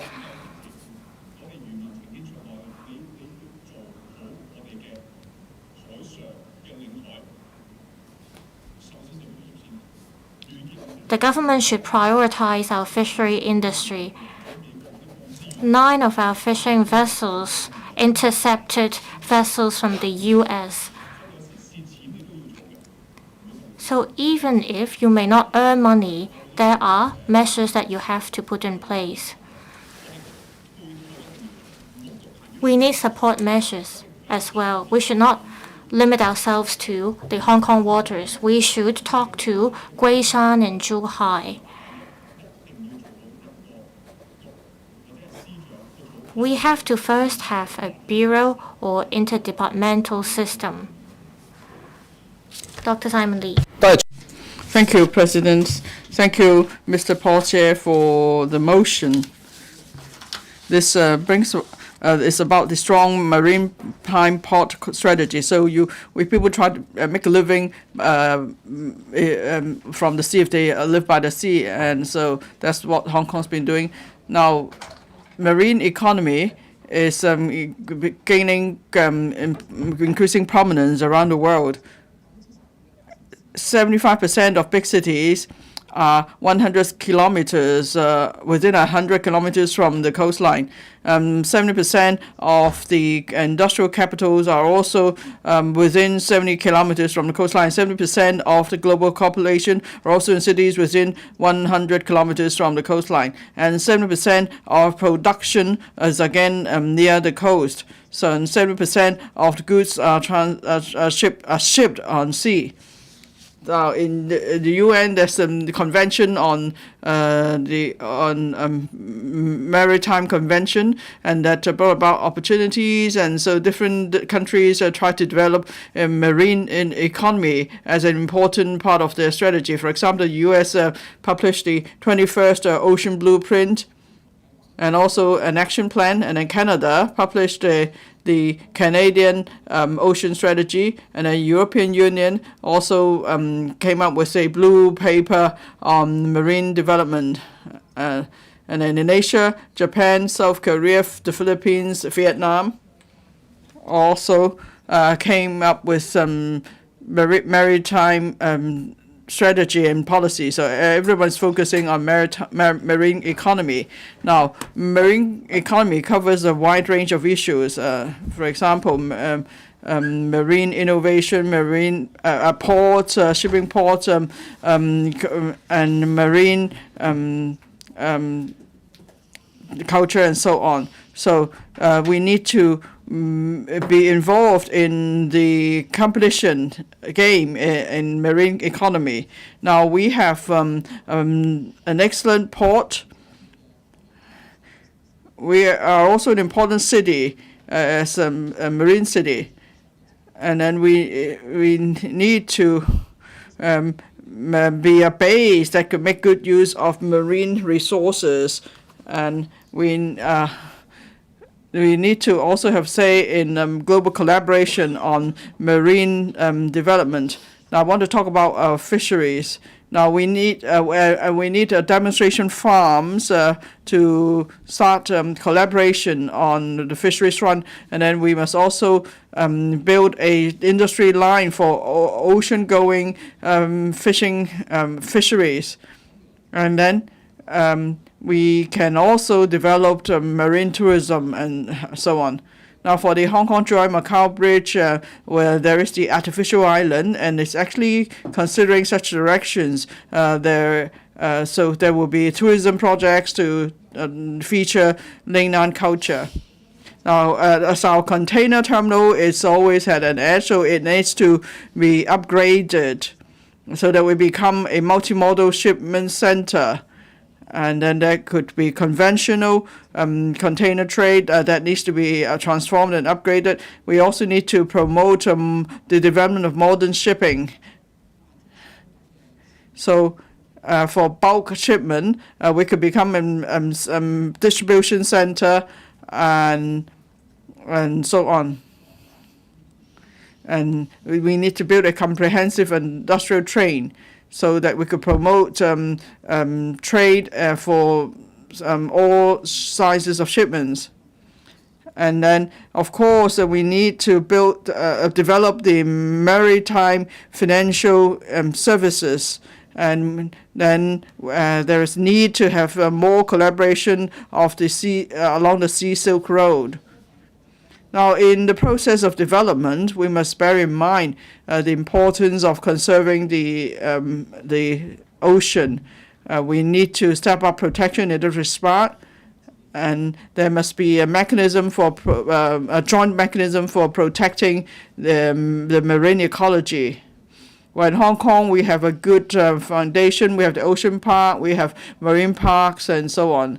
And then we have many islands too. So how do we develop our islands and to promote marine biodiversity? That's also important for us. Thank you. Mr. Yu Pak Leung, I speak in support of Mr. Paul Chia's motion and Mr. Yim Kong's amendment. In the 18th National Congress, the country started mentioning strong maritime culture, and then in 20th National Congress, there's further mention of developing marine economy and so on. Now, in terms of marine research, the country is fast catching up. Hong Kong is an important port, so we must seize upon all these opportunities, and then we could leverage on our advantage as the southern gateway to the country. And then we must support the Belt and Road Initiative, and we will become an important note of the Sea Silk Road.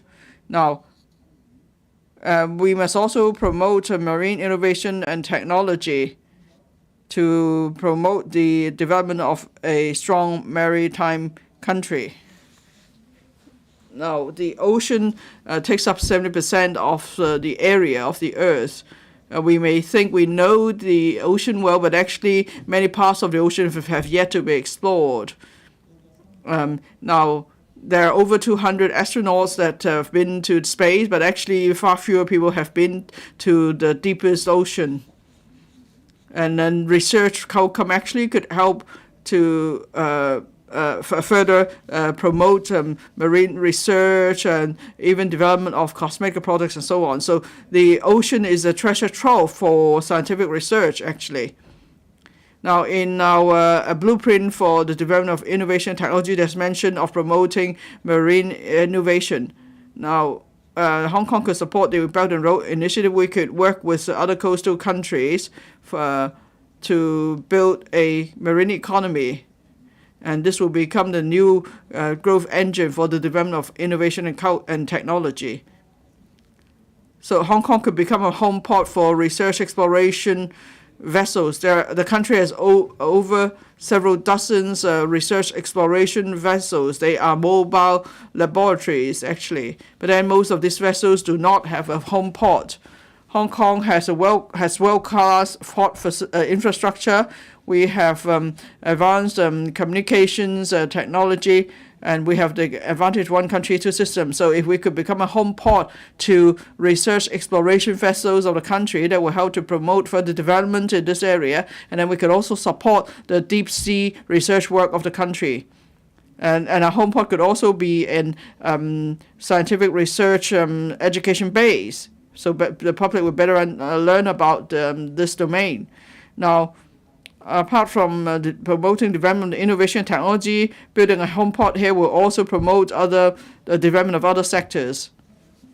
And then this home port could become a base for scientific research. Many students may then come here to Hong Kong to start their journey on marine research. If we have a home port, we could also host world-class deep sea research conferences.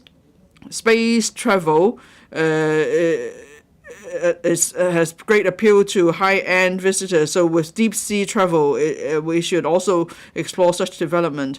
Now we can, have people diving into the sea and then there's already cooperation with Maldives, and they take high-end tourists to go diving in Maldives. There is such cooperation in Maldives now. We're not Maldives, but then we have our world-class geological park and so on. Can people consider diving into to admire the geological park? This will be a kind of new tourism product for high-end visitors. Now, in Mr. Yim Kong's amendment, there's mention of actively driving the development of the cruise terminal, shipping and trade and so on. That I am all for that, because then we will make the most of our port, and then we are able to develop blue tourism. I hope the government has heard members' views, and we could make better use of our blue resources to revitalize our economy. Thank you. Mr. Martin Low. President, the 20th National Congress report proposes to develop the marine economy, protect the marine ecological environment, and step up efforts to build China into a strong maritime country. Hong Kong is in the Southern China Marine Circle, which is also an important node of the Belt and Road country. So we should take part in this development. Now, our marine economy has great prospects. The OECD published a 2030 marine economy report. Now, in terms of adding value or in terms of employment, many marine-related industries have the potential to exceed the growth rate of the global economy as a whole. And by 2023, the marine industry could provide about 40,000 million jobs. That's the estimate. Now, innovation technology is the first growth factor. Now, the country has been promoting the high-quality development of marine economy through innovation technology. There is a research institute on marine research institute in China. The report shows that in 2022, the Marine Development Index for China is that the Innovation Index is 142.2. That's an increase of 2% compared to the year before.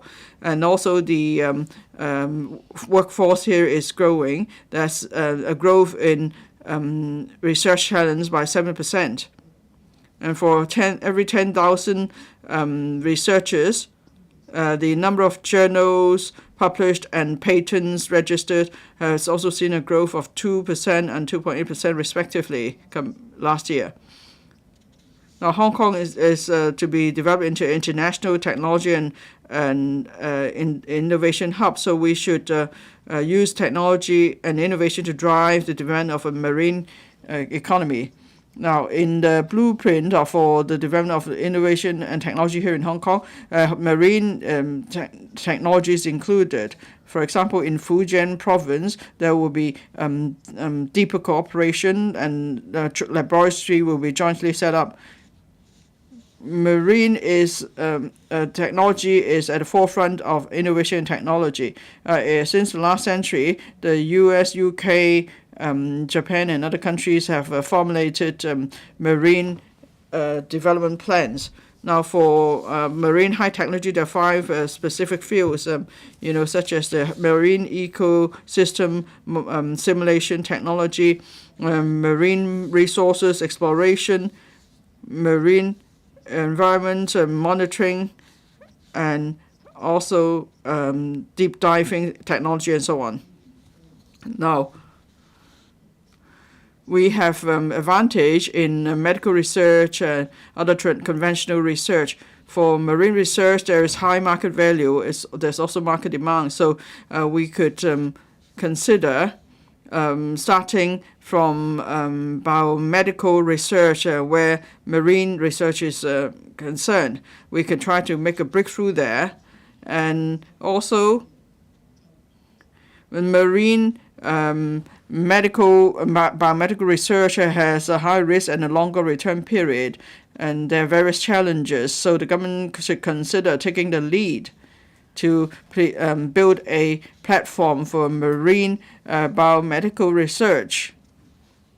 And then we could also provide incubators to give support to the development in this area. Now, for Guangdong, its marine production has been ranked first in the country for 28 years in a row. So Hong Kong must work closer with Guangdong province to promote the development of innovative marine technology in the Greater Bay Area and other marine industries such as the cruise industry and so on. I speak in support of Mr. Paul Chair's motion and Mr. Yim Kong's amendment. Thank you. Yeah. Ms. Doreen Kong. President, Hong Kong is in an advantageous geographical location, and we can open up more resources in marine development. But this important resource, especially in cruise tourism, cannot be realized to its full potential. Cruise tourism used to be one of the many rapid developing industries. But according to the International Cruise Association, in 2009, cruise passenger volume reached to 29 million. And so it's an increase of 4%. As of November this year, the first state manufactured cruise will be commissioned. And China is now the 5th country that can manufacture its own cruise. Hong Kong is the gateway to China, and so we should leverage on our opportunities. In 2022, cruise passenger volume reached 20 million. It's actually a 3-fold increase. And we see about 300,000 cruise passengers early this year, which was only about 30% of the number in 2019. And because of the lack of supporting facilities in cruise terminal in Hong Kong, then many people do not choose to come to this port. we have an advantageous geographical location, but then Hong Kong, when compared to Singapore, seems to be very behind. We see that Shekou, Zhongshan, Zhuhai are now taking up many of our container throughput, and now Singapore has been for 5 consecutive years ranked number 1 in container throughput, and it's actually in good relationship with other Southeast Asian countries. Even though affected by COVID, the throughput reached about 37.5 standard containers per year, even in 2019, and so it will actually become one of the largest automated container ports very soon. Hong Kong actually has broader oceans, and there are less restrictions on the ports. However, we do not see the government being aggressive in its strategy in marine development. There is a lack of importance attached to this development,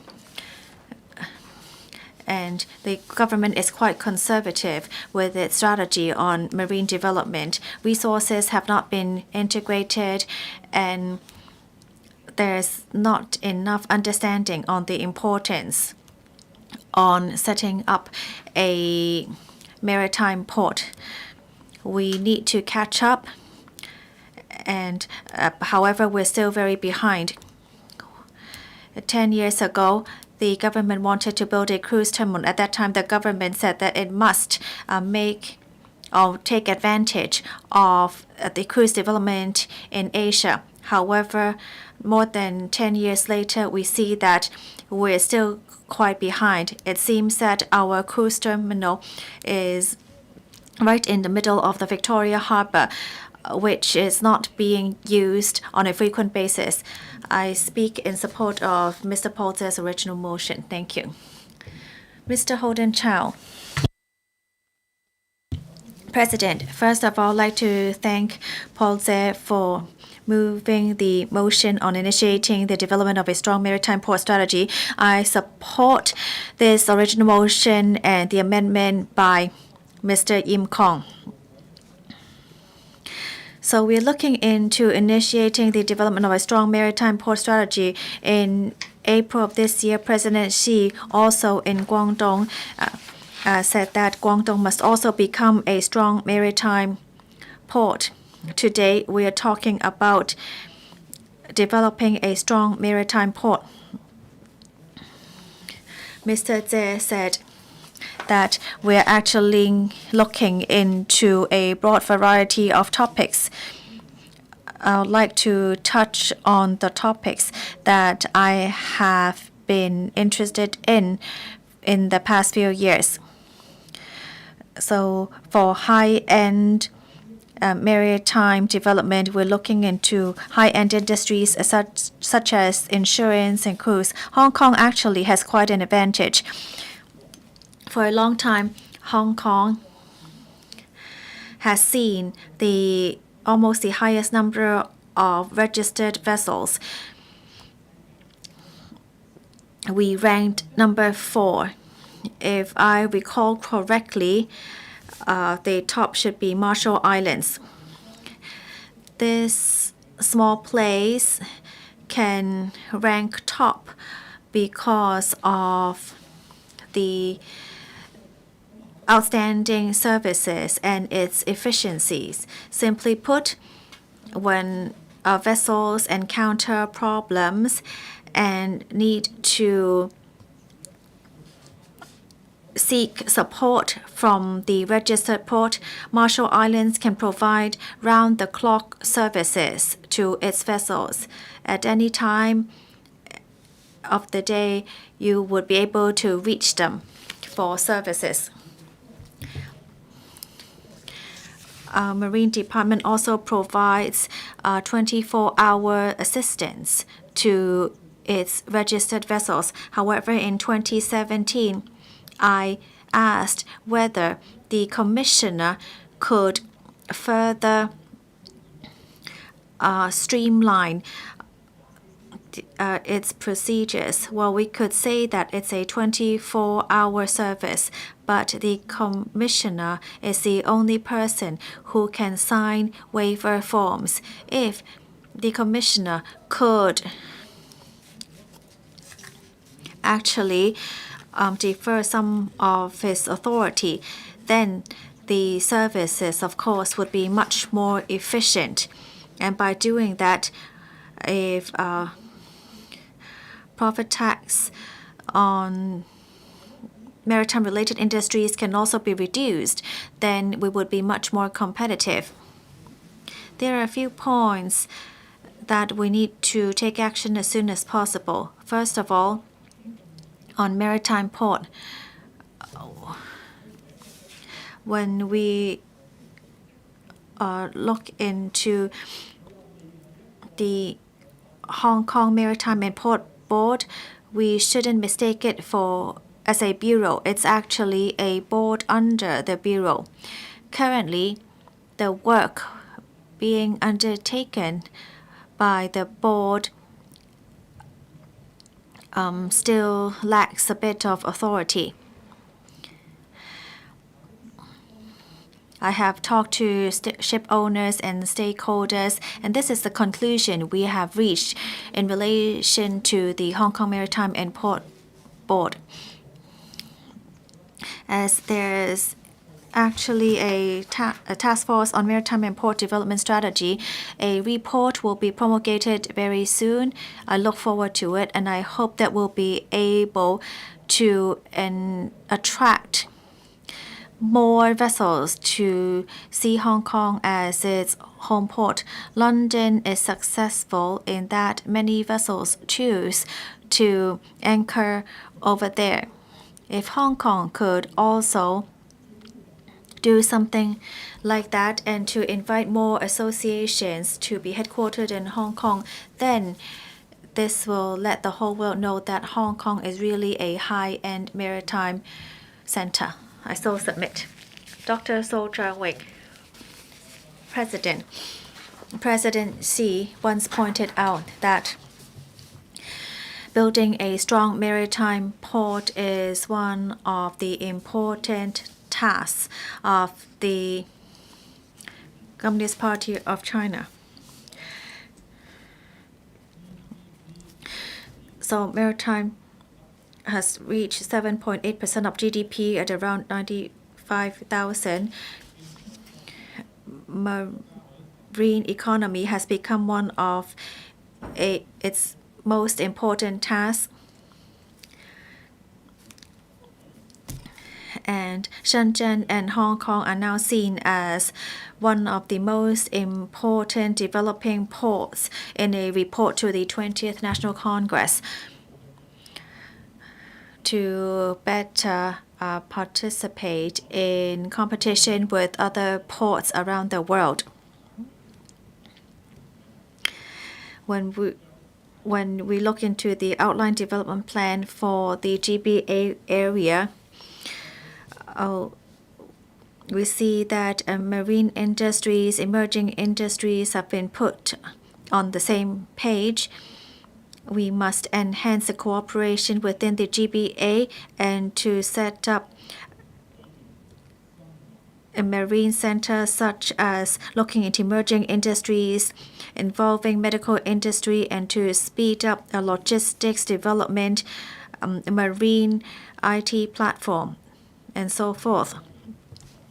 Marine economy, port logistics, and innovation platform are the advantages of Hong Kong. Hong Kong as one of the main marine ports in the world. Hong Kong's marine industry, such as law and finance, logistics, are all very developed.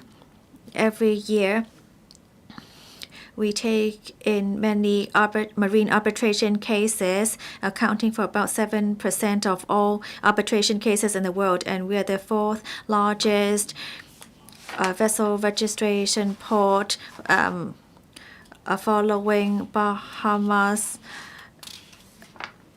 and other places, and so I support Paul's original motion. Hong Kong should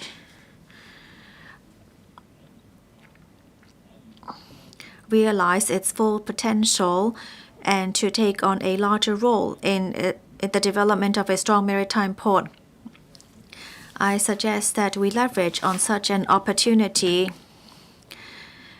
to make sure that we can make good use of Hong Kong's advantages and to work on our important functions such as being a marine hub, IT, art and cultural exchanges, and marine governance to enhance our competitiveness. We must realize our advantage in our rule of law and to speed up the efficiency of our services. For example, marine insurance and ship financing. And for emerging industries such as medical and marine resources to become listed and to speed up the building of smart ports. The University of Hong Kong, the Chinese University of Hong Kong, the University of Science and Technology, and Polytechnic University can have all been working on how to reduce water pollution and looking into new medical research. We have a strong foundation in our research, and the government can also explore these opportunities to provide more support to such research and development. We must also position ourselves as a strong brand. Through strengthening marine governance and protecting a marine ecology and building a diversified marine economy, we'll be able to provide integrated services across the world. I so submit. Thank you. Ms. Nixie Lam, thank you, President. I thank Mr. Porche for proposing this motion so that we can have a discussion on this topic. Shipping industry is a pillar in Hong Kong. In the 14th five-year plan, it proposes the reinforcement of our status as an international shipping center. We have to develop high value-added shipping businesses. Talent is crucial to the development of the sector. We have to nurture local talents. At the same time, we have to draw for talents overseas so that we can make our shipping industry vibrant. I have talked to stakeholders in the relevant sectors. I consulted their views. They think that a shortage of talent is one obstacle faced by the shipping industry in Hong Kong. The SAR government has to work with the sector to come up with strategic plans so that support can be given to the sector. For young people, traditional shipping industry is dying. Also, it is far from their daily lives. In order to attract young people to join the shipping sector, the government as well as the sector will have to present more opportunities to young people for them to gain a better understanding of the sector. Last year, I visited Malaysia and I noticed that the civil servant there joined the sector. I asked him how he came to join the industry. He told me that there were government officials that visited his school and told them about businesses in the sector. So I think the government should let senior secondary students in Hong Kong know more about the industry. Also, it should encourage industry and school collaboration to allow students to experience the work in the sector, to enhance their understanding, to attract them to join the industry so that we can build a talent pool. At the same time, we should review the Maritime and Aviation Training Fund and review the manpower situation of the industry in order to roll out measures accordingly. For people who are interested in joining the sectors, we should provide scholarships to them so that they can study overseas and join programs which are not provided in Hong Kong. Apart from nurturing local talents, we have to draw for talents overseas, and this will be crucial to building Hong Kong into an international shipping center.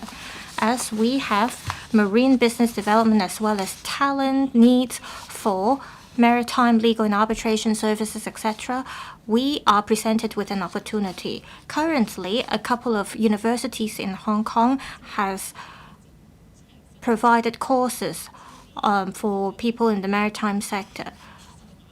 For instance, we lack courses about decarbonization or digitalization. I think the government should make use of the opportunity to attract relevant maritime organizations overseas to nurture talents in Hong Kong. For instance, we can have financing arrangements, we can have shipbuilding, we have shipping management, as well as arbitration services or courses. We should recruit people to study in Hong Kong so that Hong Kong can educate talents and become a base for that in the Belt and Road. Hong Kong has the support of our motherland, and we are closely connected to the rest of the world. We are the only economy in our country that has the common law system. Also, we serve as the superconnector. On one hand, we have to attract talents from the mainland as well as overseas. Also, we have to help young people plan their career and join the industry.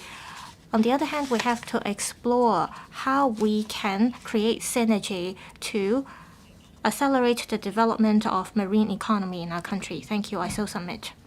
Mr. Benson Luke. Thank you, President. I thank Mr. Paul Che for proposing the motion of developing a strong maritime port. I also thank Mr. Yim Kong for the amendments. We have over 1.4 billion of population in our country.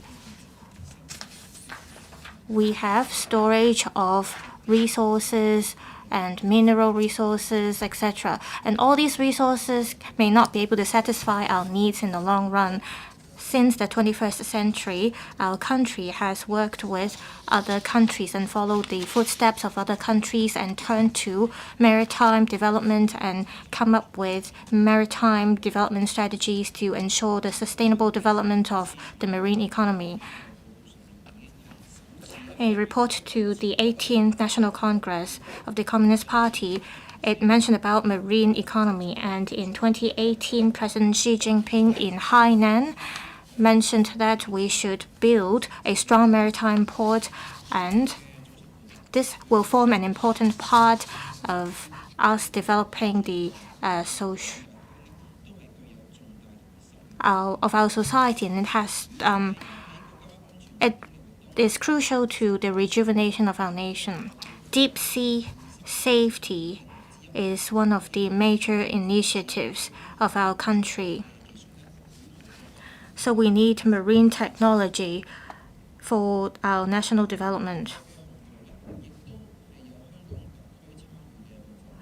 SAR is part of the nation's plan to develop strong maritime port.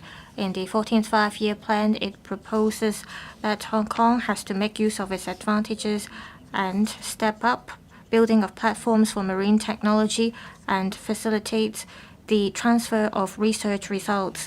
Hong Kong should make use of the opportunity and give full play to our advantages so that we can move towards the goal of our nation to build a strong maritime port. I have the following 3 suggestions for the SAR government. I think the government should explore these directions. First,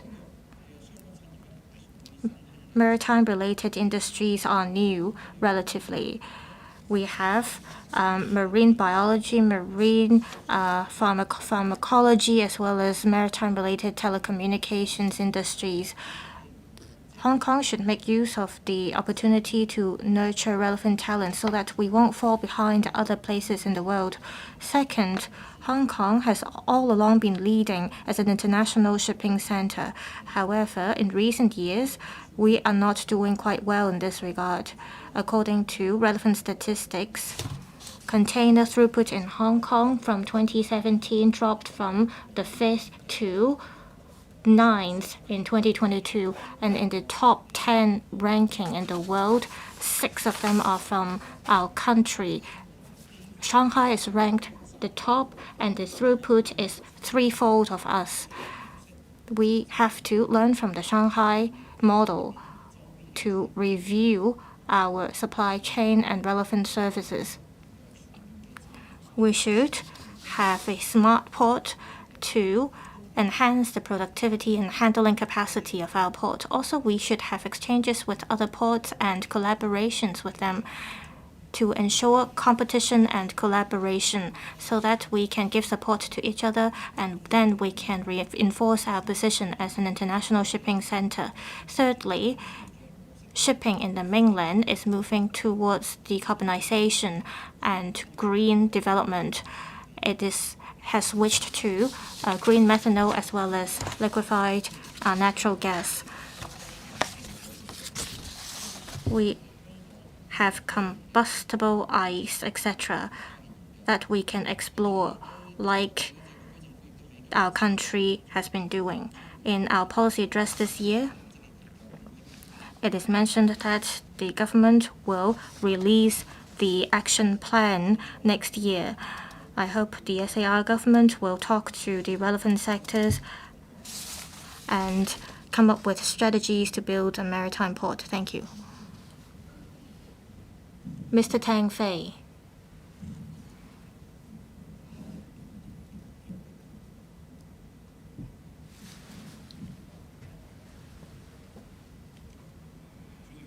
President, I speak in support of Mr. Paul Jay's motion as well as Mr. Yim Kong's amendment. To build a maritime port, Hong Kong needs to be practical. We have to have strategies that tie in with that of our country. In the amendment, it is mentioned that we have to have maritime strategy. Therefore, in Hong Kong, we should have industries with strategic values.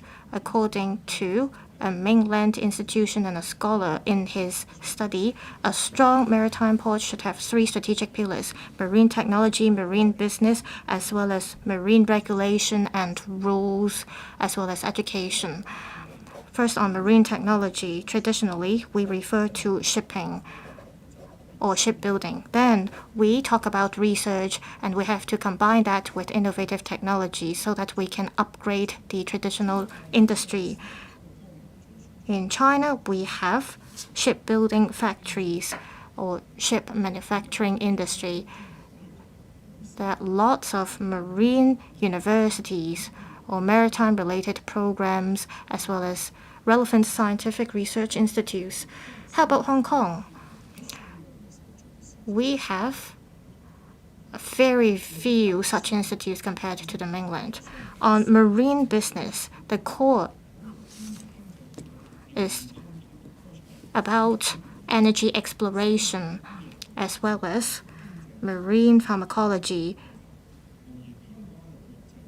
Hong Kong is an internationalized port city. However, Hong Kong's transshipment throughput is falling behind of a lot of the ports in the mainland. In terms of exploration of energy and exploration of marine pharmacology, these are not our advantages.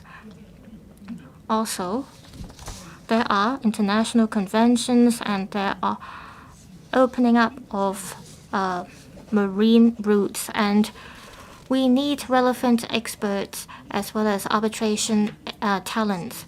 We have the relevant talents in terms of maritime, legal, and arbitration services. But due to historical reasons, Hong Kong hasn't taken part in coming up with international conventions. Hong Kong is a common law city. It has the relevant legal practitioners. However, it lacks the experience of drafting international convention. Therefore, I suggest that if we are to come up with strategies to tie in with those in the mainland, we have to have interdepartmental mechanism to review the strategies we have or the resources we have. In 2021, in 2010, the US came up with strategies for scientific research. Also, they came up with a formula to calculate relevant GDP. Back in 1970, they set up an association to plan for maritime-related policies. Hong Kong needs a mechanism to assess what resources we have, and we have to come up strategies, and we have to study what kind of advantages we have. Then we can think about how we can make use of the advantages to help our country. For instance, we can give full play to our role as a superconnector. We can make use of one country, two systems. We have to think about what talents we need. We have to know what are our shortcomings. We have to make use of our international connection and build the relevant research institutions. With the current geopolitical tensions, our country may not be able to import talents directly. So our country has to rely on us on importing talents. We should not make repetitive researches or studies. To put it simply, to assist our country, we have to recruit research talents. And we have been doing that actually.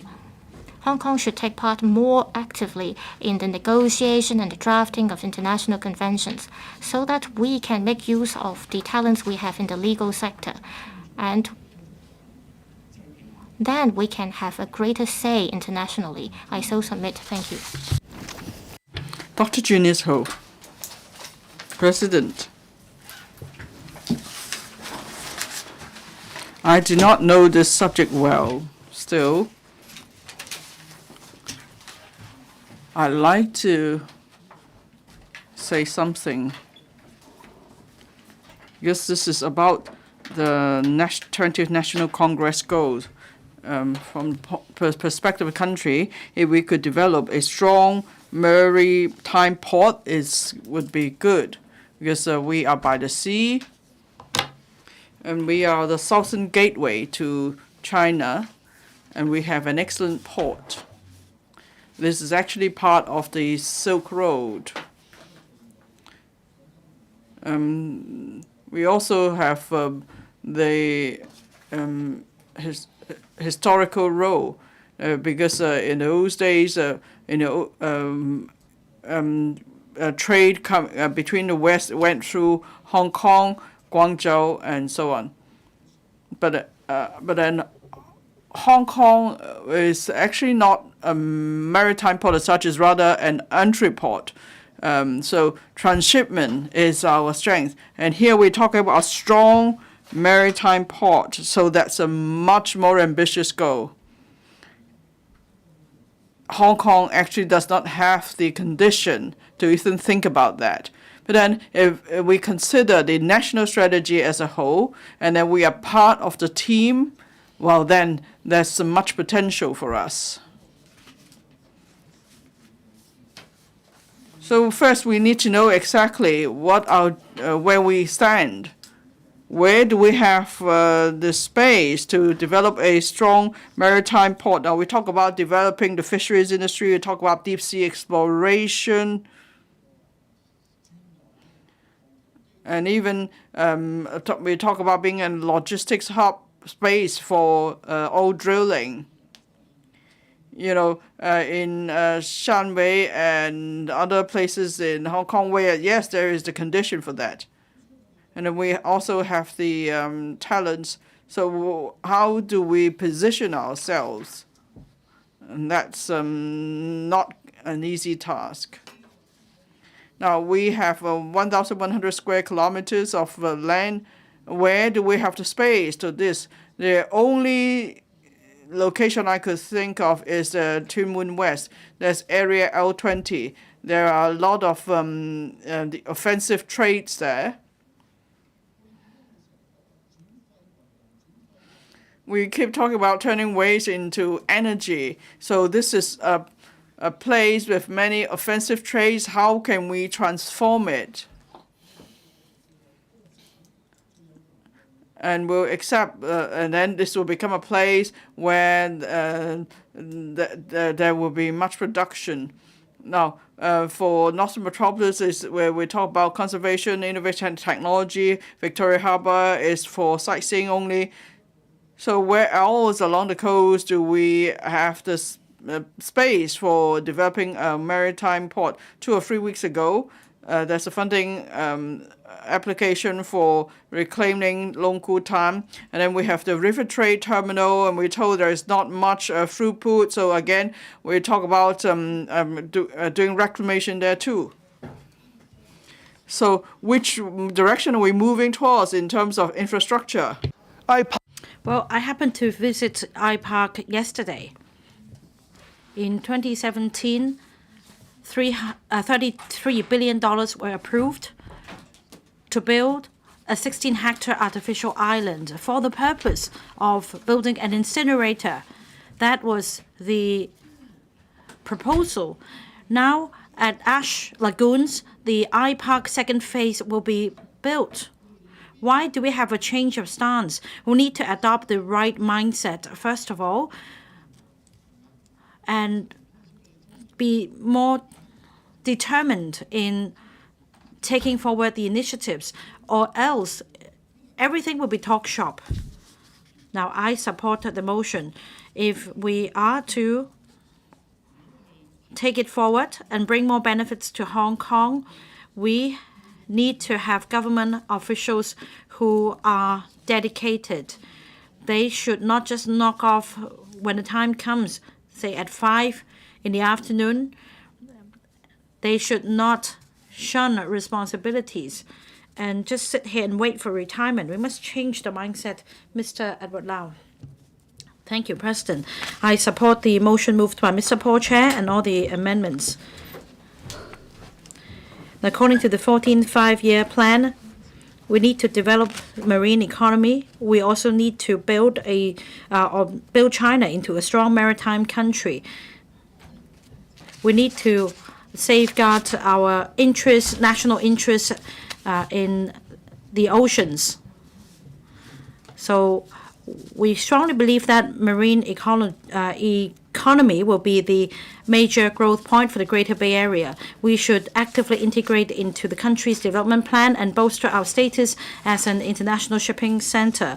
I support Mr. Paul Chair's motion on developing a strong maritime port strategy. In order to do that, we need to leverage on our strengths as a coastal city. Marine economy does not relate only to the maritime industry. It also involves marine resources and the relevant industries such as the fisheries industry. In the North District, we are close to the coastline. We have natural resources such as country parks, marine reserves. We also have local characteristics for us to build a sustainable system for marine economy. According to the CNSD, for agricultural and fishery industries in Hong Kong, they only account for 0.1% of total GDP. In Guangdong, marine economy for the 28th consecutive years have ranked the first, with a production output of 1.8 trillion renminbi. Marine economy can also drive the development of other industries and economic activities. It makes significant contributions. In planning for Northern Metropolis, the government should consider revitalizing and reinstating the functions of the agricultural and fisheries industries to ensure quality output of the industries so that we can develop a comprehensive approach to developing agricultural, fisheries, tourism, industries, etc. In 2021, Tianhai put forward, according to the 2021 Tianhai plan, we should develop maritime technology. We should also expedite modern maritime services industry so that we can take forward maritime development. Likewise, we should grasp the opportunity of building China into a strong maritime country so that we can take the opportunity and explore the option of developing maritime port. Now we talk about collaboration with Tianhai. In fact, in the 4 zones planned for Northern Metropolis, Sha Tao Kok is to become a green-blue eco-recreation zone. So it is related to blue economy. That means we can collaborate with the mainland to develop this together. We can leverage on our system advantages and our economic strength. We can strengthen collaboration with ports in the mainland so that we can build a super logistics hub. We can also collaborate on scientific research. We can also enhance connectivity with other cities along the coast in the Greater Bay Area so as to provide more room for development. Hong Kong is an important platform to our country's development. We should expedite our integration into the country's development plan and help build China into a strong maritime country and bolster our status as an international shipping center. I so submit. Ms. Lam So-wai. Thank you, President. I thank Mr. Paul Chair for moving this motion on initiating the development of a strong maritime port strategy. I also thank Mr. Yim Kong for the amendment. The 14th five-year plan of the country provides that we should expedite the building of a system for the development of maritime economy. We should strive for autonomy and also in the marine economic development. Now, the Guangdong province already put forward the relevant measures. We should foster greater collaboration. We should also make use of our rich marine resources to develop marine economy in Hong Kong. In 2018, the Hong Kong UST set up a course on ocean science, specializing in the research and technology, conservation, as well as ocean-related technologies. This course has been set up for less than 10 years. There are a number of research programs undertaken by the Hong Kong UST and the Chinese Academy of Sciences. So a regular platform should be set up to foster regular exchange. There should also be subsidies for these research projects to foster greater collaboration at the tertiary education level to give us a greater impact. As for the Greater Bay Area, they are taking forward the relevant development. Take Guangzhou and Shenzhen as an example. Relevant marine development strategies have been rolled out in Guangzhou. According to the 14th five-year plan, a research center with a research base will be set up on the southern side of the country. And for Shenzhen, according to their plan, a comprehensive development plan will be put in place to take forward research and development of marine science. The government should also expedite the relevant planning. We should leverage on our R&D strengths and foster greater collaboration with the 2 municipal governments by setting up the relevant research institutions. We should also enhance our collaboration with the Greater Bay Area on marine research so that we can develop a blue tourism and highlight the significance of protecting the marine environment. Now, in this year's policy address, it is proposed that marine or blue tourism should be developed. We are rich in marine resources. I suggest the government work with the tourism industry so that eco-tours can be can be rolled out on a regular basis. There should be a certification system for eco-tour guides so that these qualified guides can tell us more about our marine ecology, as well as promote the knowledge on ecological conservation. We have a very nice harbor. We are surrounded by waters such as the Sai Sea, as well as Ma Liu Shui near Tai Po. To promote ecotourism, we need to make sure we have sufficient waterborne facilities. We don't have any representative from the Culture, Sports and Tourism Bureau. But I stress once again that for Clearwater Bay, it is a place rich in tourism resources. There are also many expatriates and locals alike having water sports there. So the government should expedite the commissioning of the Water Sports Center in Area 77 of Cheung Kwan O. There should be more berthing places for sails and yachts. On a regular basis, Water Sports Festival should be held in Sai Kung to make Sai Kung more attractive. In fact, apart from Sai Kung, in Ma On Shan, we have the Shingun River, and we also have a nice cove.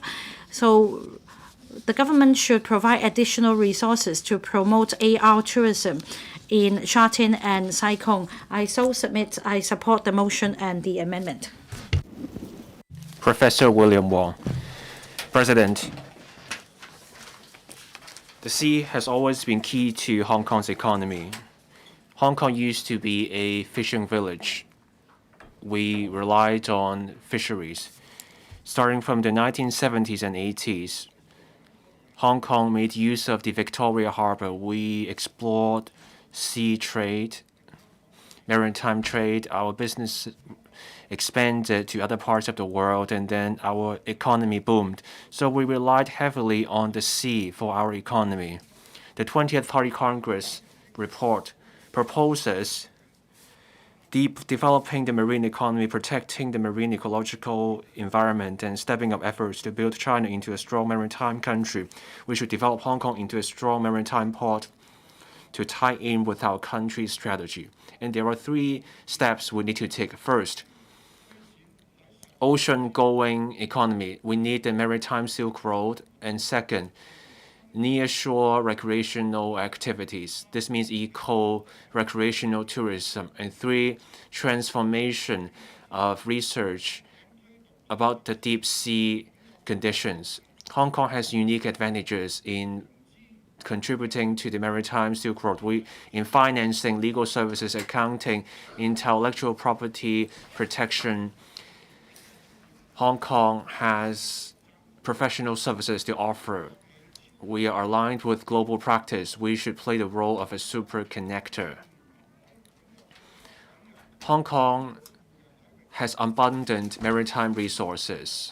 We can pursue a blue economy and more.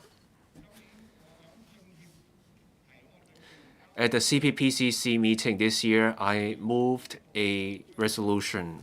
It had to do with Mias Bay and Yan Chao Tong in the northern metropolis. And that has to do with the eco-tourism zone.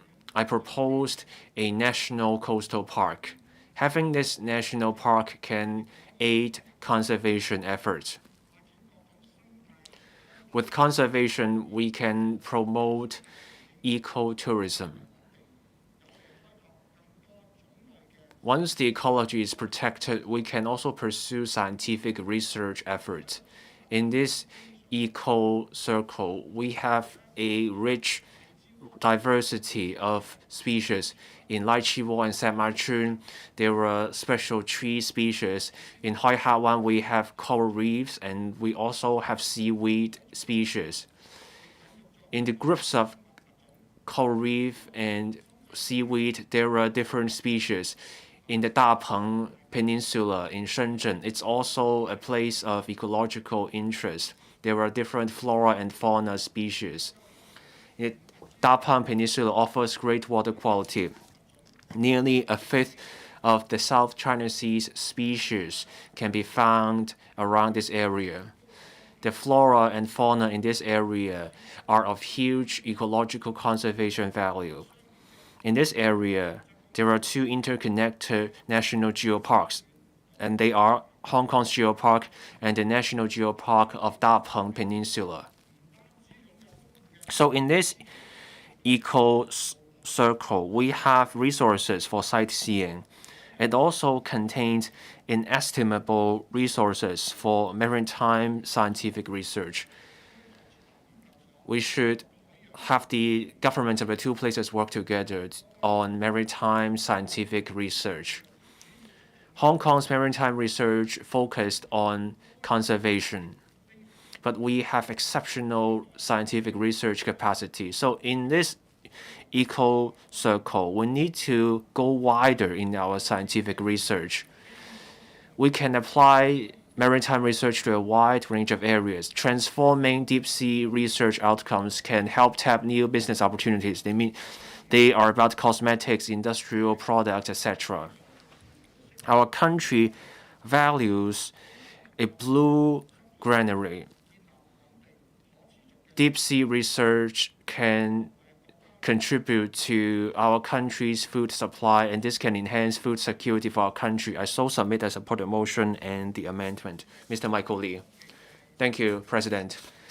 Hong Kong has huge potential to become a diversified maritime economy. We can promote the maritime industry. We have a solid basis and tradition in maritime and shipping logistics sectors. Our country expressly supports our efforts to strengthen our role as an international maritime center. The 14th Five-Year Plan proposes that we should develop into a maritime hub and logistics center.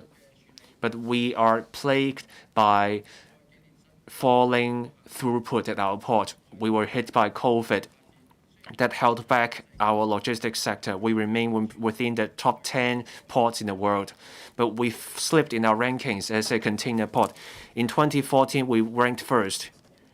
We handled 21,000 TEUs, but by 2022, we ranked 9th. We were just a third of Shanghai's capacity at 47,000 TEUs. Land is costly, manpower costs more, and that's why we are falling back in the GBA. That's worrying. Our country is pursuing external maritime trade, so it relaxed the restrictions on maritime trade. That weakened our position as an entrepot. Mainland local governments offer cash incentives and tax concessions. That led to a vicious cycle. Our strength started to vanish. Our SAR government should talk to the central government.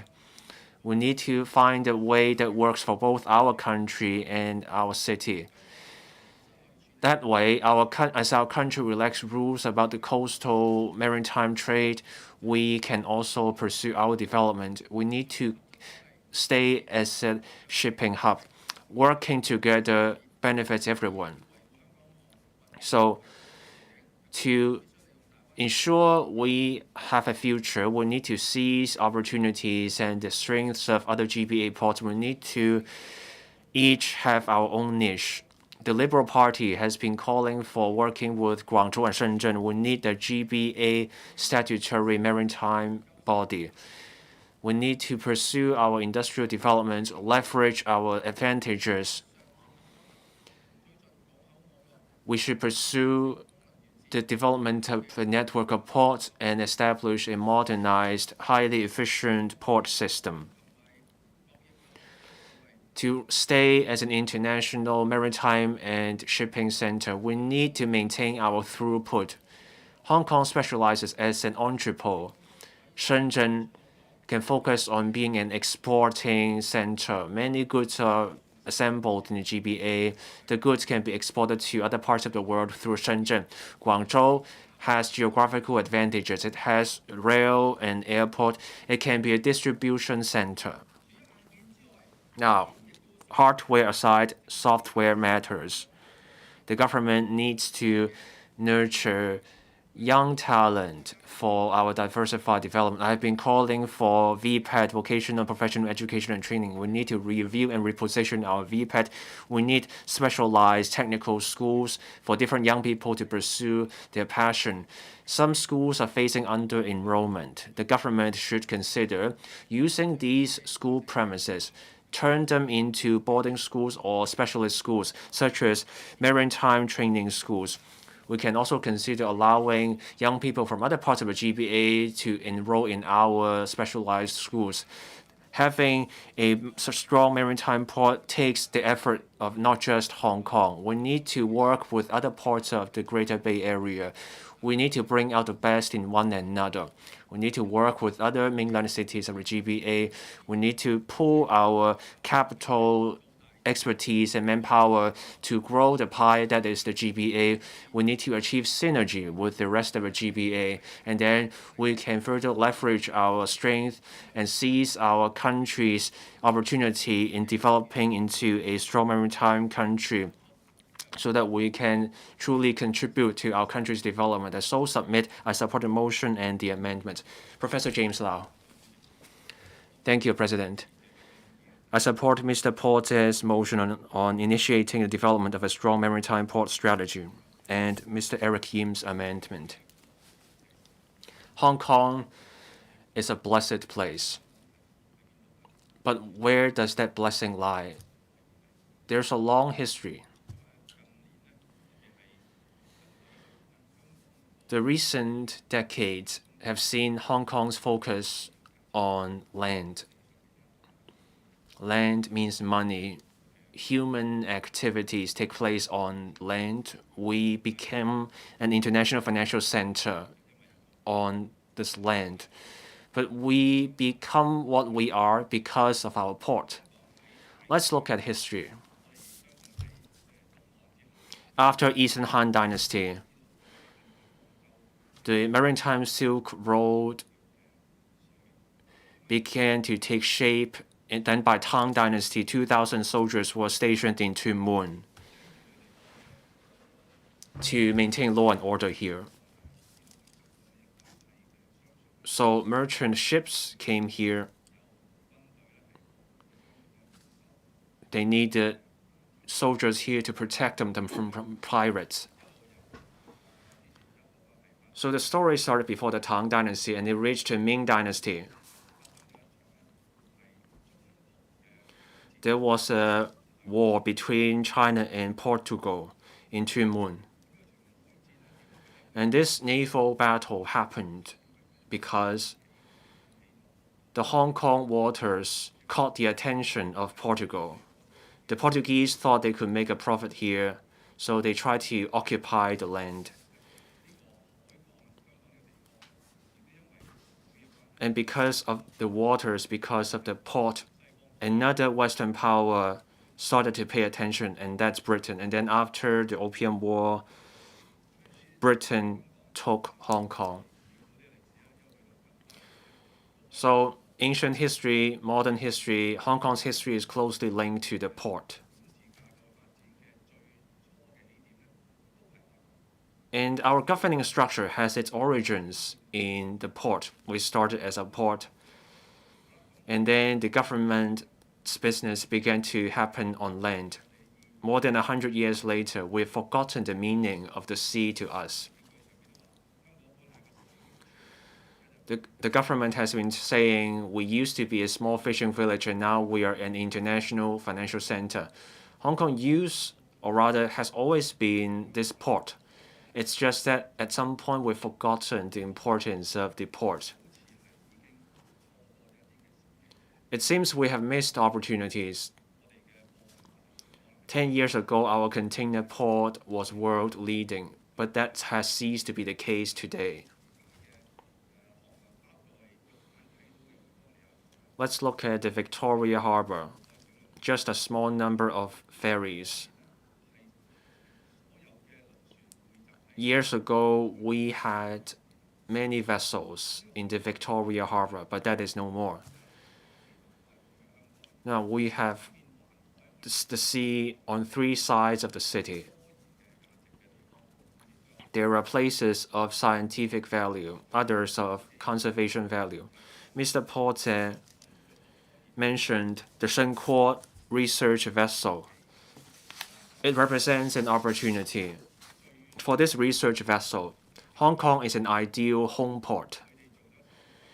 The research vessel engages in deep-sea research. The vessel has data. It needs to take the data home. But where's the home port? It could be Dalian, Tianjin, Shanghai, or Hainan.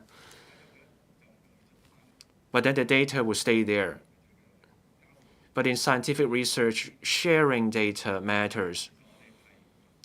And here, Hong Kong can come in. We have free flow of information. The Shenkuo research vessel came here for this opportunity. In the future, the Shenkuo can make Hong Kong a base for data sharing. The vessel gets samples from deep sea soil from 6,000 feet undersea. And that sample is very valuable. I so submit, President. I support Mr. Porte's motion and Mr. Eric Yim's amendment. Thank you. Mr. Chen Hampan.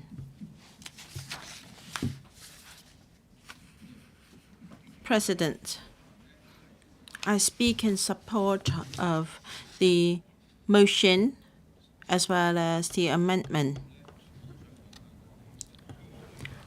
We have a natural harbor. We all reminiscence about our past.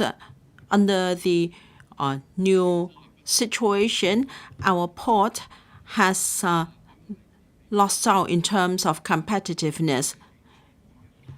The neighboring ports are rising in competitiveness.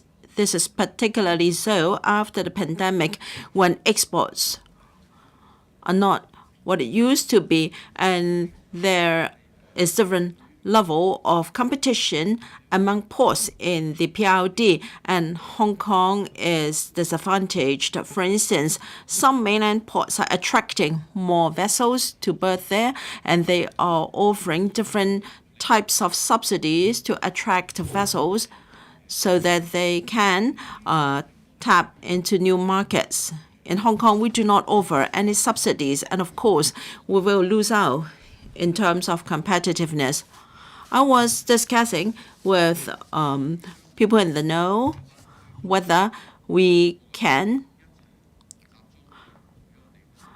collaborate with ports in GBA. For instance, can we relocate all our container terminals to Kwai Shan Island, and we can manage the container terminals collectively, and then we can become one of the biggest container terminal in the world. Containers, vessels don't have to go into our harbor. They can call at Kwai Shan Island, and commodities can be transported there, and by means of autonomous vehicles, we can move the goods around, and that will enhance the efficiency of our container terminal. Our own container terminal is not deep enough. Every now and then, the government has to come back for dredging, has to get money for dredging. And then as stone cutters, we have got the few bridges, and then we've also got the Tsing Ma Bridge, and other bridges being planned. So gradually, large container vessels cannot get into our port anymore, and we are stifled in terms of further development of our port. In the past, those places were not populated, and back then Tsingye and Kwai Chung were industrial areas. Now we have a big population there. Residents always complain to me that in Kwai Chung the odor is bad, there's odor, and air quality is poor because of the emissions from visiting vessels.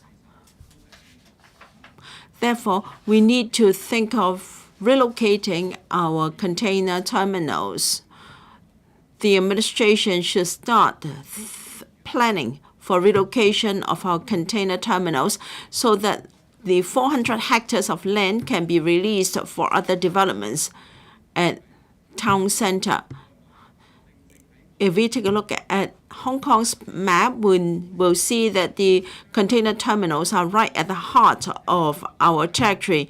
No city would place such a big container terminal at the very heart of its city. It should be relocated to nearby places. We should make use of other ports and bridge connections so the container trucks don't have to negotiate the road networks of the city. We should consider moving the container terminals that would benefit our residents, the air quality, and Hong Kong. It is a win-win situation. The government may not have started such a consideration. Hopefully, when the opportunity arises, the administration can explore whether that can be done, and then you will see plenty of opportunities, and then we can do what is advocated in Mr. Porter's motion, that is to develop a strong maritime port strategy. Does any other member wish to speak? Mr. Porter, you may now speak on the amendment. Deputy President, I thank the more than 20 members who spoke on this motion. I support Mr. Eric Yim's amendment. I thank him for it. He proposes diversified development in his amendment. As many members have said, the Shen Kuo research or survey vessel visited Hong Kong. What does it mean? To speed up our development, we need to bring in the mainland's technology and research vessels, and also research outcomes. But we need to start by this. We need to put the outcomes of the economic activities or research. We need to keep those research here. We cannot have a scientist like Mr. Qian Xuesen in Hong Kong.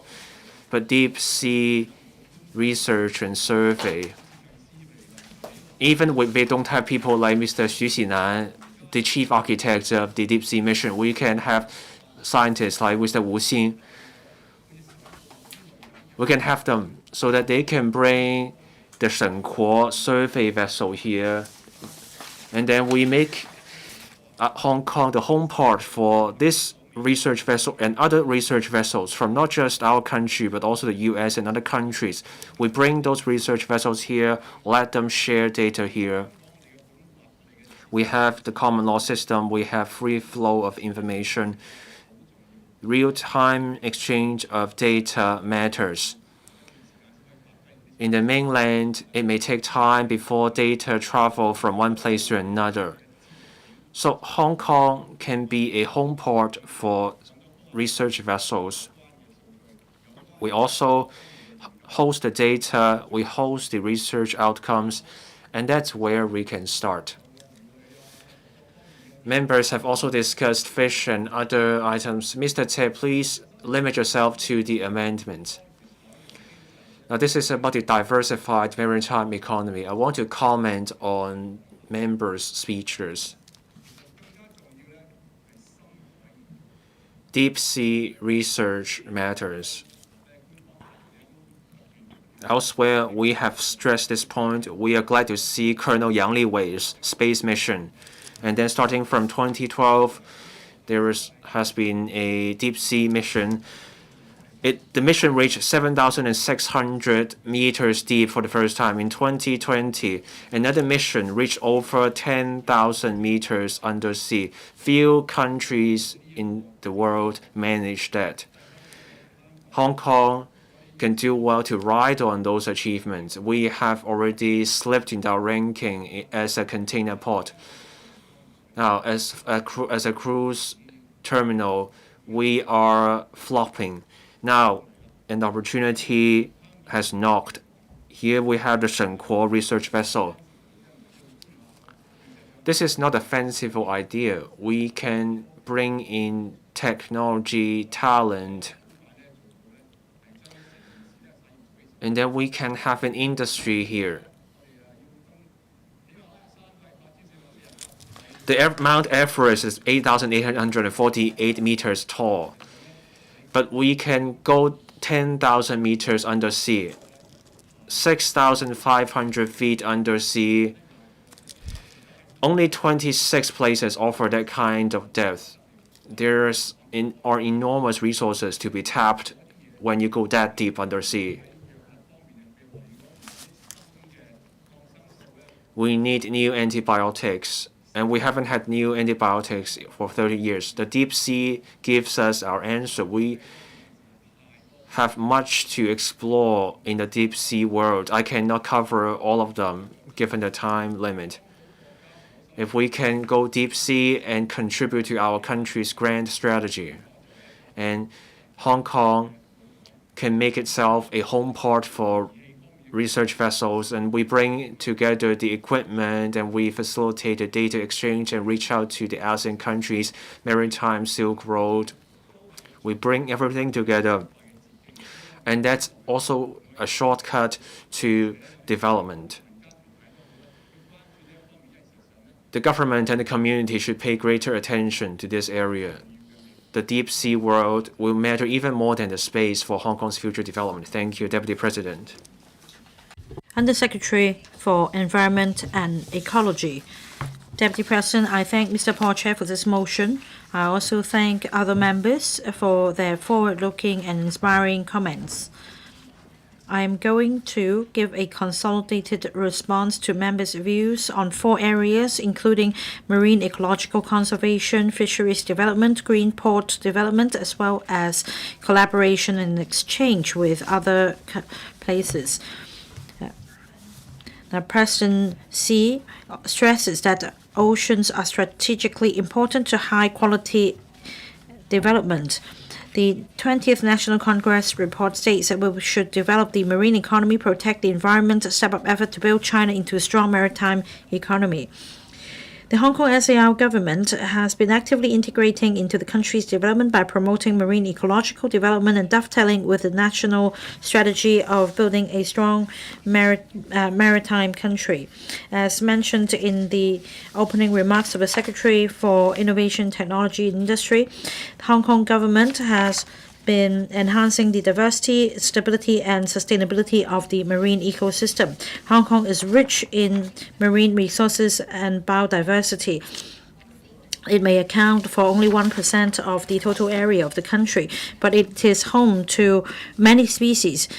In our city, we're home to over 6,000 marine species, including Chinese white dolphins, finless porpoise, corals, and horseshoe crabs.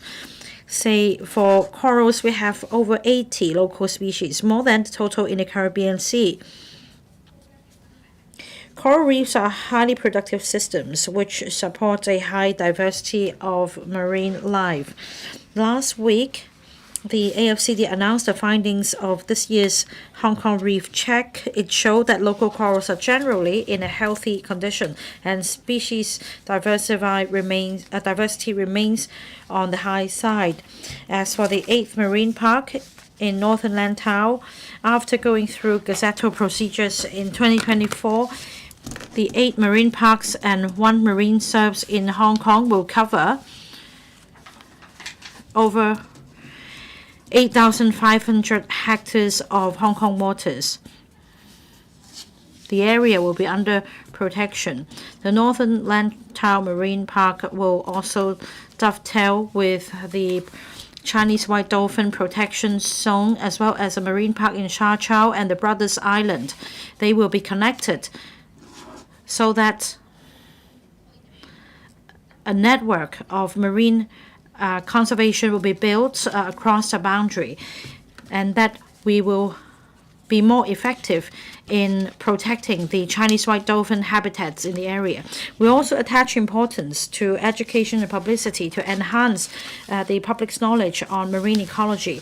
Some members mentioned marine eco tours, we will be spearheading the development. We'll also foster collaboration with the mainland authorities to enhance marine ecological conservation as well as water quality management. For example, we have kickstarted the cooperation arrangement on water quality management. We are also actively participating in the National Marine Pollution Baseline Survey, National Marine Environment Monitoring Network, emergency response and impact assessment of marine pollution incidents and disasters, land-based pollutant discharge monitoring technologies, as well as other advanced technologies such as satellite remote monitoring, as well as other technologies. All these will help achieve the common goal of marine conservation and enhancement in the Greater Bay Area. Next, on fisheries development, we understand that intensified production can help Hong Kong dovetail with a national strategy and be better integrated into the country's development. We also encourage fishermen to practice capture fishing in the ocean as well, so as to give play to our advantages. On marine culture, we will continue to foster exchange and collaboration with the mainland to help the industry upgrade, transform, modernize, and intensify the productions, and to grasp the opportunities presented by the Greater Bay Area development. We will increase the commitment to the Fisheries Industry Development or Sustainable Development Fund to $1 billion to help support the industry. As mentioned in this year's policy address, our Bureau will join hands with the agricultural and fisheries industries in formulating a sustainable blueprint for the development of the industries. It will be rolled out by the end of this year to help upgrade and transform the industries. On the development of the Green Port, the 14th five-year plan expressly establishes set the positioning of Hong Kong as an international shipping center. Our Bureau and other stakeholders have been actively promoting green port development through different measures so as to build Hong Kong as a quality green fueling hub. So that for global shipping industry, international shipping fleets will schedule their vessels to berth in Hong Kong for refueling so as to contribute to the country's decarbonization goals. With more international shipping fleets relying on green methanol, there is now a greater demand for green refueling facilities. We will actively look into the provision of green methanol refueling facilities as well as making better use of the offshore LNG terminal. The government will conduct a feasibility study of such green refueling and green methanol and refueling facilities so as to enhance the supply chain. For ocean-going vessels, we will conduct a technical study to prepare for a refueling facility at the LNG terminal for them. As for the Belt and Road Maritime Strategy, the government has been actively participating in the cooperation and exchange with the countries on green initiatives to tackle climate challenges. In the past 3 months, the Environmental Protection Department attended a number of events, such as the International Symposium on Environmental Microbes of Health Concern, organized by the Chinese Academy of Sciences. We shared our experience on the work of microbiological water quality monitoring of bathing beaches in Hong Kong with 16 BNR countries. We also exchange our knowledge with Belt and Road country representatives on a number of areas such as water quality monitoring management, advanced technology, smart enforcement in environmental protection. Together with the Chinese Academy of Sciences, we held a video conference on water pollution control technology and smart enforcement for pollution control professionals of the Sri Lankan Central Environment Bureau. Together with the Research Center for Eco-Environmental Sciences of the CAS and other Belt and Road representatives, we discussed different projects such as seawater flushing, air conditioning systems, grey water recycling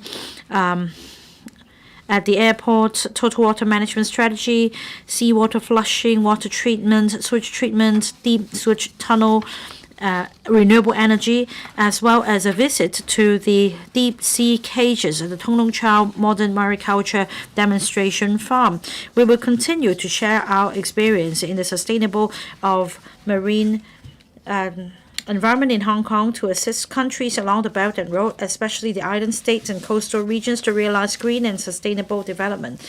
Now, President, members, some members mentioned what the presidency said, that is, lucid waters and lush mountains are invaluable assets. He attaches great importance to ecological conservation. He stresses a number of times that we need to maintain harmony between humanity and nature in our development. We will continue to protect the marine environment and guide the fisheries industry towards modernized, intensified, and sustainable development. We will strive to develop green ports in Hong Kong so as to grasp the opportunities and tell good stories of Hong Kong. Whilst we grasp the opportunities arising from national development, we also contribute to the cause of rejuvenation of the Chinese nation. Under Secretary for Transport and Logistics. Deputy President, I thank Mr. Porter's motion and Mr. Eric Yim for his amendment, and the many members who share their thoughts on initiating the development of a strong maritime port strategy. I now offer some response on the work of the Transport and Logistics Bureau in this area. Our country's 14th five-year plan clearly supports the position of Hong Kong's port and development of high-value added maritime services. The outline development plan of the Guangdong, Hong Kong, Macau Greater Bay Area also expresses such support for Hong Kong.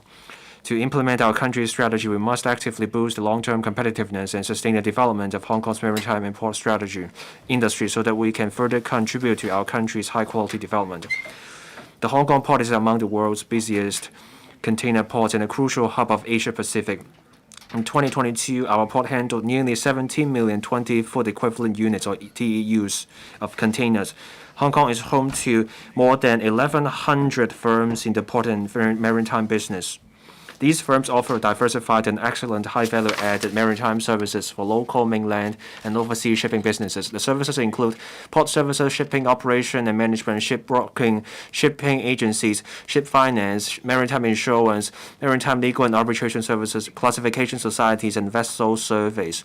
The government will remain dedicated to developing and strengthening Hong Kong's status as a high-value added maritime services center and vital transshipment hub in the Asia-Pacific. We're working with the Task Force on Maritime and Port Development Strategy and the maritime sector to expand maritime trade. As we propose an action plan to turn Hong Kong into a world-leading high-end maritime services market, support the zero-carbon transformation of the global maritime and trade business, go smart and go digital with the maritime business, and promote exchanges and collaboration of maritime sectors of the GBA and their global peers. We will work through the Commissioner for Maritime and Port Development under the TLB as we coordinate the work with relevant government departments and stakeholders from the maritime and port trade. We take an industry-oriented approach to spearhead maritime development, especially in areas where we have an edge, such as professional services, maritime law, maritime insurance, and ship finance. To further expand the maritime network, Invest Hong Kong will step up the effort to attract more shipping commercial principals and overseas shipping firms to set up and scale up operations in Hong Kong. This will bring more maritime business and commercial activities. We will continue to promote Hong Kong's strength to the international and maritime to mainland firms. Our strengths include high value-added maritime services, our common law system, and competitive tax system. We will help international maritime firms enter the mainland market. This will help bring about reciprocal benefits for Chinese and foreign firms. Here, Hong Kong can leverage its strength of national support and global connections. On smart port development, as ports compete with each other ever more fiercely, we need to retain our unique status. We also need to make greater use of digital technology at our port. The government is actively promoting a smart port. The government is pursuing a digital approach in port to have better information sharing in the port. This will strengthen the competitiveness of our port.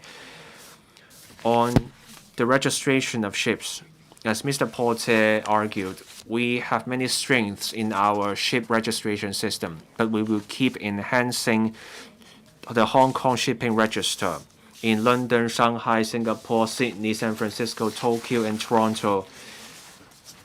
At these 7 places, our shipping register has set up support teams to provide swifter and better support services for ship owners. We will also actively review the ship registration system to strengthen liaison with ship owners and explore market potential to cement our leading position in ship registry. The Marine Department is looking into this area. The directions and the measures will be announced in the action plan that will come out. On maritime arbitration, Hong Kong has been a key dispute resolution center in the Asia Pacific. Under one country, two systems, Hong Kong has many advantages, such as a well-developed judicial system, common law system, many arbitration bodies to choose from, and also China is a state party to the arbitration convention. The government works with the maritime sector. BIMCO, the Baltic and International Maritime Council Law and Arbitration Clause 2020, lists Hong Kong as one of the 4 designated arbitration venues in terms of BIMCO's global standard maritime contracts. This again shows Hong Kong's leading position in maritime arbitration. To leverage this strength, we will continue to promote Hong Kong's legal services to mainland and overseas firms. We will encourage them to pick Hong Kong as the arbitration venue. This will let mainland firms have their disputes settled in a familiar setting. This will help mainland firms go global. We will also work with overseas bodies.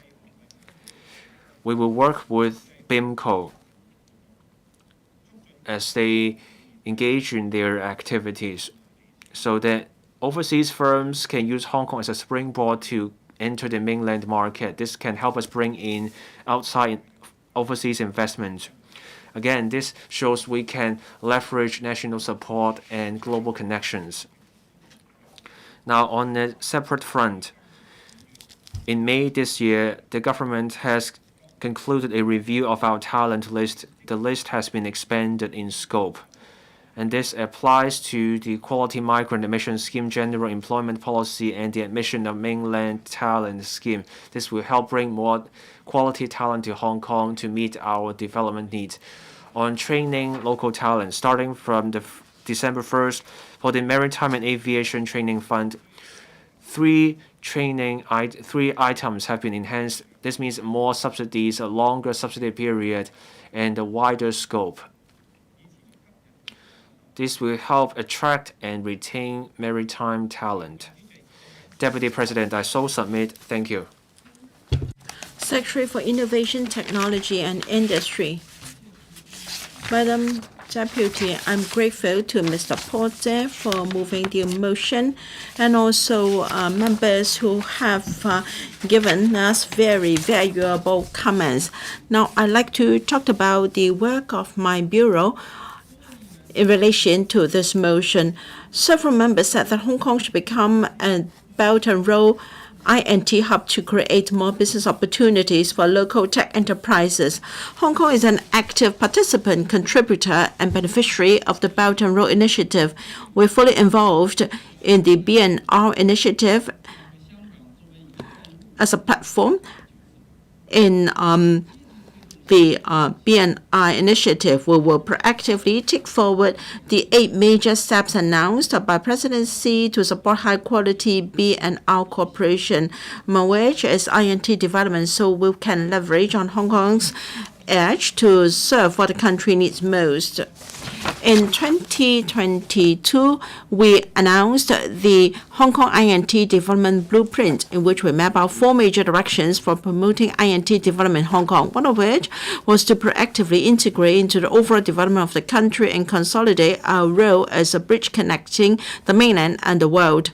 Hong Kong's close connection to the world and strong support for the mainland are its unique and prominent advantage. We have the common jurisdiction, and we in alignment with many rules for doing business with other parts of the world. Now, we are the country's window to open up to the world, as well as an ideal gateway for overseas enterprises to tap the mainland market. We will continue to consolidate and leverage on our advantages and expand our international work, strengthen INT cooperation with BNL countries to become the INT hub of BNL. Now, on maritime cooperation, including protection of the harbor, we can also leverage on our R&D advantages. As I said in my opening remarks, we can use technologies such as big data and robotics to better tackle marine reviews. A local-based startup has develop a robotic boat that uses a camera to collect data and AI to detect marine reviews, avoid marine life, and also other vessels. It is solar and electrical powered. It is able to collect trash on river and in our harbor, and we can use marine life and refine them and develop drugs and cosmetic products benefiting various industries. Our R&D centers can promote and publicize our R&D outcome to BNI countries in world exhibitions and attract R&D talents to Hong Kong.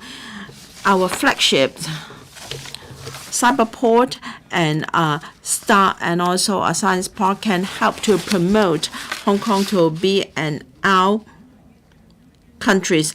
Now, we must have strength in education, and marine technology will continue to enhance our support in this regard so that we can continue to nurture talents in marine technology and collaborate with other cities in the GBA. We can consider providing dedicated funds to build a vibrant INT ecosystem, and then we must promote the commercialization and R&D outcomes. Just October, we launched a $10 billion research, academic, and industry sectors 1+ scheme. The objective is to link up the key stakeholders, such as the business industries and investment financing sectors, to drive the active one-to-end transformation and commercialization of R&D outcomes. The SL government will continue to increase our efforts in boosting transformation. The 5 public R&D centers will continue with their R&D in different areas, including research in marine technology. They will collaborate with the industry for commercialization of their R&D outcome. Take the logistics and supply chain multi-tech R&D center as an example.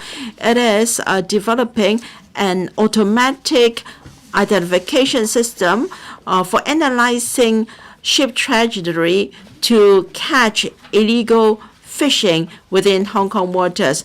Now, through the Hong Kong STPC, Cyberport, and Hong Kong Productivity Council will continue to help transformation of R&D outcomes. For instance, Hong Kong STPC and Cyberport are improving the environment for nurturing local INT startups. By providing financial and R&D support, we offer assistance from business operation to marketing to support the commercialization of their R&D outcomes. The S3 has also set up its INT Center to work with universities to promote commercialization of R&D outcome so as to enhance collaboration among different stakeholders. Looking back, our INT system is growing more vibrant. Our flagships INT platform, namely the Science Park and Cyberport, are working very hard, and it has got 400 and 489 and new enterprises last year, up 80 and 7% respectively. 20 and 40% of them are mainland overseas enterprises respectively. The FS, together with the Office for Attracting Strategic Enterprises, has reached out to over 200 strategic enterprises, of which 30 are planning to establish their foothold or expand their operations in Hong Kong. We will continue to implement what is in the blueprint so as to realize our vision to make Hong Kong an international INT center. Once again, I'd like to thank members for their speech. In this debate, we will continue to use our strength to serve the needs of the country. Thank you. I now call upon Mr. Eric Yim to move an amendment. President, I move my amendment. I propose the question to you that Mr. Eric Yim's amendment be passed. Those in favor, please raise their hands. Those against, please raise their hands. I think the question is agreed by a majority of each of the two groups of members present. I declare the amendment passed. Mr. Porte, the question is that the motion from Mr. Porte as amended by Mr. Eric Yim be passed. Those in favor, please raise their hands. Those against, please raise their hands. I think the question is agreed by a majority of each of the two groups of members present. I declare the motion as amended passed. Members' motion with no legislative effect. Mr. Im Kong's motion on giving full play to the role of China capital enterprises to promote Hong Kong's integration into the overall development of the countries. Two members will move amendments to the motion. We will conduct a joint debate. I will first invite Mr. Im Kong to speak, and then I will invite Dr. Tang Yue Hang and Mr. Chen Puyin to speak, but they may not move their amendments at this stage. Members wish to speak, please press the request to speak button. I now call upon Mr. Yim Kong to speak and move the motion. Thank you, President. I move the motion as set out on the agenda. This is the first motion debate in this council on China capital enterprises. I thank members for their concern. China capital enterprises have set up their presence long ago in Hong Kong. In 1873, the China Merchants Group set up an office in Hong Kong. It was the first official organization backed by Chinese capital in Hong Kong. Since then, we have had the CTS, China Travel Services, China Resources, as well as the Ping An Insurance. These companies had set up their presence in Hong Kong. Since then, Hong Kong has become an important window for maintenance connectivity with the rest of the world. The China capital enterprises also tapped into different sectors. Dongjiang Water was introduced in Hong Kong. There were also direct trains to provide fresh provisions to Hong Kong back then. We're now in a new era. Hong Kong is an important platform for introducing or for attracting foreign capital. CITIC, Shanghai, industrial enterprise, etc. Different China capital enterprises have continued to come to Hong Kong to do business. They are joined by foreign companies to help the return of Hong Kong to the motherland. Since the 18th Party Congress in 2021, we've entered a new era. China capital enterprises have grown alongside Hong Kong's development. They are playing an ever more significant role. In terms of economic development, China capital enterprises have actively taken part in economic activities. They have made significant contributions to Hong Kong. For example, there are half of the licensed authorized institutions in Hong Kong are Chinese banks. The Bank of China Hong Kong is one of the 3 note-issuing banks in Hong Kong. There are also security firms that top the chart, and half of them are Chinese capital enterprises. As for shipping enterprises, we have major shipping enterprises that are Chinese-backed. Well, there are also petroleum companies that accounts for 80% of the market. China Mobile, the clientele is the largest among the telecommunications operators in Hong Kong. As for livelihood issues, China capital enterprises supply 90% of fresh provisions to Hong Kong, 78% of drinking water, 72% of flour, as well as 50% of rice stored in Hong Kong. In the face of different incidents such as SARS, COVID, the China capital enterprises are the ballast that keep Hong Kong selling smoothly. And we're active in helping or supporting the government. For example, in recent years, we provided 14,000 internship and placement and 3,000 placement opportunities for young people. We also take part in various activities to foster a sense of nationhood among our young people. And in terms of supporting Hong Kong as an international metropolis, we also leverage on our advantages. Say for the capital market, with the support of China capital enterprises, Hong Kong becomes the first stop for foreign direct investments. In 2022, the amount of investment stood at $97 billion. That's 60% of all the total foreign direct investment in the country. Hong Kong is also a major offshore financing hub. As of the end of last year, 1,409 China enterprises were listed in Hong Kong. That's 54% of all the listings in Hong Kong, with a total market capitalization of 2.74 trillion, 17% of total market capitalization. At the same time, we also help different foreign enterprises tap the mainland market. In terms of supporting good governance, China capital enterprises safeguards national security. We support patriots administering Hong Kong in light of the 2019 Black-clad violence. The China capital enterprises have all along supported the government in restoring law and order. We are a patriotic force. We give our unwavering support to the improved electoral system in the Hong Kong SAR. We also have good interactions with other patriotic organizations in Hong Kong to enhance governance. On the 10th of this month, the District Council election will see its polling day. We have candidates with the China enterprise background. They also are engaged in community work to serve the public. We are now in a new era. We see new opportunities to turn to a new phase. We enjoy advantages in terms of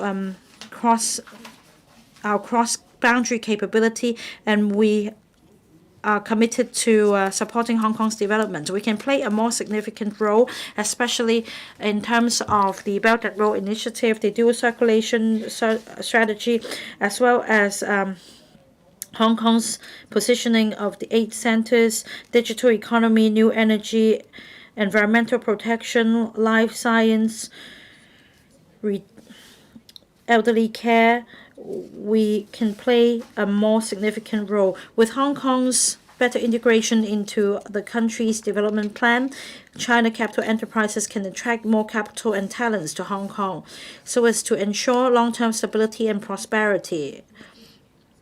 We play a pivotal role. We hope that the government can implement effective measures to give full play to the role of China capital enterprises so as to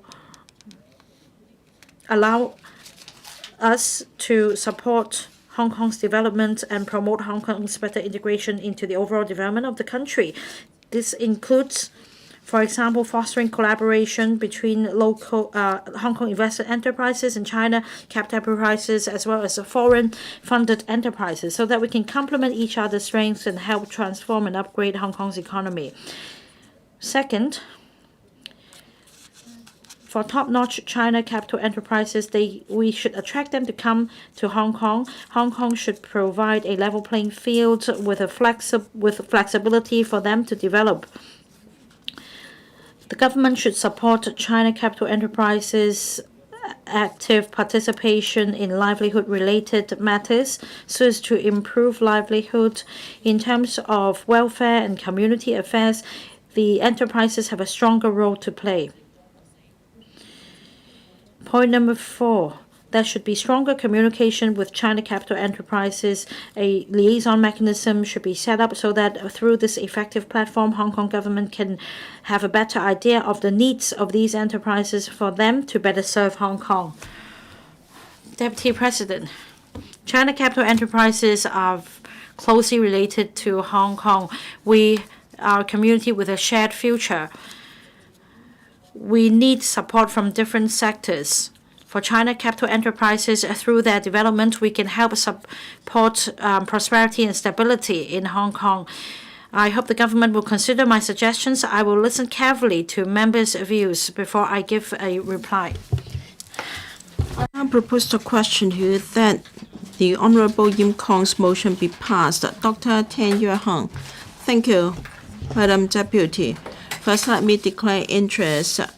I work for a China capital enterprise. Madam Deputy, according to a rough research, now the total number of China capital enterprises and their affiliates, associates in Hong Kong, total over 4,000. They cover different types of industry, logistics, INT, telecommunications, etc.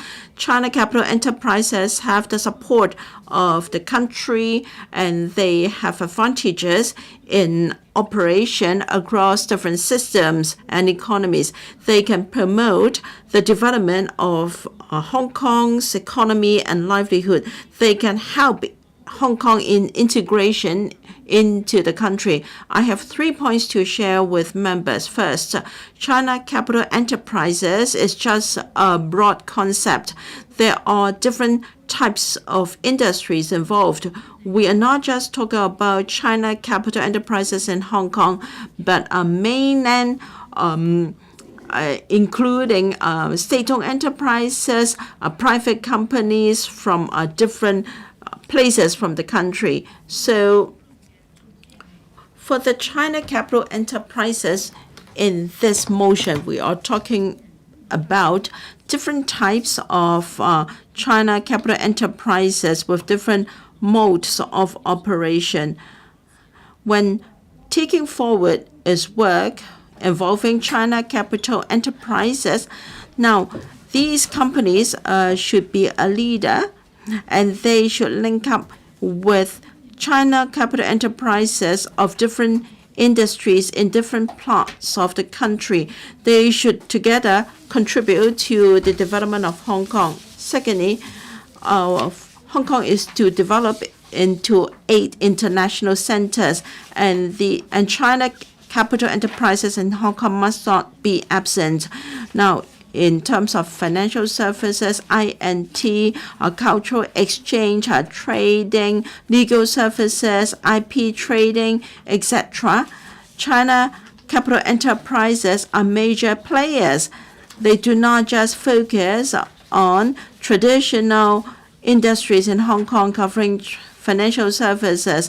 There are companies engaged in strategic enterprises, and leading China capital enterprises must strengthen their participation in non-conventional enterprises or industries. There must be balanced participation. When we attract enterprises from the mainland, we should pay particular attention to enterprises related to the 8 centers. They should be attracted to have their headquarters set up in Hong Kong. This is particularly so for large state-owned enterprises, so we should offer them facilitation. Third, local China capital enterprises contribute to the development of our economy. There is room for such enterprises to shoulder more social responsibility to improve livelihoods in Hong Kong. While we have thousands of such enterprises in Hong Kong, most of them have their headquarters in the mainland. Then financial resources, etc., need the support of the headquarters. I suggest we enhance communication with central authorities and communication with the headquarters in the mainland. Our ETOs and also officers in the mainland should enhance communication with the headquarters, and they should pay more attention to the development of China capital enterprises in Hong Kong so that they can take roots here and shoulder corporate responsibility. These enterprises should play a role in charitable causes and poverty alleviation to help development of the community. Hong Kong is a highly open economy. We are a hub of companies from all over the world. Hopefully, all enterprises, whether they be Hong Kong invested, China capital, or foreign funded, they can work together. And for Putonghua speaking, people from the Putonghua speaking community, I appeal to you to come out to vote on the 10th of December. With these remarks, I urge members to support my amendment and the motion. Mr. Chen Pui Leung, let me declare interest, Madam Deputy. I also work for a Hong Kong capital a China capital enterprise in Hong Kong. I'm grateful to Mr. Yim Kong for moving this motion so that we can better understand the contribution made by these enterprises to Hong Kong. They've always been a major driver in our economy. We are the premier fundraising platform for them.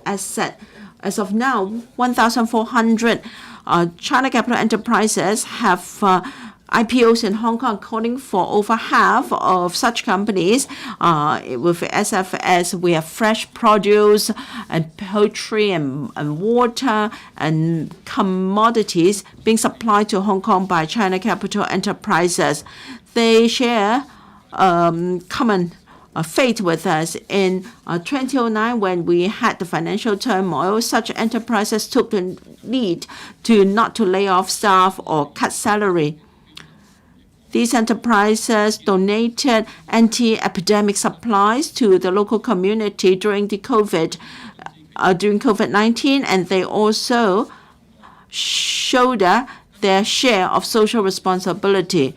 We have over 4,000 China capital enterprises in Hong Kong, more than double of what we had before 1997, in different industries covering financial services, communications, logistics, biomedical, and etc. However, not many of them have their headquarters in Hong Kong. As at 31st of October 2022, only 4 out of 98 state-owned enterprises have their headquarters in Hong Kong.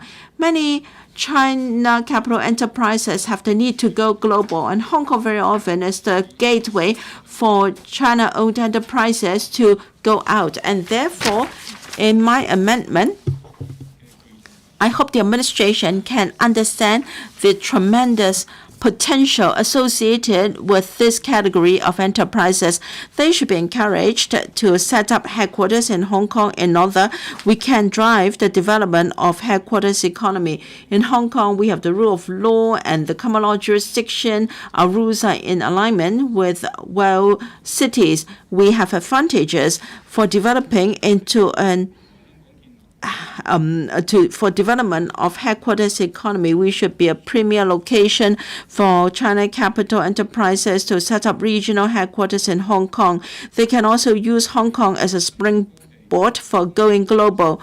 Now, in terms of life sciences, advanced manufacturing, new energy development, we are making tremendous development. If these enterprises can be attracted to set up regional or global headquarters in Hong Kong, they will bring in large amount of talents and investment and funds. This can benefit our future development. This is in line with the overall development strategy of the country. This will dovetail the GBR development and will facilitate flow of talents and investment within GBA, and so we can achieve a win-win situation for all. In August, a leading biomedical company from the country came to Hong Kong, investing over $2 billion, bringing 300 people to work here. This goes to show that Hong Kong is attractive to strategic enterprises to set up headquarters in Hong Kong. To do this, we need to provide concessions in terms of rent and taxation, etc. We must be more proactive in reaching out to target enterprises. We should tell them our advantages. We should provide tailor-made facilitation measures. This year's policy address said that the SL government is going to discuss with central ministries and commissions about facilitating these enterprises to set up regional headquarters in Hong Kong. We can provide various concessions. I hope that such talks can start as soon as possible to facilitate their coming to Hong Kong. Thank you. Secretary for Commerce and Economic Development. Deputy President, I thank Mr. Eric Yim for his motion, and also Dr. Tan Yue Heng and Mr. Chen Pui Leung for their amendments. Because their motion and amendments give us this opportunity to listen to members' views on their thoughts about trade cooperation between Hong Kong and the mainland and better integrating international development. This motion proposes bringing in more Chinese firms or mainland firms to Hong Kong so that we can better integrate into our country's development and grow our economy. We fully agree. In October this year, at the Third Belt and Road International Cooperation Forum, President Xi delivered a key speech. Our country is in favor of an open world economy. We are committed to cross-boundary trade in services and openness in investments. 45 years of opening up and reforming and opening up, our country's economy grew rapidly. The mainland used more than 2.8 trillion US dollars. Last year alone, we brought in 190 billion US dollars. That ranked second across the world. The opening up approach led to great results. Our country has elevated bringing in firms and investments to the highest level of our national economic strategy. The Ministry of Commerce has launched the Invest in China Year initiative. Our country offers a wide array of investment options for foreign businesses so that foreign firms can come in and explore the Chinese market and share in the success of the mainland's economic development. The central government has staunchly supported Hong Kong's economy and our drive to improve people's lives. We must leverage our unique advantage under one country, two systems, and that is national support, global connections. We need to integrate into national development and play our role as a node between the domestic and international circulations. We need to play an active part in the Greater Bay Area development and Belt and Road development initiatives. We need to leverage our strength to deliver what our country needs. We need to give full play to the initiatives under CEPA, the closer economic partnership between the mainland and Hong Kong. We need to strengthen our role as the 8 centers under the 14th Five-Year Plan in building a strong country. Our country remains committed to opening up and high-quality development, and that will mean boundless opportunities for Hong Kong. Hong Kong is an open, pluralistic metropolis where the East meets the West. As our country pursues high-quality development in the new era, Hong Kong plays a unique role as a platform. We bring in foreign investment and help mainland firms go global. Mainland firms in Hong Kong and also state-owned enterprises here have been a gateway between Hong Kong and the mainland in trade, finance, and technology. They contribute to the high-quality development of Hong Kong and the mainland. As we synergize with the mainland, we achieve great outcomes. Hong Kong offers world-class professional services. We are an international financial center. We offer great academic research, creative industries, professional legal and dispute resolution services. These services offer a great source of value added for mainland and global firms. Hong Kong is more than a super connector. We are also a super value adder. We will make good use of the key opportunities arising from our country's strategies. As we actively support Hong Kong firms to team up with mainland firms, we will take part in RCEP, the Regional Cooperation Economic Partnership, in going global together, and we will also further pursue development with overseas markets with huge potential, such as ASEAN. Deputy President, the current term government values work in attracting firms and investment. We work with the mainland authorities. Through the Invest in China year, we jointly launch initiatives to bring firms and investments. In the 2022 policy address, it's proposed that the government would set up new institutions and launch measures to attract firms and enterprises. The policy address this year proposes headquarters economy. This means attracting mainland and overseas firms to Hong Kong to set up their headquarters or regional operations. We want to bring in quality firms. The Financial Services and Treasury Bureau will talk to the mainland authorities about ways to facilitate the setting up of headquarters or regional headquarters. This includes ways to facilitate capital investment projects. Since the announcement of the new initiatives, the entire government has been working as one on the measures to attract firms and investment. On attracting strategic enterprises, last December, the government set up OASIS, or Office for Attracting Strategic Enterprises, led by the Financial Secretary. OASIS is tasked with providing special facilitation measures and one-stop service to mainland and overseas firms that are seen as key firms. OASIS and the policy bureaus have reached out to more than 200 firms. 30 are already or are going to set up or scale up operations in Hong Kong. Many such firms are mainland firms. In October this year, OASIS ran a launch ceremony of OASIS Partners with the chief executive and the financial secretary as the witnesses. OASIS signed an agreement with 20 strategic enterprises that have come here to or want to scale up the operation so that we can boost Hong Kong's innovation and technology ecosystem. Over the past 5 years, mainland firms in Hong Kong make up the largest number of overseas and mainland firms in Hong Kong. Right now, there are more than 2,100 such firms. Between 2018 and 2022, such firms have grown in number by more than a third. This shows the government has done well in attracting mainland firms here. More than 1,400 Chinese firms are listed in Hong Kong, or 55% of all listed companies here, or roughly 80% of the market cap.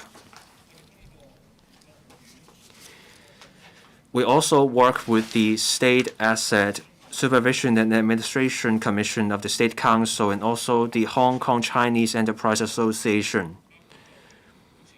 Along with mainland enterprises, including state-owned enterprises, we talk to them, we encourage firms to invest in Hong Kong and set up regional headquarters here to strengthen our tie with other parts of the world. The Commerce and Economic Development Bureau worked with the HKCEA in July this year on a cooperation seminar.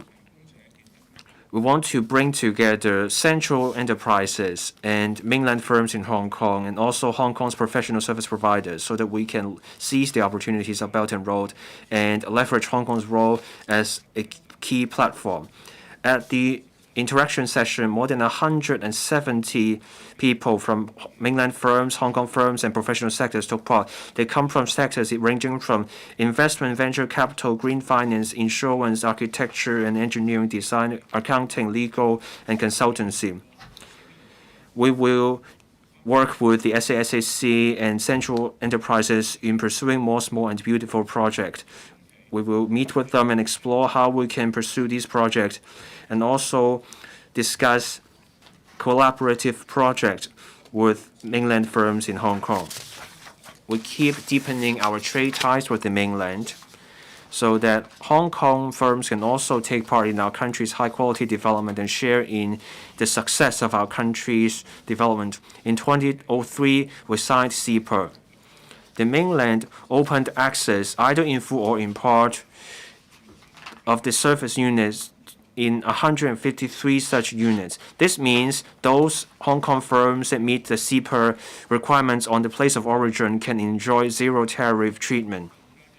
CEPA also gives Hong Kong firms preferential terms as opposed in many other ways. Over 20 years, CEPA fostered the two-way flow of people, goods, and capital between Hong Kong and the mainland. This shows Hong Kong works with the mainland well, and we all benefit from this arrangement. All along, China capital firms played a key role in people's lives in Hong Kong. Most of our live pigs, cattle, fresh water, live poultry, wheat flour are supplied by Chinese capital firms. Before and after 1997, we enjoyed massive support from the central authorities and the mainland and other departments. Many mainland firms in Hong Kong have offered staunch support to the SAR. They ensured the stable supply of live or other kinds of food and basic living necessities. In terms of developing our community, Chinese firms in Hong Kong help take part in our infrastructure development and cross-boundary trade and transport. Hospitals, public housing, public works see the participation of Chinese firms. These firms contribute to our long-term development. These firms also offer many jobs. Deputy President, I want to first hear members' views on this motion, and then I will offer a detailed response. I so submit. Thank you, Deputy President. Mr. Robert Lee. Thank you, Madam Deputy. I speak in support of Mr. Yim Kwong's motion and also the amendments from members to promote Chinese-style modernization has brought tremendous business opportunities for the world. The total GDP in the GBA is already over that of G20. China is now the second largest economy in the world and is also the major trading partner of more than 140 places. Quality of life is rising, and the Chinese population will continue to be the largest market for the world, providing huge opportunities. In this regard, China capital enterprises have an important role to play. China Capital Enterprises, CAE, has tremendous influence over the development of the economy since 1993, when we had China-listed companies in Hong Kong. State-owned enterprises and private enterprises from the mainland have come to list in Hong Kong, with over 1,400 of them for the first part of this year, and also the turnover or the market capital, an important part of our total market capital. This goes to show that the country's economy is taking flight, and the China capital enterprises cover financial services, communications, logistics, and technology, etc. We're able to attract different types of China capital enterprises to Hong Kong that can help us to build Hong Kong into 8 centers, and we can have diversity in our economic development. I'm pleased to see in the policy address that we're going to develop headquarters economy. And so I move this motion or amendment to Mr. Yim Kwong's motion. We should enhance the flow of capital and talents and attract large state-owned enterprises and China capital enterprises to set up headquarters in Hong Kong for going international. This can help China enterprises to tap into overseas market, and we can also be a connector attracting investment to Hong Kong. The National Planning and Development Commission and also the Hong Kong MA have signed a memorandum of understanding for promoting development of bonds in Hong Kong. The country is supportive of their enterprises developing in Hong Kong, and this will help to consolidate Hong Kong's position as an international financial center. Now, on the basis of our current regulatory framework, we should offer further facilitation. I agree to the amendment that is China capital enterprises have driven the development of Belt and Road strategy in Hong Kong. They have a wealth of experience in terms of doing business in these countries. We should further participate in the development of BNI, and we should tap into this market. And I also agree with Dr. Tian Yuan Hang's amendment.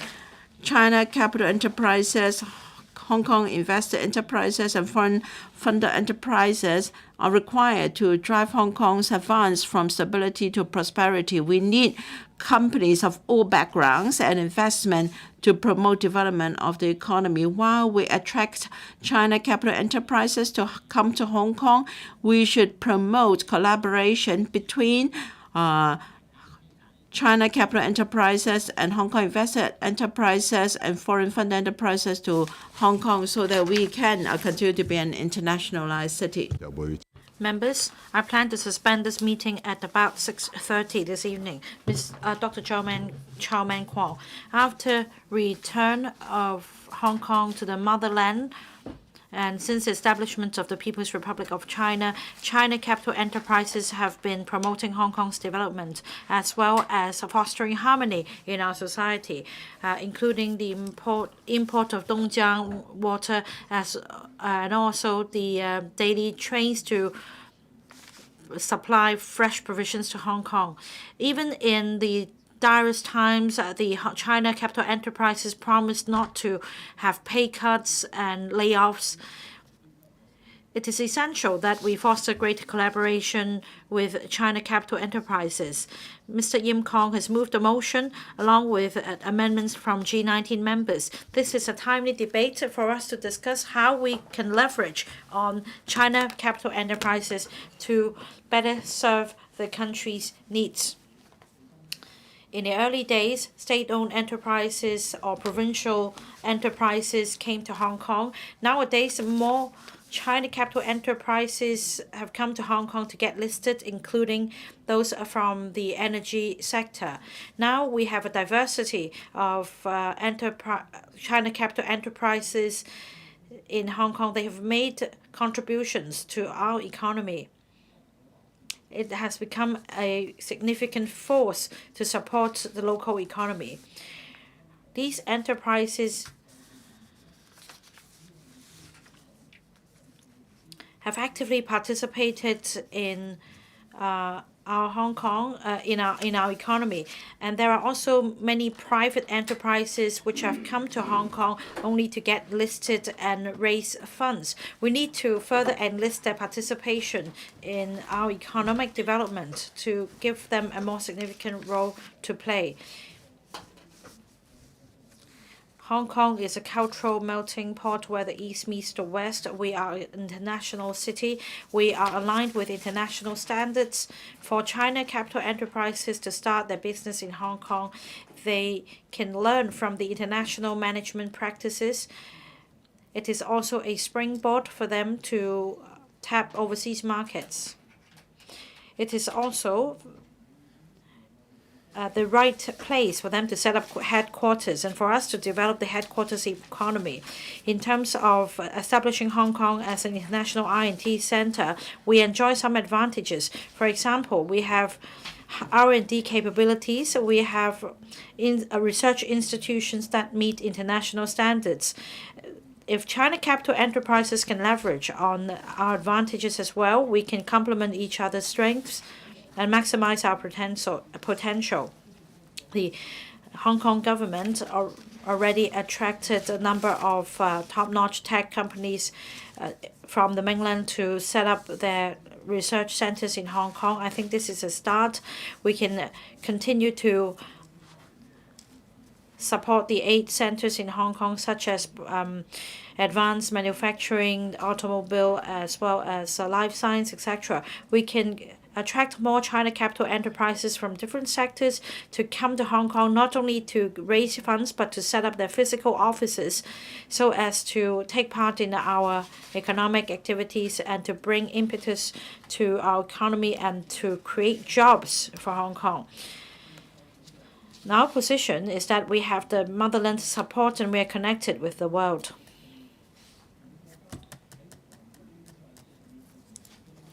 As our country plays a more significant role in the global economy, under this new economic layout, we must foster greater collaboration with China capital enterprises. We need to complement each other's strengths, and therefore we should play this important role as a bridge.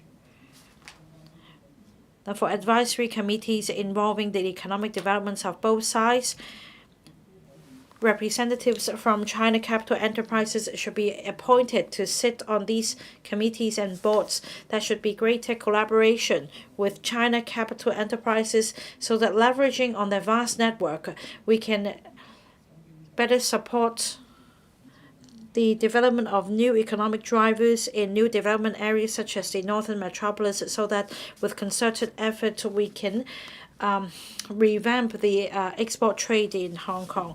Mr. Ronald Chan.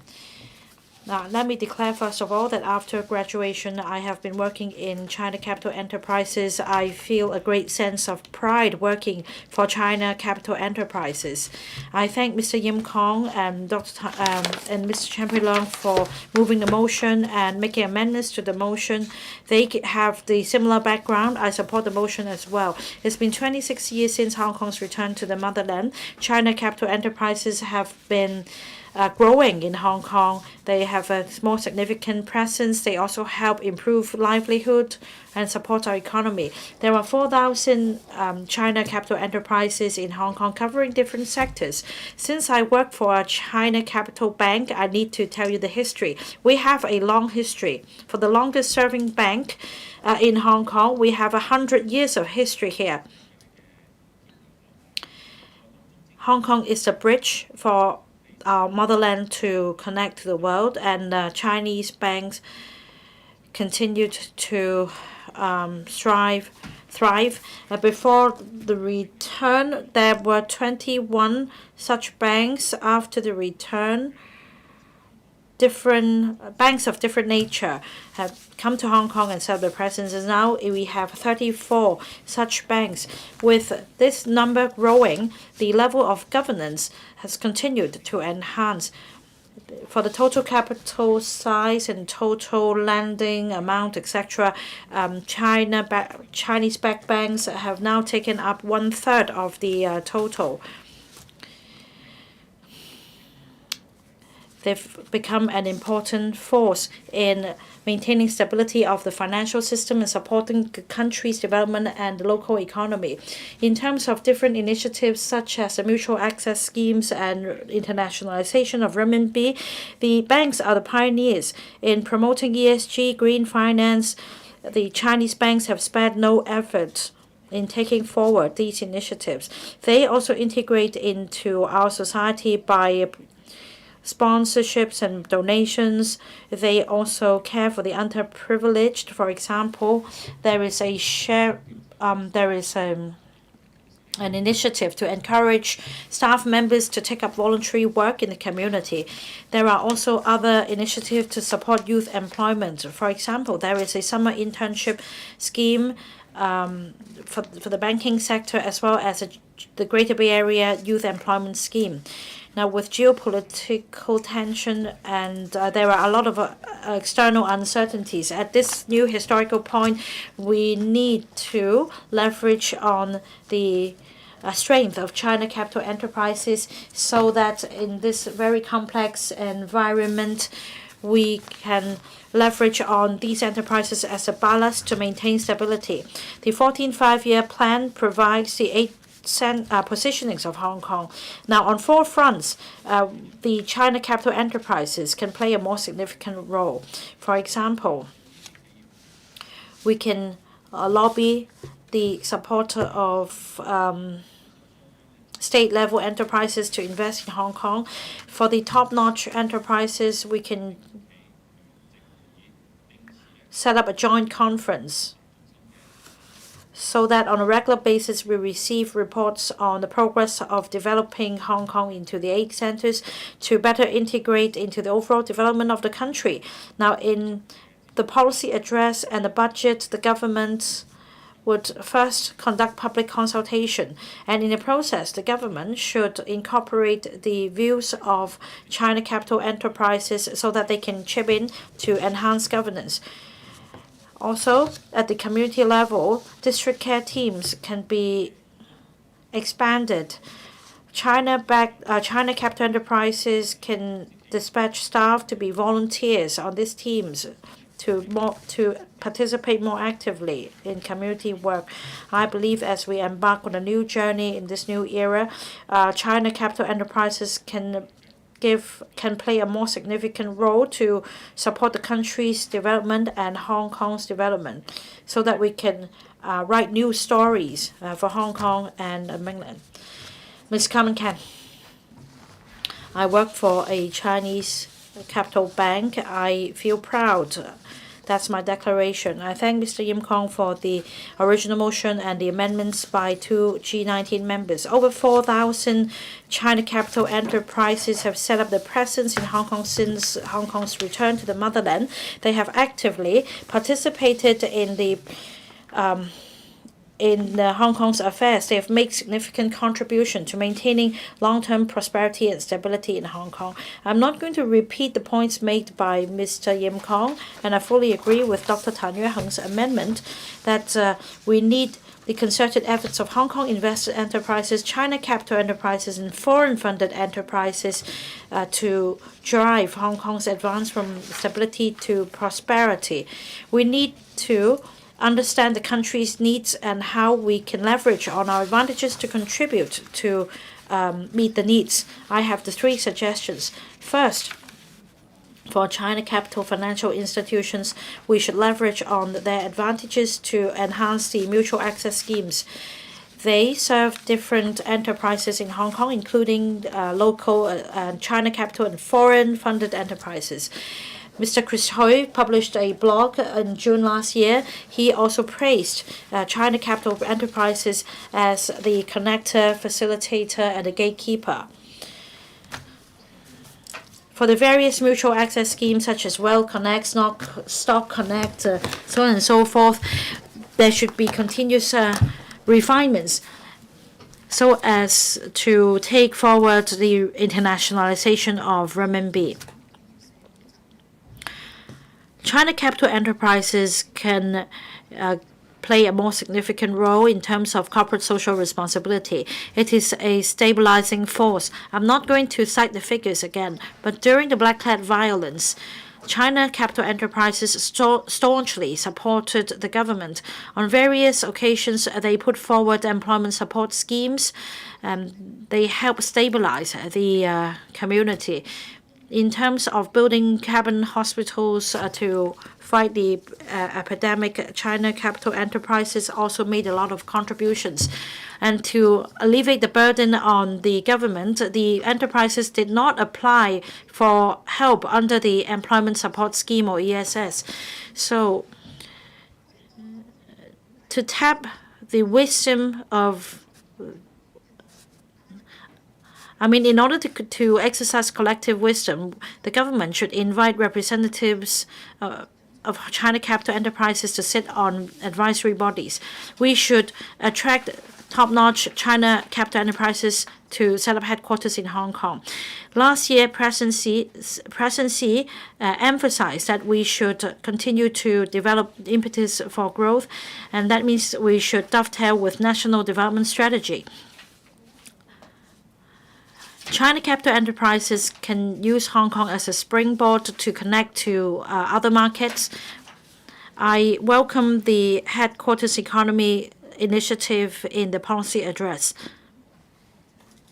We should invite more China capital enterprises to set up headquarters or regional offices in Hong Kong. I fully support this initiative. As the chief executive delivers a report to the Beijing government, he should focus on suggestions made by members such as attracting foreign capital so that we can have these enterprises set up headquarters in Hong Kong before they tap overseas market. This can also help enhance governance. We can also allow these enterprises to use professional services in Hong Kong. This will also drive our economic development. We can also leverage on our advantage as a common law jurisdiction.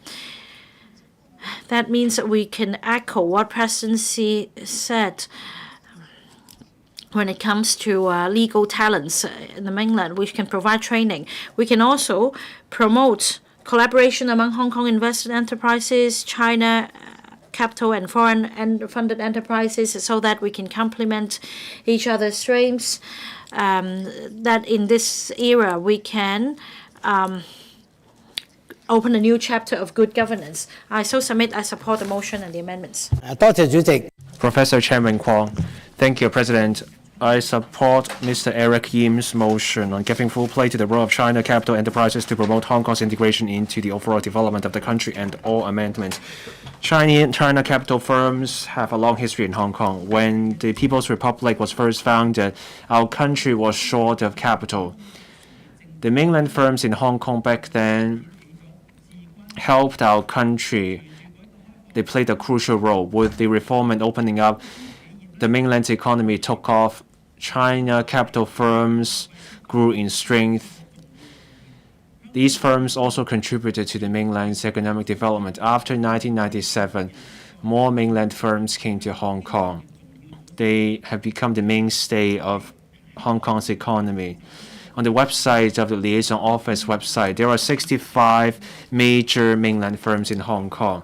Almost all of them are state-owned enterprises in some way, provincial SOEs or central enterprises. They have a huge amount of funding. They also show the social responsibility. That's exactly the kind of firms we need. I totally agree with Mr. Eric Yim. The government should be proactive in leveraging the initiative of China capital firms. Let's bring more such firms to Hong Kong. 3 years of COVID battered our economy. We need to pursue development and support people's lives. With reform and opening up, the mainland has been keen to attract investment in Hong Kong. Let's do that here. Let's try to bring in mainland investment. We have a well-developed financial system and legal system. We have one country, two systems. Many mainland firms want to go global, but they lack the capability. The Hong Kong SAR government can reach out to top-tier mainland firms. We can promote Hong Kong's unique strength to those firms. For mainland firms that come here, we should offer policy support and market guidance. Let's provide these firms with the support they need in legal, accounting, and financial services. For mainland firms already in Hong Kong, let's look at their contribution and give them awards. We can give them special policy support. Say some China capital firms have staff from the mainland. A few years from now, the staff will return to the mainland. There are huge differences between Hong Kong's and mainland's education systems because these many staff's children will not get the same education in Hong Kong as they do in the mainland. So we should let large-scale mainland firms in Hong Kong run schools offering mainland education for children of the staff from the mainland. That way, those mainland staff can stay here with their family. On manpower, we know there are cultural differences between the mainland and Hong Kong. There are differences in corporate cultures and appointment. Many Hong Kong workers struggle to adapt to the culture of Chinese firms, and that leaves potential untapped. For quality mainland firms in Hong Kong, we should give them more talent quotas. For Hong Kong people who take an interest in mainland firms, we should offer specialized training courses so that we can have more Hong Kong people work at mainland firms in Hong Kong. Chinese firms with the funding and the social responsibility can grow and then help Hong Kong integrate into our country's development. I support Mr. Eric Yim's motion and all amendments. Mr. Perry Yu. President, I want to declare that I work at the China capital firm. I support Mr. Eric Yim's motion and all other amendments. We're seeing changes unseen in a century. Our country launched a 14th five-year plan, the outline development plan for the Greater Bay Area, and the Belt and Road Initiative. Those plans set out the directions for Hong Kong, and there are also expectations for the mainland firms in Hong Kong. These firms have been in Hong Kong for a long time, contributing to our socio-economic development. These firms also fulfill their social responsibilities. During COVID, there was no layoff. They helped Hong Kong weather the storm. They helped us build our community isolation facilities. They helped ensure speedy transport and the supply of necessities. They also offered green corridor for COVID taxis. These firms also sponsor community welfare organizations. They show care towards the vulnerable young people. They support elderly care and contribute to social cohesion. They also support green and decarbonization initiatives. That's how these mainland firms in Hong Kong give back to us. With the new development layout, we need to integrate into our country's development and seize the GBA opportunities. Mainland firms in Hong Kong have more responsibilities to discharge. They can help Hong Kong in many ways. They can bring more business opportunities for foreign firms. Mainland firms in Hong Kong are familiar with the systems in Hong Kong and the mainland. They can help firms and mainland governments establish ties. They can help overcome policy constraints. These firms can help overcome barriers in many aspects, in talent, and also help foster the flow of information and capital in the GBA. Now, on integration into the GBA, mainland firms in Hong Kong are key players in our integration into the GBA. On financial services, maritime services, and tourism, these firms can play a great role. They can help Hong Kong firms and mainland firms, foreign firms tap into the mainland market. They can help foster collaboration and synergize with other firms. So these firms can help foster the industrial upgrading and transformation in the GBA. The 14th five-year plan establishes the dual circulation strategy. The part that involves Hong Kong will mean mainland firms in Hong Kong need to get involved. Normal travel is back. We now have the 1 hour living circle in the GBA. We are developing in tandem with the GBA. The Belt and Road Initiative brings new opportunities on cross-boundary transport, investment, and industrial layout. There are new opportunities. The 2022 figures show Hong Kong has 9,000 firms from mainland and overseas. More than 2,100 or 23% are mainland firms in Hong Kong. We can attract more mainland firms, especially tech firms, to Hong Kong. Let's get them to set up headquarters or regional headquarters to mitigate Hong Kong's underlying weaknesses. We should encourage China capital firms to hire our young people, to help our young people move up the social ladder and nurture them into talent. Let's leverage the networks of mainland firms in Hong Kong so that they can help Hong Kong firms seize the mainland's new opportunities. and let Hong Kong firms do what they do best. Let them take part in the GBA development, and that's a start, because in the end we want them to take part in the domestic circulation, so that we can contribute to the dual circulation. I so submit. Council is now suspended. We will resume at 9 a.m. tomorrow.